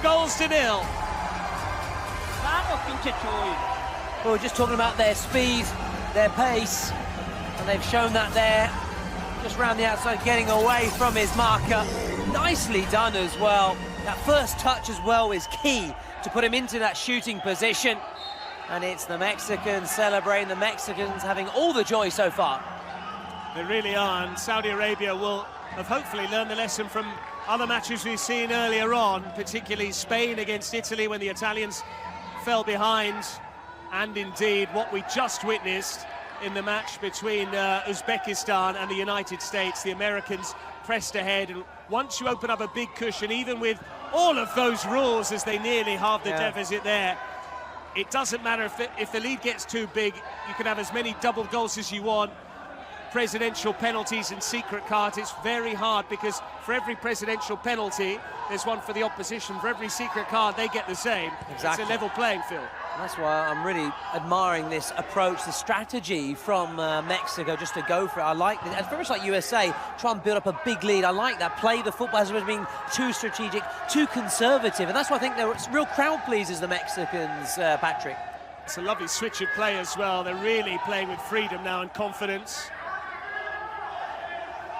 And Obed Martinez is now just sitting deep, pulling the strings. He tried to dink it over the top towards Brian Hernandez. That appeared to be a high boot, but the Saudis still have the ball, and they want to get a goal here. Instead, they've lost possession. Mexico will now pursue a third, but at their own pace. That's what they do. Very comfortable on the ball. You can see these have all grown up with the ball at their feet. Yeah, and again, I know it's still very early on, but the winner from this match, which at this stage it would be Mexico, will face one of Germany or Brazil. The loser of Germany-Brazil. That's a mouth-watering meeting. Cannot wait. We'll be commentating on that tomorrow. Patrick, but let's focus back here to Mexico. Clever ball through for Brian Hernandez. His teammate takes over now. This is Chuy Perez. Just scored that second goal. Obed Martinez. That would have been lovely if he'd managed to execute the through ball on the half volley. That looked like a foul. Playing on, though. Oh, it's good. It's what they call arbitraggio all'inglese, refereeing the English way, letting the game flow. And I'm pleased to see that even though our officials have a Spanish lilt, a Spanish twang to their accent, they've been very English in their officiating. That doesn't mean that anything goes and you can side down your opponents, but what it does mean is if they feel an opponent or a player is trying to gain an advantage, going down too easily and trying to kid the referees, they won't buy for it. Of course, no place for violent conduct, and the referees will clamp down and come down hard on that, but they want the game to flow. I know Simon yesterday really was appreciated that as well. He's not a fan of the cheap fouls given all the time.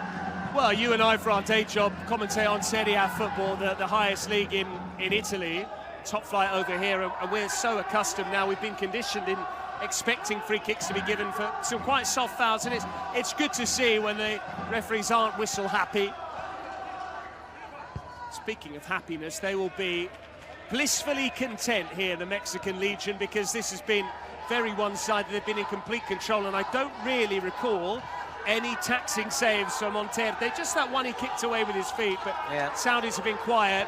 And what we do know from Kings League is you need to be more positive than this. Obed Martinez dispossessed. The Saudis in transition. This could be an opportunity, but rather than play it wide, he went for goal himself.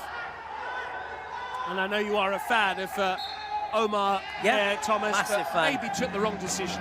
Listen, maybe because during my brief playing days, not to a very high level, I had two very much left feet, more of a just trying to disrupt the play and running hard. So I admire the players of quality like Omar, Obed Martinez, which are really admiring to those talented players, those technically gifted players, the sort of the fantasista, trequartista, that want to really just get you off your seats and just leave you breathless, and they're doing that right now.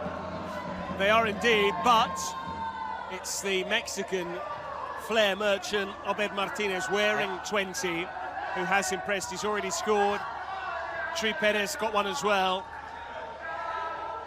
And that's why he's so good, because he's just the deep line playmaker. He'll sit deep, dictate the tempo, won't keep that in, but get him into a shooting position. He's already shown what he can do as well, the Mexican skipper. The problem for Saudi Arabia is we've played nearly 11 minutes, and that means it's been almost 6 minutes since we've been playing 7v7, and since it's been even numbers, Mexico have just really flexed their muscle.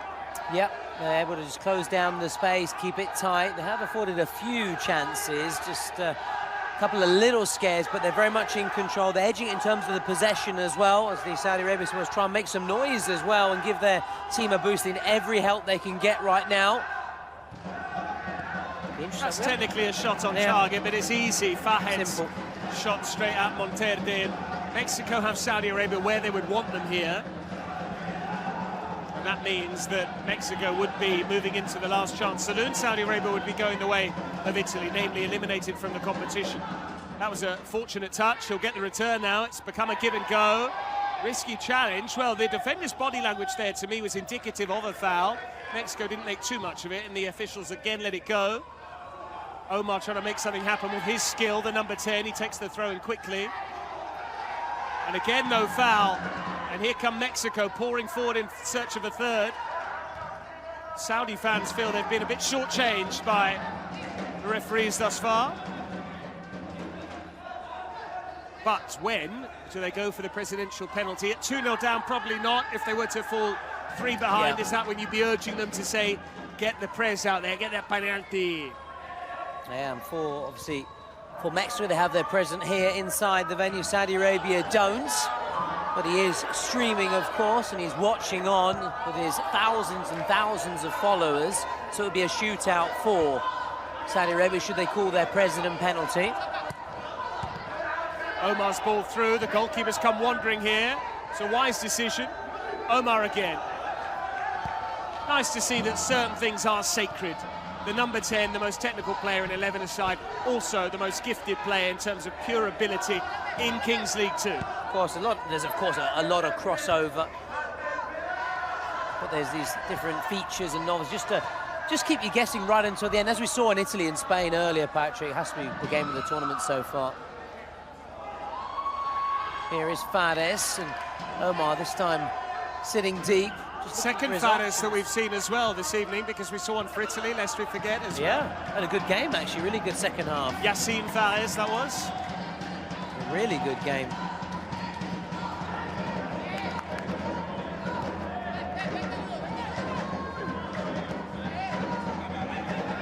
Dare I say it, Thomas, that the Saudis are flagging. It looks like they've already played 3 matches tonight. They haven't. They didn't play at all yesterday.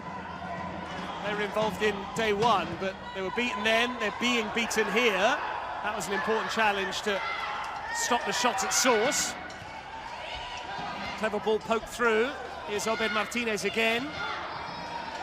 Can they get it to Diego Martinez, professional Mexican player? Here he is. Looks like he hasn't won the foul. He's got 7 goals at the last Kings World Cup for clubs. And let's talk about that reaction as well. Does he need to go down like that? Well, it's a good point. Some would say it's clever play. It's furbozitan, just say it's a way of trying to convince, and some would say con the referee. Others would say, as you would say, perhaps it's a bit over the top and it's too dramatic. No real contact. Let's see what the 2 girls thought about it, watching on. For the Mexico side, they were disappointed against the USA. So far, really happy. All smiles all round.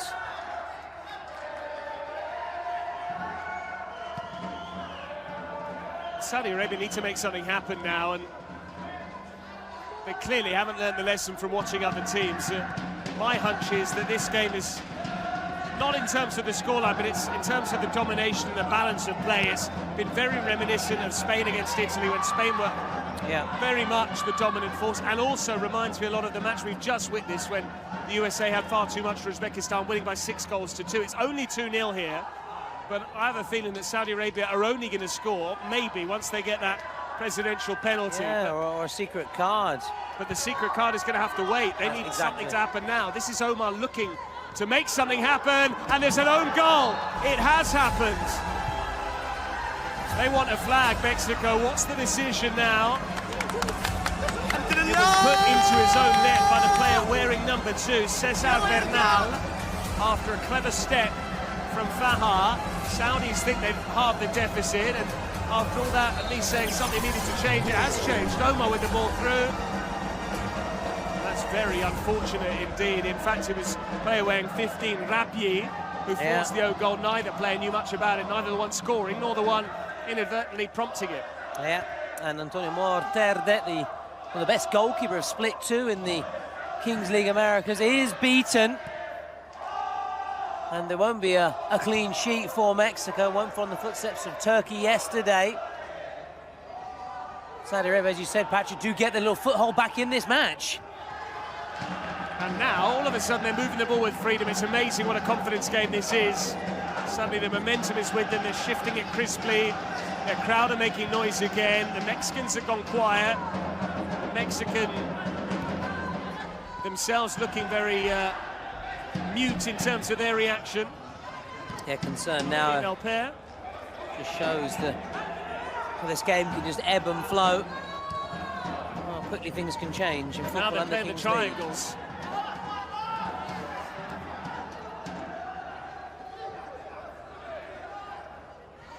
Omar inviting his goalkeeper forward to try and create a numbers up situation. Mexico still have the lead, lest we forget, but Saudi Arabia have drawn courage from that own goal. They'll try and find a cross here. They have found one, and they might equalise. Is that a penalty? They've got the shot away. There's a follow-through from the player who's just scored an own goal as well. Of course, there will be a check, Patrick, but my initial reaction was no. Well, the general rule of thumb, Thomas, is if they're unimpeded in terms of shooting, then anything pretty much goes, as long as it's an honest attempt to play the ball. You can't just gratuitously smash into someone after he's taken the shot. But you can see why the Saudis, via number 15, Rabier, are asking the referees whether that does deserve a second look via a VAR check. Try and listen in if we can. The clock in the meantime has been stopped. Okay. Checking in progress.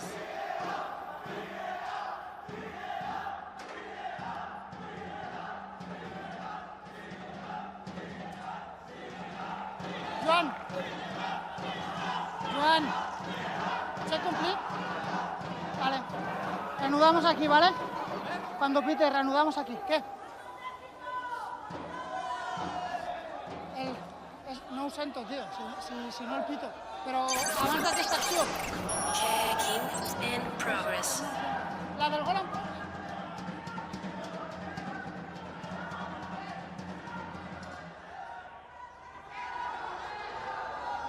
You can hear the Saudi fans chanting VAR, VAR, VAR. They didn't get their wish, and we restart with a goal kick. That would have been a big momentum shifter even further, because might have not only been a penalty, but perhaps even a yellow card, and therefore a 2-minute sin bin, which would have taken a Mexico player out for what becomes a pivotal stage of the first half as well, Thomas, the final 2 minutes, which we're on the cusp of now. Yeah, we're getting close, but it was a great opportunity for Saudi Arabia. It's that on-rushing Mexican player just doing enough as we now, the countdown is on. 5, 4, 3, 2, 1, there you have it. Who's going to be throwing the Red Bull dice? Yep, it is going to be Adri Contreras, one of the Spanish presidents for the Red Bull dice. This energy break, energized by Red Bull, and there he is, Adri Contreras. Let's see what happens. Oh yes, Patrick, this is what Sai and I love. 1v1, but with no goalkeeper. Ah, there couldn't be a better scenario for our final match of day 3. 1v1, no keepers, free for all. 120 seconds of pure chaos on the way here at Dismare, here on the south side of Milan. And it's Obed Martinez who's been chosen for the Mexican side. A real task now for his opposite number, Selly. This is massive now, as the lights are lit. Ready.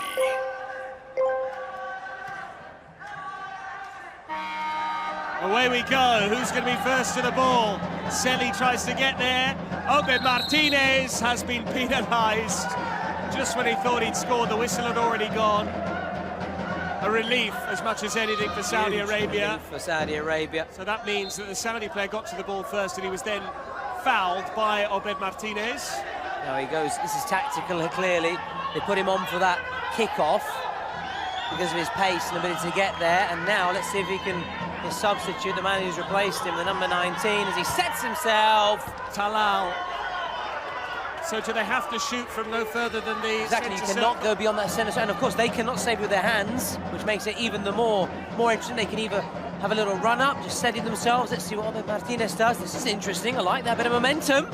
Obed Martinez struck it so purely. Oh yes. So this is just basically a shoot-off now. And he's going to have to do that again. Talal Salim. Time is of the essence now. It's still 60 seconds for Saudi Arabia, plus added time. Shouldn't forget that either. Did have a couple of video reviews. Here we go. Talal steadies himself, strikes it, but misses. Now he needs to be back quickly enough before Obed Martinez. I wonder whether that could be a strategy. Whether you get a really speedy player who dashes it so quickly up the pitch as to catch out your opponent who's still recovering from his own shot himself. Here he goes, the number 10. Again, he's going for the top corner, which you one can of the reasons understand. why Obed Martinez tries to go. If he does sky it, he gives himself time to head back.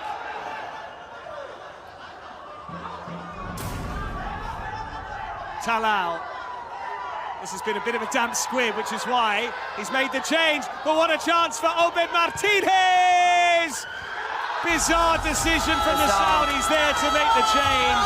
It didn't work out. By the time Omar had come on, the other number 10, Obed Martinez, had pounced and slotted it into an empty net.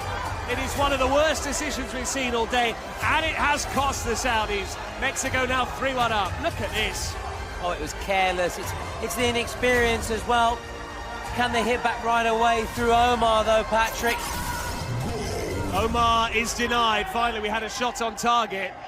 That's the first thing you need to do, work the opposition player. But big lead now for Mexico because they're 2 up, thanks to Obed Martinez, who scored 2 of their 3 now. And what was impressive about that is big strides to sprint and then small contained steps once he got close to the ball to bring down that heart rate as much as possible and make sure he at least hit the target, didn't miss. That's on target, and they score again, and all of a sudden Mexico are really turning on the hurt for Saudi Arabia, but he's out of goal now, and Omar decides not to shoot immediately, but well put away there by Brian Hernandez. He wouldn't have got to that, and the half-time whistle goes with Mexico all of a sudden going from 2-1 up to 4-1 up in double quick time. Oh, and in the end, that shootout really did come into life. It burst into life towards the very end. It needed a careless mistake from Saudi Arabia. It was reckless, it was a lack of inexperience, but let's try and listen in at half-time where it's Mexico 4, Saudi Arabia 1, what the coaches have to say. Porque a veces nos están poniendo a dos puntas. Cuando se meten dos cerrados los laterales, lo que menos nos importa es la pelota en el medio del campo. Entonces, atentos, posesiones largas, güey, juguemos con la necesidad. Ellos tienen que venir, ¿eh? No les regalemos nada, no abramos la puerta, güey. Lo estamos haciendo muy bien, exacto. Esa es la palabra, oficio. Démosle valor a lo que hemos hecho. ¿Estamos? Dale, cabrones, que estamos muy bien, ¿eh? أحمد وأبو سبعان فهد عموري عبد الله فارس. طلال. إن شاء الله بإذن الله يلا.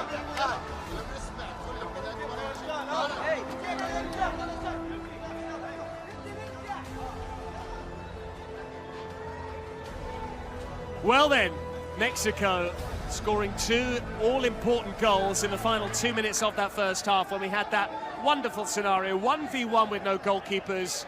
And not only did they score, Mexico, when there was a goalkeeper in the net, but they also scored when there was a Saudi keeper who'd gone walkabout. Obed Martinez making the most of that curious decision from the Saudis to make a sub, and Mexico clearly spotted the chance to pounce on the loose ball. We're just 15 seconds away from the start of the second half. It looks like the Saudis are going home, unless, Thomas Lawrence, there is a dramatic turnaround in what remains tonight in our second losers game, shall we say, and our 4th and final match of day 3. Yeah, you mentioned drama, and drama is very much synonymous with the Kings League, so this isn't over, even though looking at the scoreline, seeing the way the match has been playing out so far, and the way the Mexicans are performing, and that 3-goal cushion they have, you really fancy them now, and you wouldn't expect them to throw this way and fumble this lead. Secret cards, though, President Peno could also shake things up, so let's watch the space. I'm trying to remember if we've actually had a presidential penalty in the first half of any of the 4 matches today. I can't recall one necessarily. May have had one towards the end of the first half in one of the matches, but we'll see shortly on our highlights when we round up all the action from today. Another great day of Kings World Cup Nations football, and tomorrow it just keeps on coming, which is fabulous, and I can't wait for Brazil-Germany in particular. One of several games will be a quick sneak preview later, but let's focus back to Mexico, Saudi Arabia. Mexico, of course, to go through to that last chance saloon. Mexico 4-1 up, and Saudi Arabia, for their part, look like they're going to be joining Italy, one of the surprise teams to go out so early, seeing as their first match was against Japan. They're expected to beat them against Spain. No shame in losing to Spain. In fact, it was a thrilling game of the tournament so far. But they left themselves nowhere to go. That's the problem. When you do lose that first match, all the pressure is then piled on that second game, and Italy certainly felt the responsibility a lot more than Spain, who were carefree in their approach and certainly in the way that they delivered in front of goal. As for the Saudis, well, we thought that own goal was going to be a catalyst for a bit of a lift for them. It hasn't turned out that way. They trailed 2-0, conceding those first 2 goals. Then they got the own goal. In fact, all 5 goals have been scored by Mexican players, those in green. So the Saudis need to make something happen. It might be a game which simply hinges on a big moment, be it a secret card, be it a presidential penalty, save at one end, miss at the other, or, dare I say it, and we would never wish this upon anyone, a red card, which would mean 5 minutes without a player, and that player sent off would play no further part. But here's Obed Martinez looking to twist the knife, and he does. It's just so good from the Mexico number 10. It's the reaction of the players on the far side that told you it went in. Just for a moment, Thomas, I thought he hit the side netting, but it is another goal for the Mexicans, and they're now 5-1 to the good here at this matter. Oh, he is a wonderful player, Obed Martinez. I know it's still very early, but he has to already be a candidate for team of this tournament. He is a maravilloso, I don't know if that's how you say it in Espanol, but he's wonderful. Maravilloso. Maravilloso. Muchas gracias. He is fabulous, as President penalty has been called by, I think, Mexico. Which I think is very smart. Stretch their lead even further. Omar trying to keep it in. Is that a corner? Goal kick has been awarded. The Saudis aren't happy with the decision. The ball's out of play, Thomas. You know what that means? Yep, which means Gabriel Montiel for Mexico will now step down onto the pitch and take this President penalty. He's just to our right. Now, he's a really, how how to describe it, a character. Let's put him that way. He's a character. At times he likes to stream his penalty live. He's got his phone with him. Sometimes he likes to turn his back a little bit and just have a surprise run up. He likes to wind up the keepers as well. He's a real character. Yesterday he missed, though, if I'm not mistaken. And I believe Montiel was the name of the Argentina player who scored the winning penalty in the 2022 Qatar World Cup for Argentina against France. But this is a Mexican Montiel, streaming live, as you said. He's got his smartphone out there to immortalise this moment, provided he can score. Saudi Arabia have beefed up the goalkeeper position, trying to intimidate the Mexican president. No, surely not. Is he going with a back heel? He likes to surprise us. This is verging on disrespectful. Don't look away. Do not look away.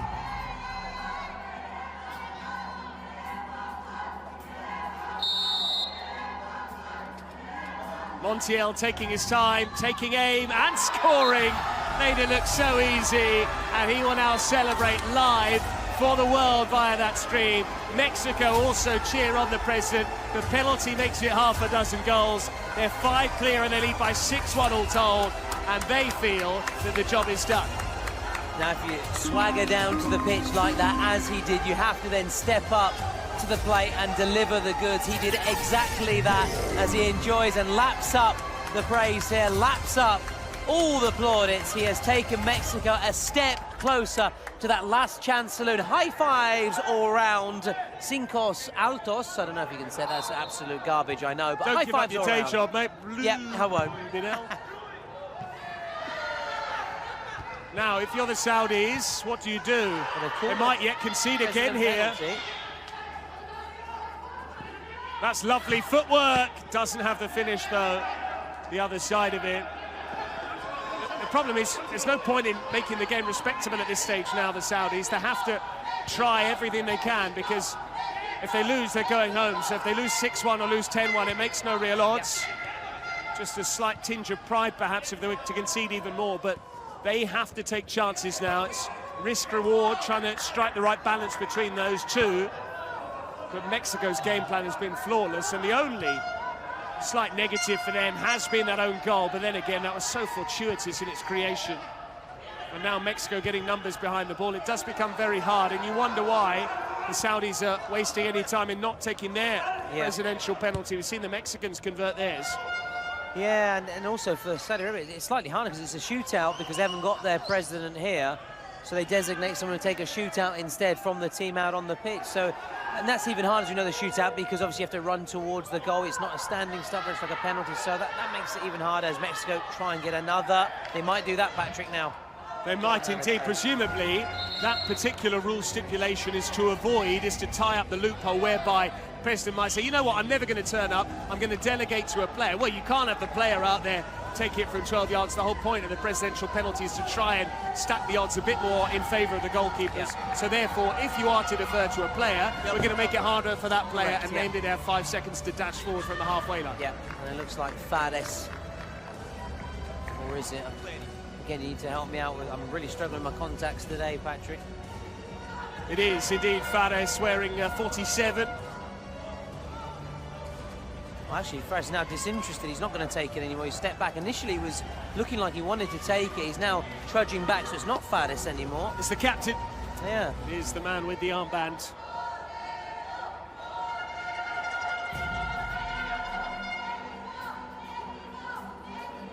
Mexico, Mexico is the cry going round the arena here at Vismara. They do lead comfortably by 6-1, but they want to make absolutely sure.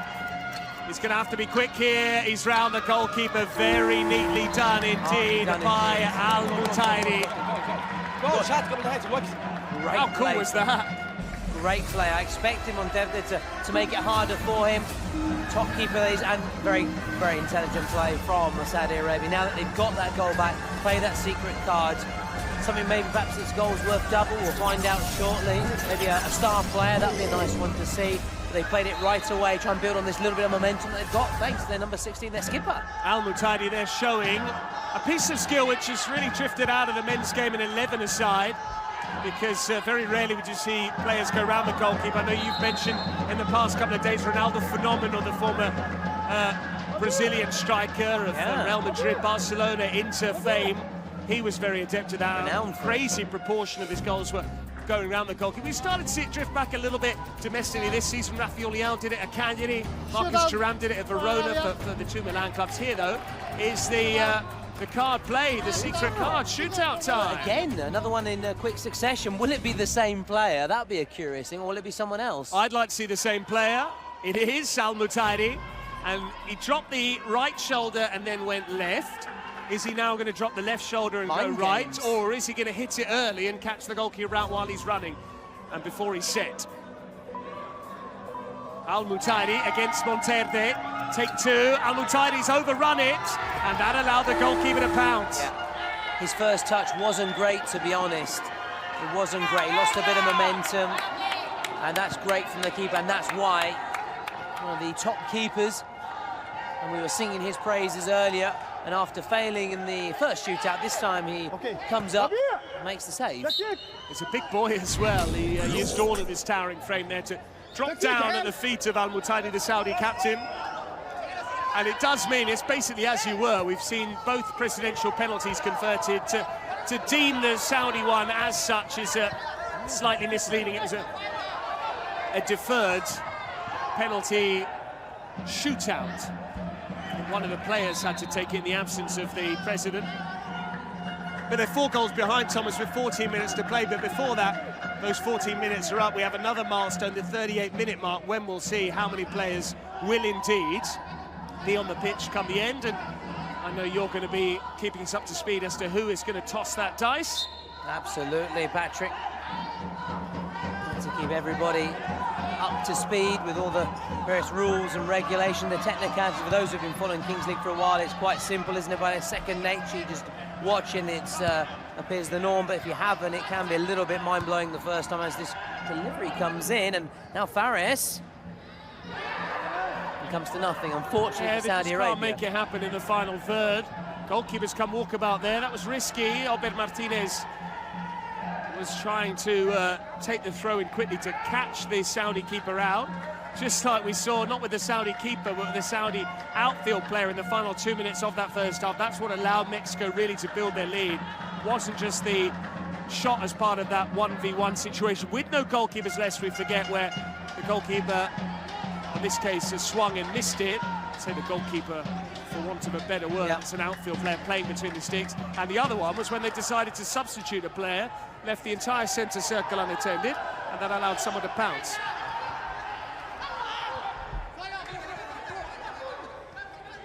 Yeah, cleverly, they're just ushering it out on that far side. Mexico with this real strong advantage as well, with that secret card also to play. They'll be feeling really confident as we go into those final 10 minutes before that 38-minute mark. That's got to be a foul, surely. We're playing on, but again, we've seen just haven't really been given in this tournament. Oh, lovely touch. But he just squandered the opportunity to shoot immediately. That's a foul coming in as well.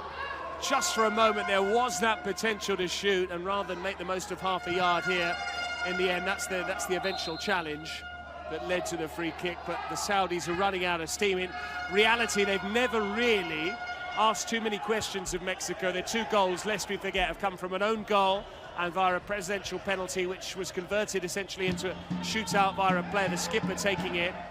And then when they had another chance via that secret card, they didn't make the most of it. Al Mutairi on that occasion, on both occasions, in fact. So he's scored one and spurned the other. That's right. Failing to deliver the goods on the second occasion. Can they deliver the goods now here, though? Here's Omar! What a shot! Oh, the whistle's gone. How disappointing that will be for Saudi Arabia. I think there was a player offside in the build-up. It's only now just dawning on Omar et al. That the goal won't stand, and it's dawning on Thomas as well. Yeah, offside, as you were immediately saying, Patrick. You immediately saw, as we just hear from the referee as well. Checking in progress. Bernal, ponla aquí, por favor, mientras revisamos, ¿vale? Si no fuera, iríamos a gol. Vale, Joan, tú me dices, hemos pitado fuera de juego. It's outside. Sí. Goal? It's goal? Checking in progress. The goal stands. Well, there you go, Thomas. You were right. The energy from Omar there. Lovely slotted finish into the corner. And all of a sudden, the deficit has been whittled down to 3. They're not quite in striking distance. If they were to be within 2, come 2 minutes remaining, then they would be. But they're making a fist of it now, Saudi Arabia, and that was a really neatly taken goal from Omar.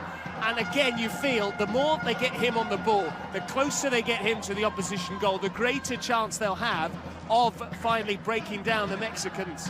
Yeah, these are the moments you need those players like Omar on the ball as so we'll try and go straight back up the other end and get another goal. And pleased for Omar, as I said, it was real disappointment from against Uzbekistan, a little slip after being one of the star players, allowing Uzbekistan to score that goal. And it's a bit of redemption for him. Now, Mexico have a corner. They won't panic. They're still very much in the ascendancy here, but there is potential scope for a Saudi comeback, cheered on by their supporters. Mexico take the shot. That's a towering leap there. Very coolly done, almost too coolly done. They've poked it straight into touch. The Mexican press sufficient there to force the mistake. And again, we're noticing from the body language of the set of streamers, the Saudis haven't given too much away, but the Mexican pairing, they have been like an open book in terms of what they're feeling. Just down the way to our left, Thomas. That's it, the Mexican chicas are now a little bit disappointed. I think that's the correct term. As a senoritas, I'm not quite sure. I'll ask our Mexican and Spanish colleagues here to confirm or not. Either way, it's Omar who goes to press on the ball, and as we're saying, this is why Piqué wanted this competition. It never is over when it appears to be over. Saudi Arabia have won it back high at the pitch. There was a chance there to play in Fares. Instead, they go the other way. Clearly no foul there. Obed Martinez getting his foot on the ball, slowing things down, taking the sting out of the game. It's all about Mexico just keeping their heads here. If they don't do anything silly, they will surely be going through to the last chance saloon, and Saudi Arabia will be packing up and going home, but that could have been very costly indeed. And it's just amazing how this game surprises you. As soon as you start to make a slightly risky statement and get ahead of yourself, then invariably the Kings League gods, they see that you're defying them and they strike you down. And you fell into my trap, Patrick, of talking away as if the match was over. And this is what we're saying, this is what Piqué and the creators of this league wanted, to just keep you glued right until the end, because even when you think it's over, it never is over. Never, never. It's not over until Mahmoud sings. And a reminder, Mahmoud will be singing the 12th of January. Well, Mexico will be singing here and celebrating really another. Be celebrating, but the pass didn't come. There was the chance to cut it back with the keeper out of his goal. I'm amazed that drone is still flying. It's not run out of batteries. It's just been soaring above the... majestically, yeah. Yeah, the court. The Mexican eagle. Oh. I think that's what they've got on their Confused crest. with the bald eagle. 6-2 winners earlier on against the Uzbeks. Marching on, the USA straight to the quarterfinals alongside Argentina. And you mentioned Mahmoud, a reminder he'll be singing on the 12th of January at the final of the Kings World Cup Nations. Will Mexico be there? The many questions we've been asking ourselves. This is Cisneros, nice ball. That's a lovely ball. They want to score again here, and they very nearly did. How close they came as well with Baruch Ochoa. And that might have been a decisive goal as we move towards the 34-minute mark. It did not miss by much. To quote you, Thomas, a whisker wide. Whisker wide indeed. As Omar keeps possession and keeps it alive, keeps things ticking over. Here's Omar pulling into space. Get him on the ball. I want to see him make things happen. Love the hairstyle as well. How did you find that? A perm? Curly? Love it. Omar. Fares. Don't have too many outlets beyond the number 10, the Saudi Arabians. That's the problem, really. If you keep Omar quiet, you pin the number 10, then no one else is really capable of necessarily turning on the style. Very much like USA before, as we see this ball come in, Patrick. Mexico's secret card. Seeing the time it's been played makes me think it could be something like a shootout, a penalty, or a joker, maybe. Not a double whammy, double goal? Could be, but they played it a little bit late as we go into the final 4 minutes for the 38-minute mark. Maybe a... What's it gonna be? Penalty? Okay. Penalty. Penalty for Mexico. Hola, hola, hola. So, yeah. Penalty, penalty, a venga. traditional penalty, not a shootout. And the Dame. George. goals from Mexico approve as well. They've got the Eche flag más, out no as eche más well. vino. Will they Javetas be tampoco. waving that flag Vamos a with tener. pride and joy shortly? They've only just been given that flag as well. I saw one of their assistants dashing over to give them the national standard there. But we are going to see this Saudi penalty, rather the Mexican penalty, and it's your boy, Obed Martinez. Main man.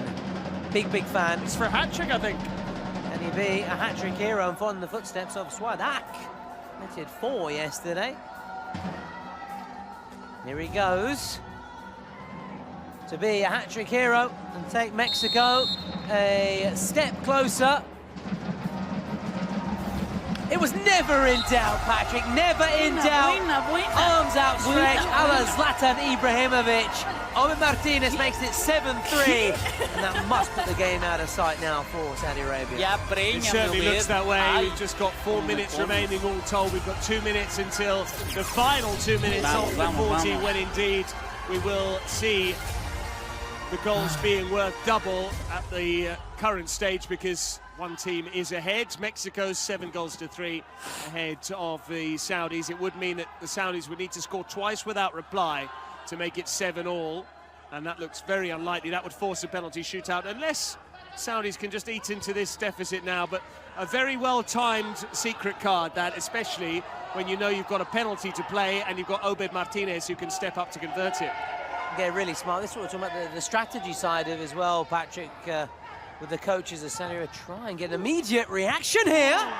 Wonderful heading. What's Hurt that, himself a high in the boot? process. Obed Martinez, he's given a goal kick, but the Saudis are asking for a penalty, and I'm not surprised why, because one player went and met it with his head, and he got his head to it. Obed Martinez tried the acrobatic clearance, and he ended up catching his opponent in the head. Now, I think this could be a penalty, because it wasn't a clear effort at goal like we saw earlier on, and that's why you see the replay here. I think this warrants, he's kicked him in the midriff, and we're now just getting a view of that on the replay, and suddenly things could change, because if this were a penalty, maybe it might be a yellow card as well for Obed Martinez. Mexico go down to 6 players for a couple of minutes. The Saudis are back to within 3, 7-4, with those goals worth double in the 2 minutes at the end of the match. But it would require some intervention from the VAR, and I don't think we're necessarily going to see it.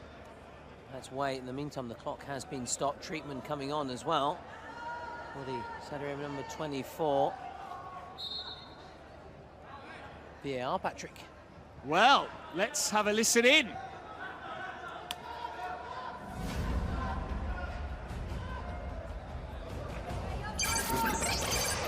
Checking in progress.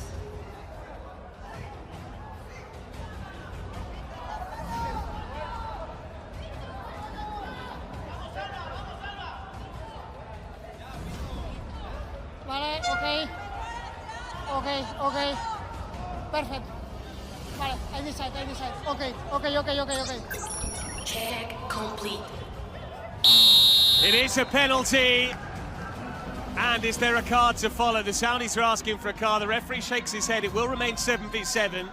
So it is a penalty to Saudi Arabia, but there won't be the additional benefit of an extra man for a couple of minutes. They are going to have Omar, though, stepping up from 12 yards to try and score this penalty. The VAR coming in handy there, and good officiating as well, just saying to the Saudi players not to encroach. Okay, I've got this, I'm in charge, I'll make the decision. And with the benefit of a second look, the referee has done just that. If Omar scores, Thomas, suddenly it's 7-4, and the final 2 minutes of this match become a little bit more pivotal, don't they? Far more intense. This is a huge moment for Omar. Can he get his second?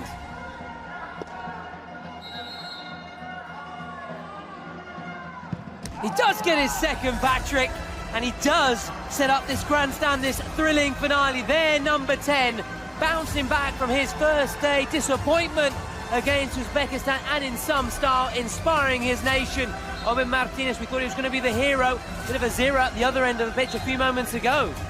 Indeed, a costly foul from Obed Martinez. Mexico are still very much in charge of this. It would still take something dramatic, and it could end here! That will surely do it. What an absolute ping from Barak Ochoa, who ends any debate as to where this result will end up. It's Mexico on top. And that is why they are one of the favourites, Patrick. They can produce moments like that just when you think that the opposition is working its way back into the match. Mexico step up and produce a moment of magic. A moment of magic indeed, and we're into the final 2 minutes of the match. Magic. Do you believe in magic? In a young girl's heart. So... it's a kind of magic. Let's go with that. Absolutely, Queen. And, yeah, we'll see who are the... not just the Queen, but the kings of the World Cup. There is a Queen's League, though. Don't forget. Well, there's a Queen's absolutely. League, so But we are are looking at Italy 2025. They're the road to Torino, 12th of January. And we're now going to have a look, the final 2 minutes. But Mexico, unless they concede 2, they're in the clear.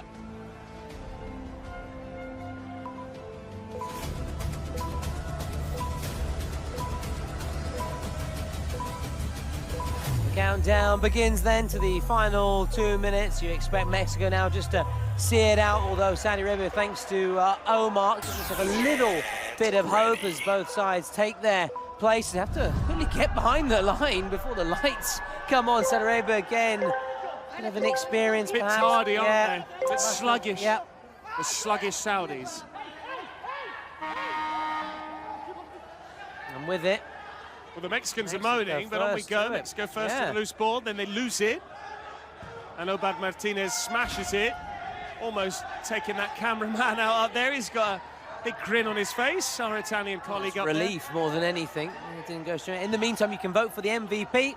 Who's your via money on? Twitch. I'm going for Obed Martinez. Oh, you know me. I'm Despite a him huge, giving away the penalty.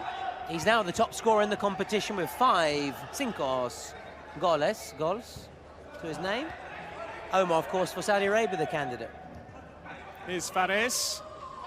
And now it is Omar. Trying to impact the game from deep. Saudis keep the ball. They need to score and score quickly, and that will bring them to within 1 goal of forcing a penalty shootout. Fares. Omar might be tempted. He is tempted, and it's wayward from him.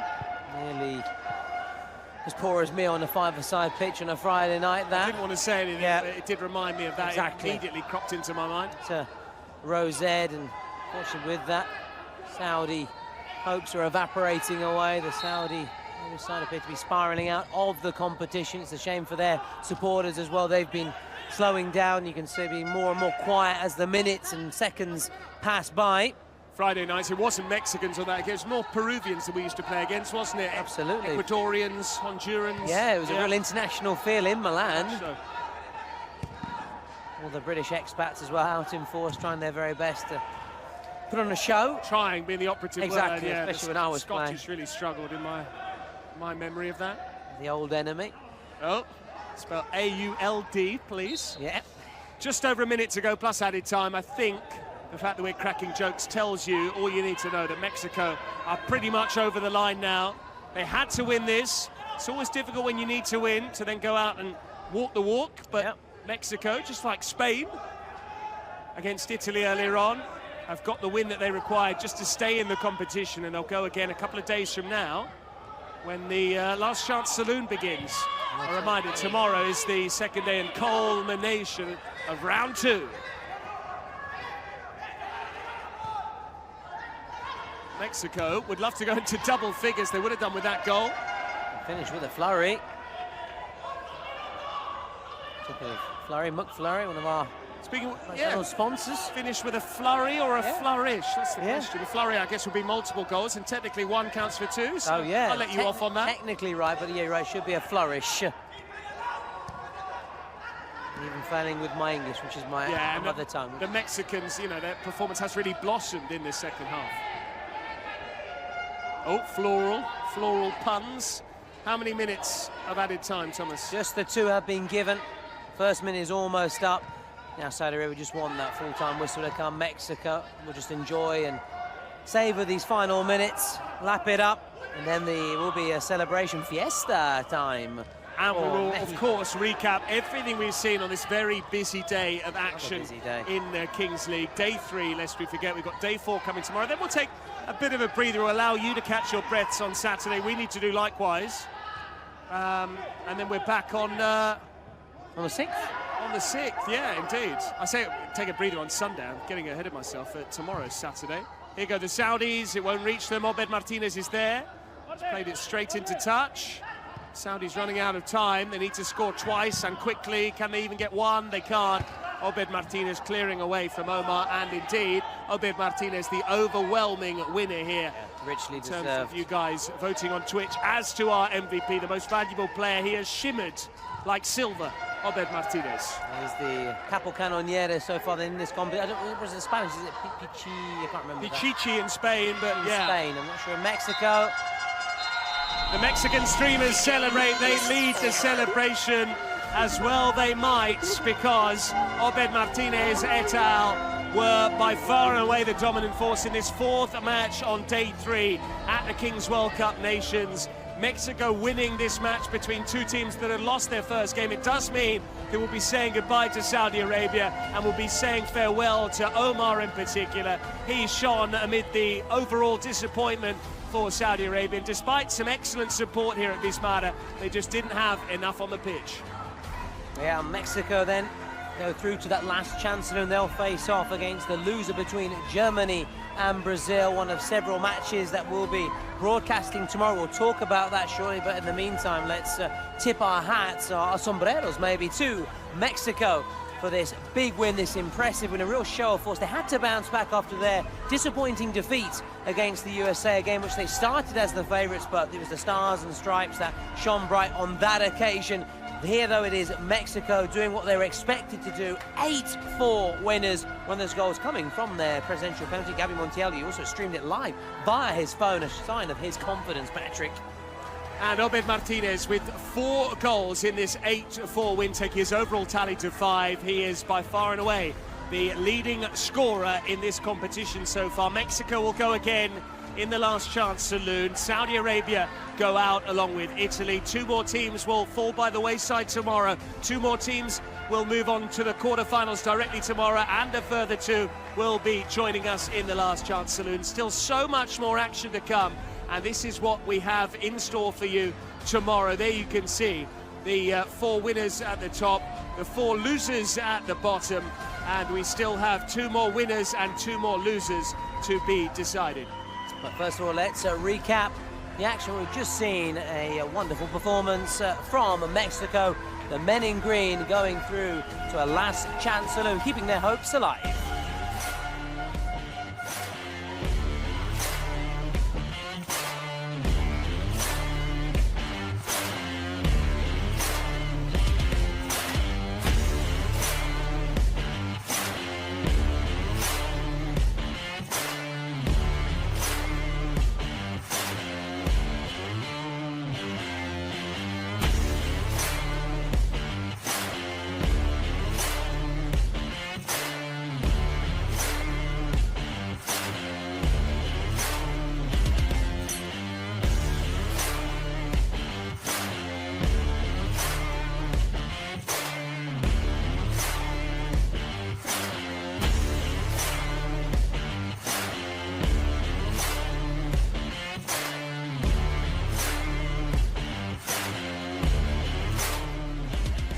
Well, there you have it, a fabulous performance from Mexico, just far too strong for Saudi Arabia, who spiral out, joining Italy, who lost earlier today in another big scoring fixture and a goal-laden clash.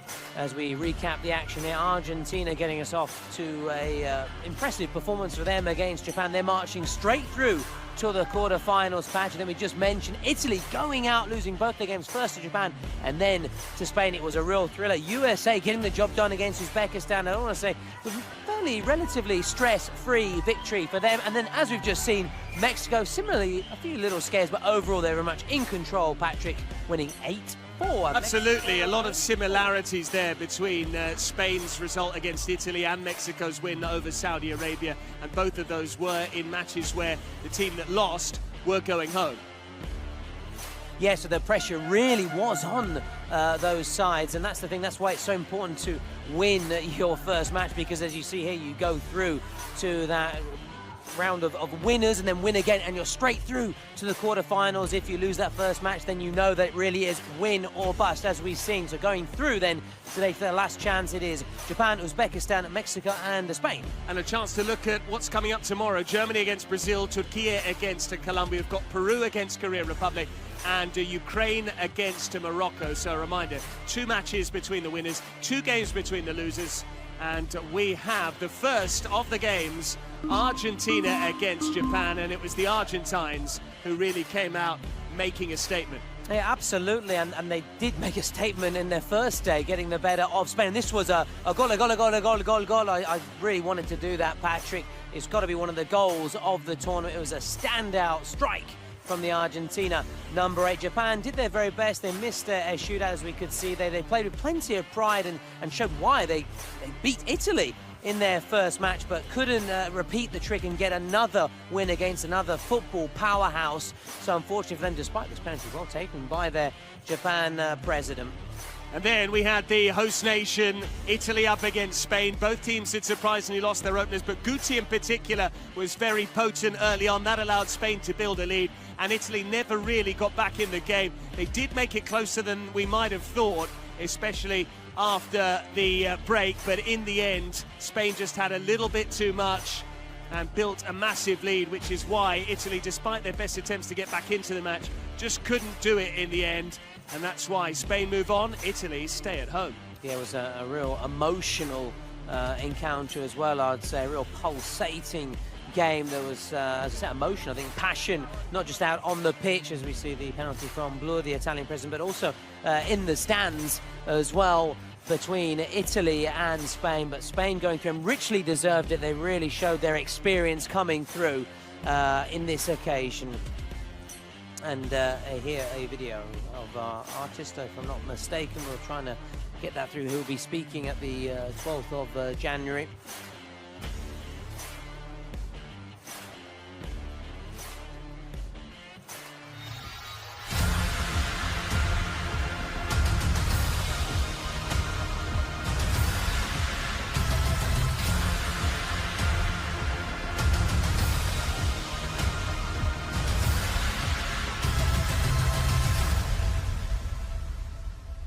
We have a Legends against Streamers game coming up on the 12th of January. Allianz Stadium will be where the final of Kings World Cup Nations take place. But as a little appetizer, we are going to have that all-important game between the Legends, Leyendas, and the Streamers as well. The Streamers, the beating heart of this movement as a whole. The date for your diary, the 12th of January. You can still get tickets via kingsleague.pro. We've got a performance from Mahmood as well.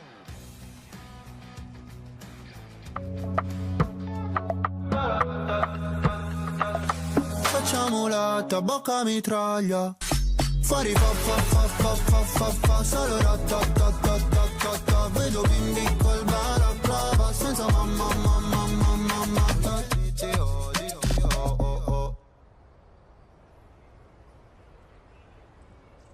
Mahmoud, who really burst onto the scene.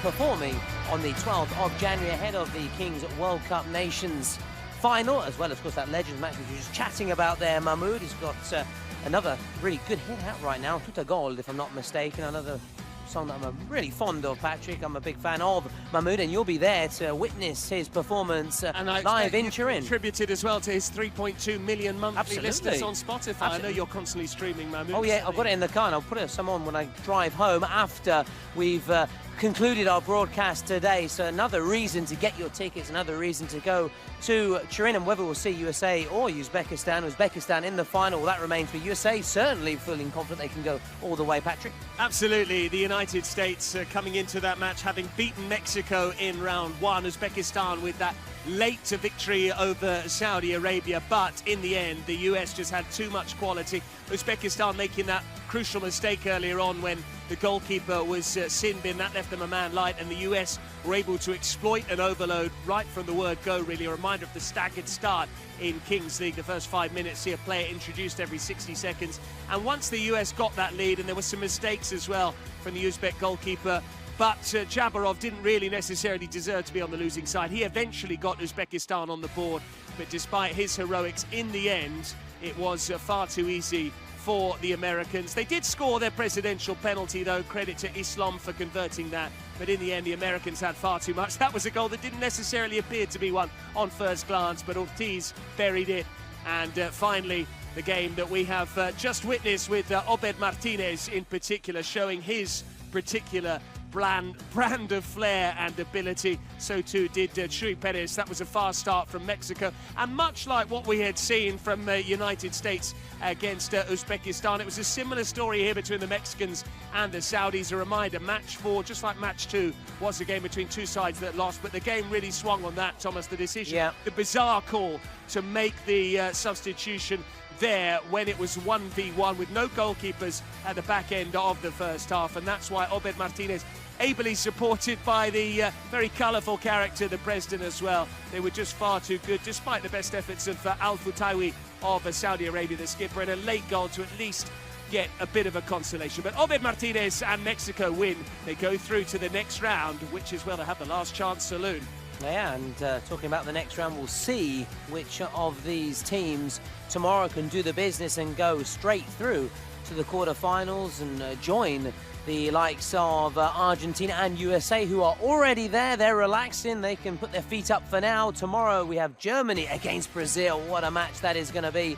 Followed by Peru against South Korea. Then 1800 Turkey against Colombia. And then Ukraine taking on Morocco. Those last match puts Ukraine one of the losers from their match, taking on Morocco, another loser. So looking to really bounce back tomorrow, but all eyes, Patrick, on Germany against Brazil. I cannot wait for that match. And we'll see as the tournament progresses whether Germany or Brazil will be there on the 12th of January for the final, which is taking place in Turin at the Allianz Stadium. A reminder, you can still get your tickets, and also a thanks again to all our sponsors and our partners. So, a reminder, 12th of January, you must have it, so you must remember it by now. We're reminding you every single day. We'll see who's going to be there. We're already into tomorrow. We're going to be into day 4, if I'm not mistaken, Patrick. It really flies. Time flies when you're having fun. It does indeed.